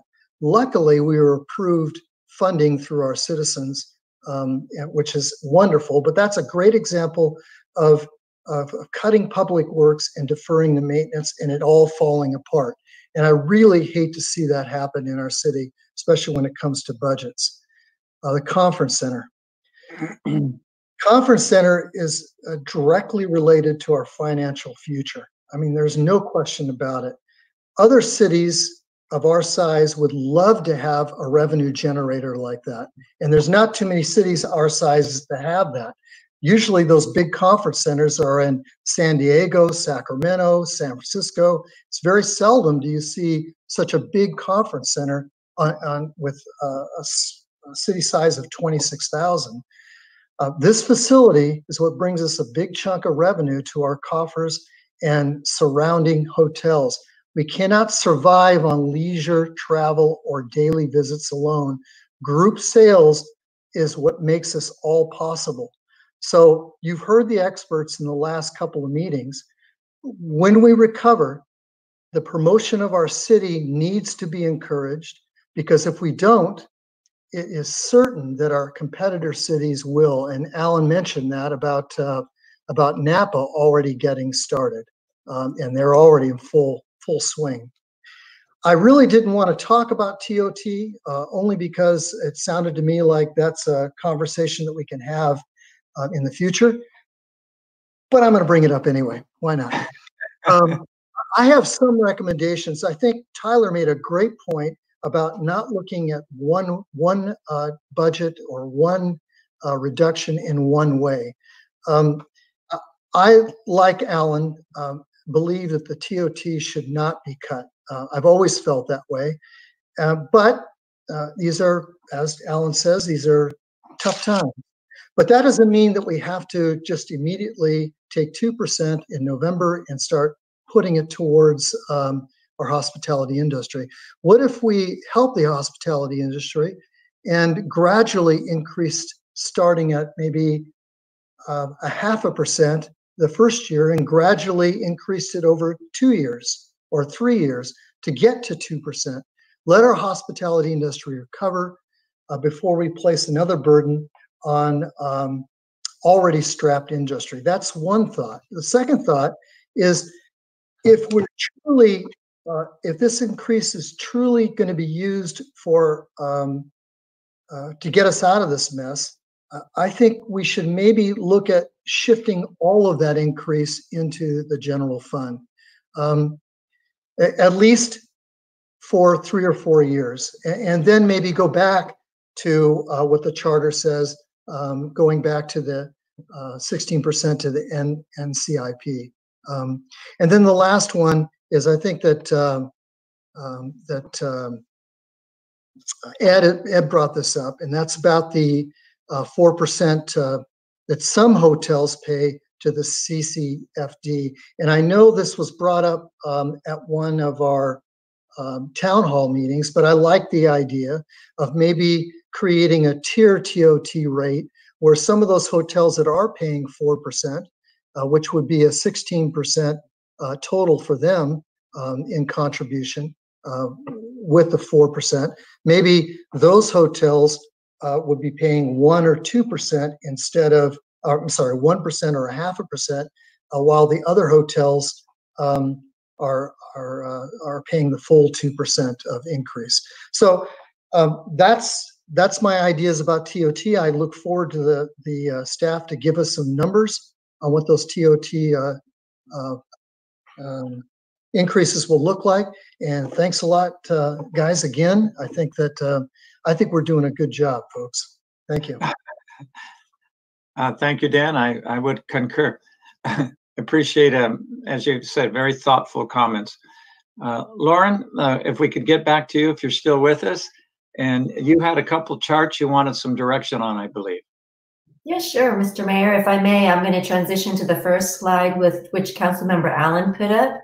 If we can just get some consensus as I go through it, just maybe check mark them, then we'll know that we could bring those back on the 16th, and then maybe go through the department page if time permits, give us some guidance on what additional information we need to bring back, so then that way on the 16th we can continue to make progress. So I'm going to share my screen, bring us to the slide that I need us to focus our attention on, and that'll be this slide here.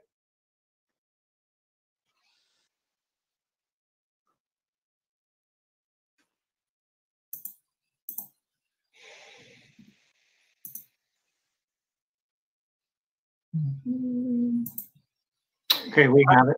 Okay, what would you like from the council on this one, Lauren? Super. So with NCIP, that's already been approved. So just acknowledging that that's going to happen. The layoffs for April, that's already instituted and underway. Let's skip to the economic reserve. Is there some consensus at this time that as of tonight, we'll start with the $600,000 as the starting point for the average scenario? Well, I without taking a vote during the discussion, I heard that the council would like to look at possibly increasing that, but then again, that would be with reference to where would it go. So yes, we want to discuss that more. Okay, so we'll discuss that more on the 16th. Is that a fair assessment to my caring council? Yes. Okay. Yeah, and I think that there are some options in terms of, not that we want to get into so much detail, but I think there's some significant programs I heard tonight from my peers at the council that they are very concerned, and some of those programs may be, $50,000 or $100,000. So some of those may be able to squeeze into that economic reserve slightly. That's okay. Great. So we'll put the economic reserve number on the parking lot. The 1-year reduction of CIP, this is reducing $1.4 million down to $500,000. We, in essence, wouldn't be doing much in the way of facility repairs. The $500,000 would be for risk management and greenbelt forestry management for fire prevention. So didn't hear too much about this during the council general remarks. Is there consensus at this time to move forward with that reduction? There is for me. I don't know how the other. Yeah, I think that's fine for me, and I agree with that. Yeah. Yep. The important thing is fire suppression and greenbelt maintenance, and that's always been something we simply cannot cut, and that's included. Right. That's what the $500,000 would be spent on. Okay, good. And Lauren, I'm sorry to have you repeat part of that. My computer took a little nap here. No problem. Not at all. Oh, that was me. 500,000. And where does it appear in the average scenario cost? I know it's 500,000. Right. So in the average scenario, we have a line that's called the 1-year reduction of CIP, 1.4 million to $500,000. In essence, what this plan proposes is that we would not be doing any general facilities maintenance that we would have previously, and we would use the balance, which is the $500,000, on greenbelt maintenance for fire prevention. Yeah, got it. Thank you very much. And so I heard a green light on this line item as well, Mr. Mayor. I think we have consensus on that. Before you leave it, however, Councilmember Dan made a really good point. We have about $100 million in deferred capital maintenance and renewal. And so, again, we have to keep reminding ourselves and our public that this is temporary, temporary, temporary. We simply, if we're looking at this for the next 10 years, then we've got some really serious problems. So we're thinking temporary. And I know the conference, the sports center came up. And it's been my thought, something we probably should have done in 1991, I want to say, when it opened, is we might want to look at a little surcharge to go to renewal and maintenance. And even if it's 5% over on $5, it's 25 cents. As a user, I would be more than happy to do that. And that's something we probably should look at in our upcoming budget as well, without raising fees, because I think people realize you've got to maintain a building, especially one that has water in it. Exactly. Okay, what else? Yes, So ma'am. moving to the line item that's called ISD, that's the information technology line item. We are proposing to suspend one time some projects that we have slated for next year, and that's going to basically suspend $800,000 of projects. May I make a suggestion, Mayor Roberson? Yes, please. Lauren, the OPEB, I know quite a few have suspended their pay-go only. Is there a way that maybe we might want to go ahead and put that in the average scenario? So you want to move that $800,000 over to the average scenario and then perhaps offset some other areas that wouldn't need such deep cuts? Is that what I'm hearing you're saying? Exactly. Can you just go over, like in 30 seconds, what is entailed in suspending OPEB? Absolutely. So OPEB stands for Other Post-Employment Benefits. For the city of Monterey, what that represents is retiree health. We belong to the California State Pension Health Plan, and in doing so, we are by law required to contribute a very small amount per month. That small amount does have an actuarial obligation. The city, in its best practice, pays the annual amount due, which is $300,000, and we also pay the actuarial amount, which is another about $800,000. So that $800,000 is a best practice. It's to get us up to an actuarial amount to be 100% funded. What this proposal does is it says for 1 year to deal with COVID, we can suspend that best practice and not contribute that $800,000 into our trust. And it's almost like paying interest only and not principal. I will say it different. We will pay the amount that are billed by CalPERS for retiree health, which is $300,000. We won't pay the $800,000 into savings towards our obligation. Exactly, and quite a few school districts pay as they go anyway, and they don't even put into that account. That's a luxury that a lot of school districts would love to have, and so maybe that's something that if we want to look at our library or some of our recreation programs, that might be somewhere where we can get some money to help out. Absolutely. If I just may add also one more sentence, because always the impression comes up when we talk about OPEB payment. The city of Monterey retirees are not receiving retirement health benefits. We go under Medicare and other insurers. So this is basically the cost to pay for the statewide system. It does not mean that the city of Monterey has health benefits once you are retired. I just want to make that point always. Okay. Right. And okay, I agree with you, Councilmember Albert, we can push it on the left-hand side. And that kind of, I think that also speaks to Councilmember Tyler's thoughts about, can we move things around and on the scenario. So I think that that's one example of doing that. But I only suggest we do that for 1 year, because I know the value of making sure we stay whole. I get. Well, as I said, if we're looking at this a year or 2 years from now, we're going to be in such bad trouble. The entire national economy will have collapsed. So, yeah, I hate to be that one. Fingers crossed. I'll sleep well, Roberson. Yeah. So let me just recap and make sure I understand what the consensus is, because it was more of a discussion. Is there a consensus by the council to go ahead and incorporate the $800,000 1-year suspension of OPEB into the average scenario? Yeah, and for the purpose of trying to reduce some of the program cuts. Okay. I would like to just see if there's a similar feeling about the vehicle replacement. And I would say again, when you're unemployed, when you face a big cut in your income, you don't buy a vehicle. And I just think that again is a luxury that this year we're just we're not in a position to replace vehicles. That's how I feel. Alan, I would agree with that as long as that vehicle replacement isn't for emergency vehicles. May I explain? It's slightly different, council members.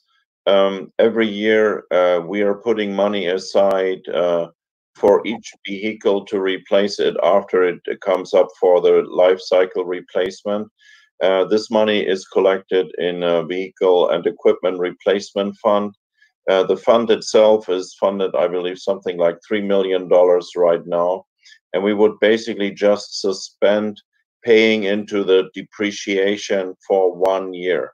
So if you have, let's say, a $20,000 car and you do a straight line depreciation over 10 years, that's $2,000 for that van. We would not put $2,000 into that fund, but put it back the next year, and the car would then depreciate, in this example, after 11 years instead of 10. We will still need to replace vehicles, and I think we have a good track record of not being very frivolous. And we can also go down the line of saying we're looking primarily at emergency vehicles, and if it is appropriate to replace other vehicles because we are just spending too much money in their repair, we'll point that out to council when we bring back that in the 2021 budget. But so general terms, this is not money we set aside for vehicle replacement. That's what we collect annually across our fleet. I appreciate that. And I guess, honestly, then that makes me even more comfortable saying, let's use it on this 1 year to try to reduce some of our program cuts. Okay, having heard that, I just want to paraphrase back. I'm hearing there's council consensus for the 2 line items, 1 year suspension of OPEB and 1 year suspension of savings for vehicle replacement. Is that correct? I'm good with that. Alan, Dan, yes. Ed? I'm okay with that, yeah. Tyler, okay. Yeah, I'm good with that, Lauren, but I wanted to point out as we're moving these dollars around, you got it reflected exactly the way you stated it, so it's not changing the scenario target of 21 million. Right, not at the moment. Not at the moment. I think what I'm hearing. I think what I'm hearing from a couple of council members is that we're moving it over to the average scenario with the intent that it could give us some relief on the program cuts. And so in some of the service areas, we may be able to retain some of the services. That's the current discussion. I think we can dive into it a little deeper when we get to the program cuts. And then also we did hear about the desire to possibly explore either scenario B or an average scenario beyond what we have presented. So you're right, Ed, in that right now we are not changing the target of 21 million. So we've currently moved 1.3 million into that scenario favorably. Okay, I just wanted to remind us that we're creating a new hybrid. Right, yeah. right. So the conversation is still fluid. I think we're still moving some of the pieces around, not only on the board, but even probably at the end of this exercise today or 2 weeks from now, what that target looks like. And as long as whatever we reestablish in our programs doesn't go over that 1.3 million. That's an important piece. Yeah, correct. Correct. And before you leave that slide, Lauren, I think if you look at the lower left purple box, it does not include employee concessions or new revenues. Right. And that's another, obviously, something we hope we can all work together on. Right. Can I ask? As well as, I'm sorry. Can I ask? Does the council feel comfortable enough that the next time the staff presents this, that we don't have to show scenario A and scenario B anymore? That what we just discussed is the actual budget that we, or reductions we like to have. Is it necessary to show A and B anymore? I think so. I will say this. Would it surprise me if we ended up with a 30% reduction? No, it wouldn't.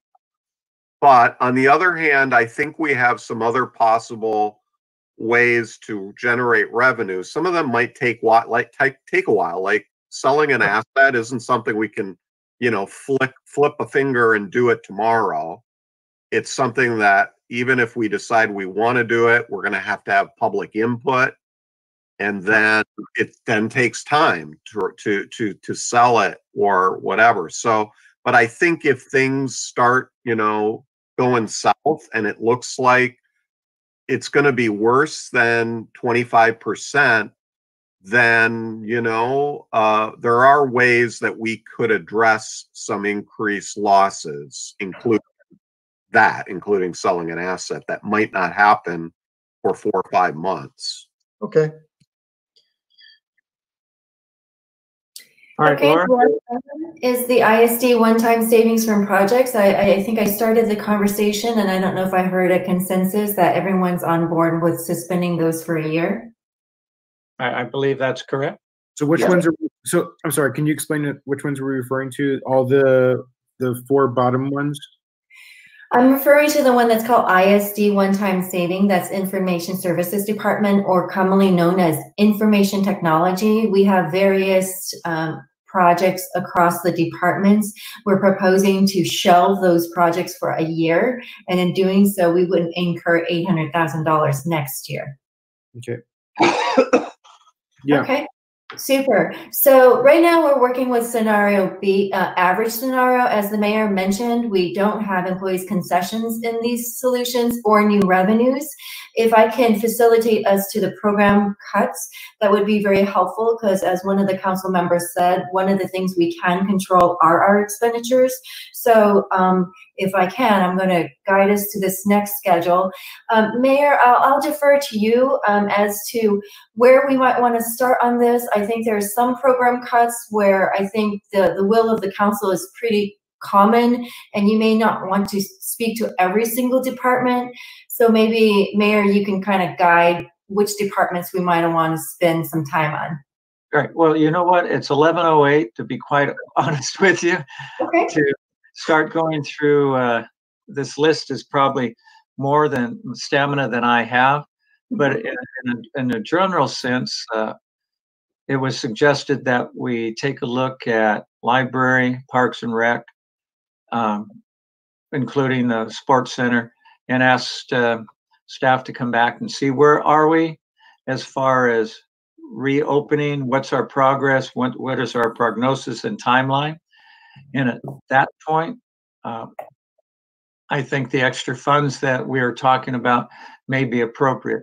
On the other hand, we have to quite honestly look at, if we have an empty building, do you hire back an entire staff for an empty building? So I would say in general, that's what we're looking at.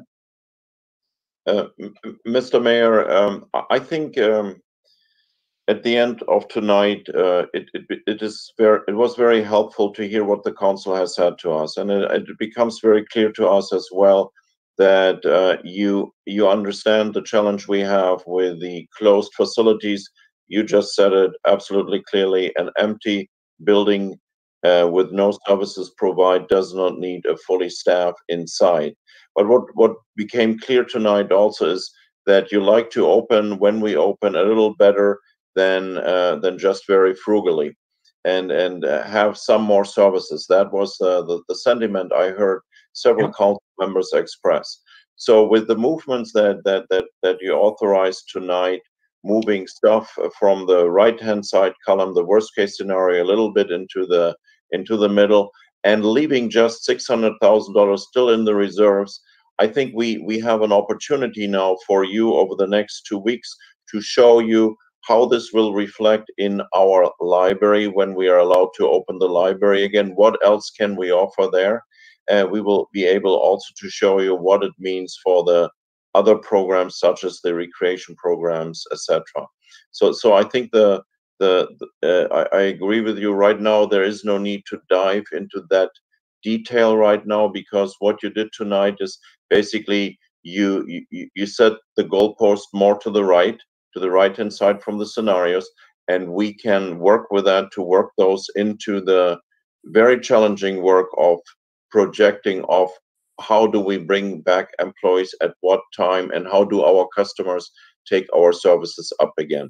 So I think for right now, Lauren and council, in my humble opinion, we have achieved quite a lot tonight.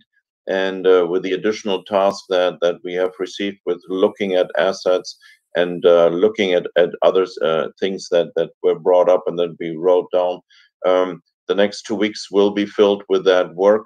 And I'm very confident that next week we can present something that you then clean up for us and make it a final resolution and an approved budget. Yeah, I appreciate that. And Lauren, did you need any more direction? I thought on the TOT I thought my dog was licking my leg there for a second.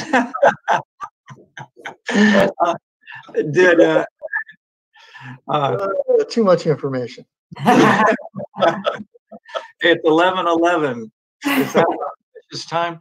I think I'm hearing the council say, let's have the TOT conversation at our next meeting. Yeah, absolutely. So just also to let the community know as well. Oh, I'm sorry. Right. Was there anything else that would help, would give you some solace going forward? What else would you like to hear from us?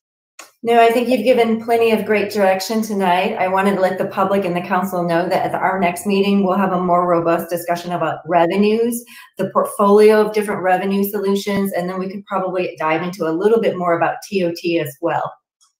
Yes. Good. Mr. Mayor, may I ask Lauren a question? Please do, Councilmember Ed. Yeah, Lauren, you had mentioned about 45 minutes ago, and I think it was a question you might want guidance on. You asked about the reserve, dollar specific or a percent. And so for me, I think knowing a dollar amount is more clear and transparent, and it converts, I think, to a better public message if we know it's an actual dollar amount rather than percentages of, and that's just too CPA like. So for me, it's a flat dollar amount that is helpful. That's very good feedback. Well, and the rest of the chart is a dollar amount as well, so that makes sense. Yeah. I just want to say thank you and great job tonight, Lauren.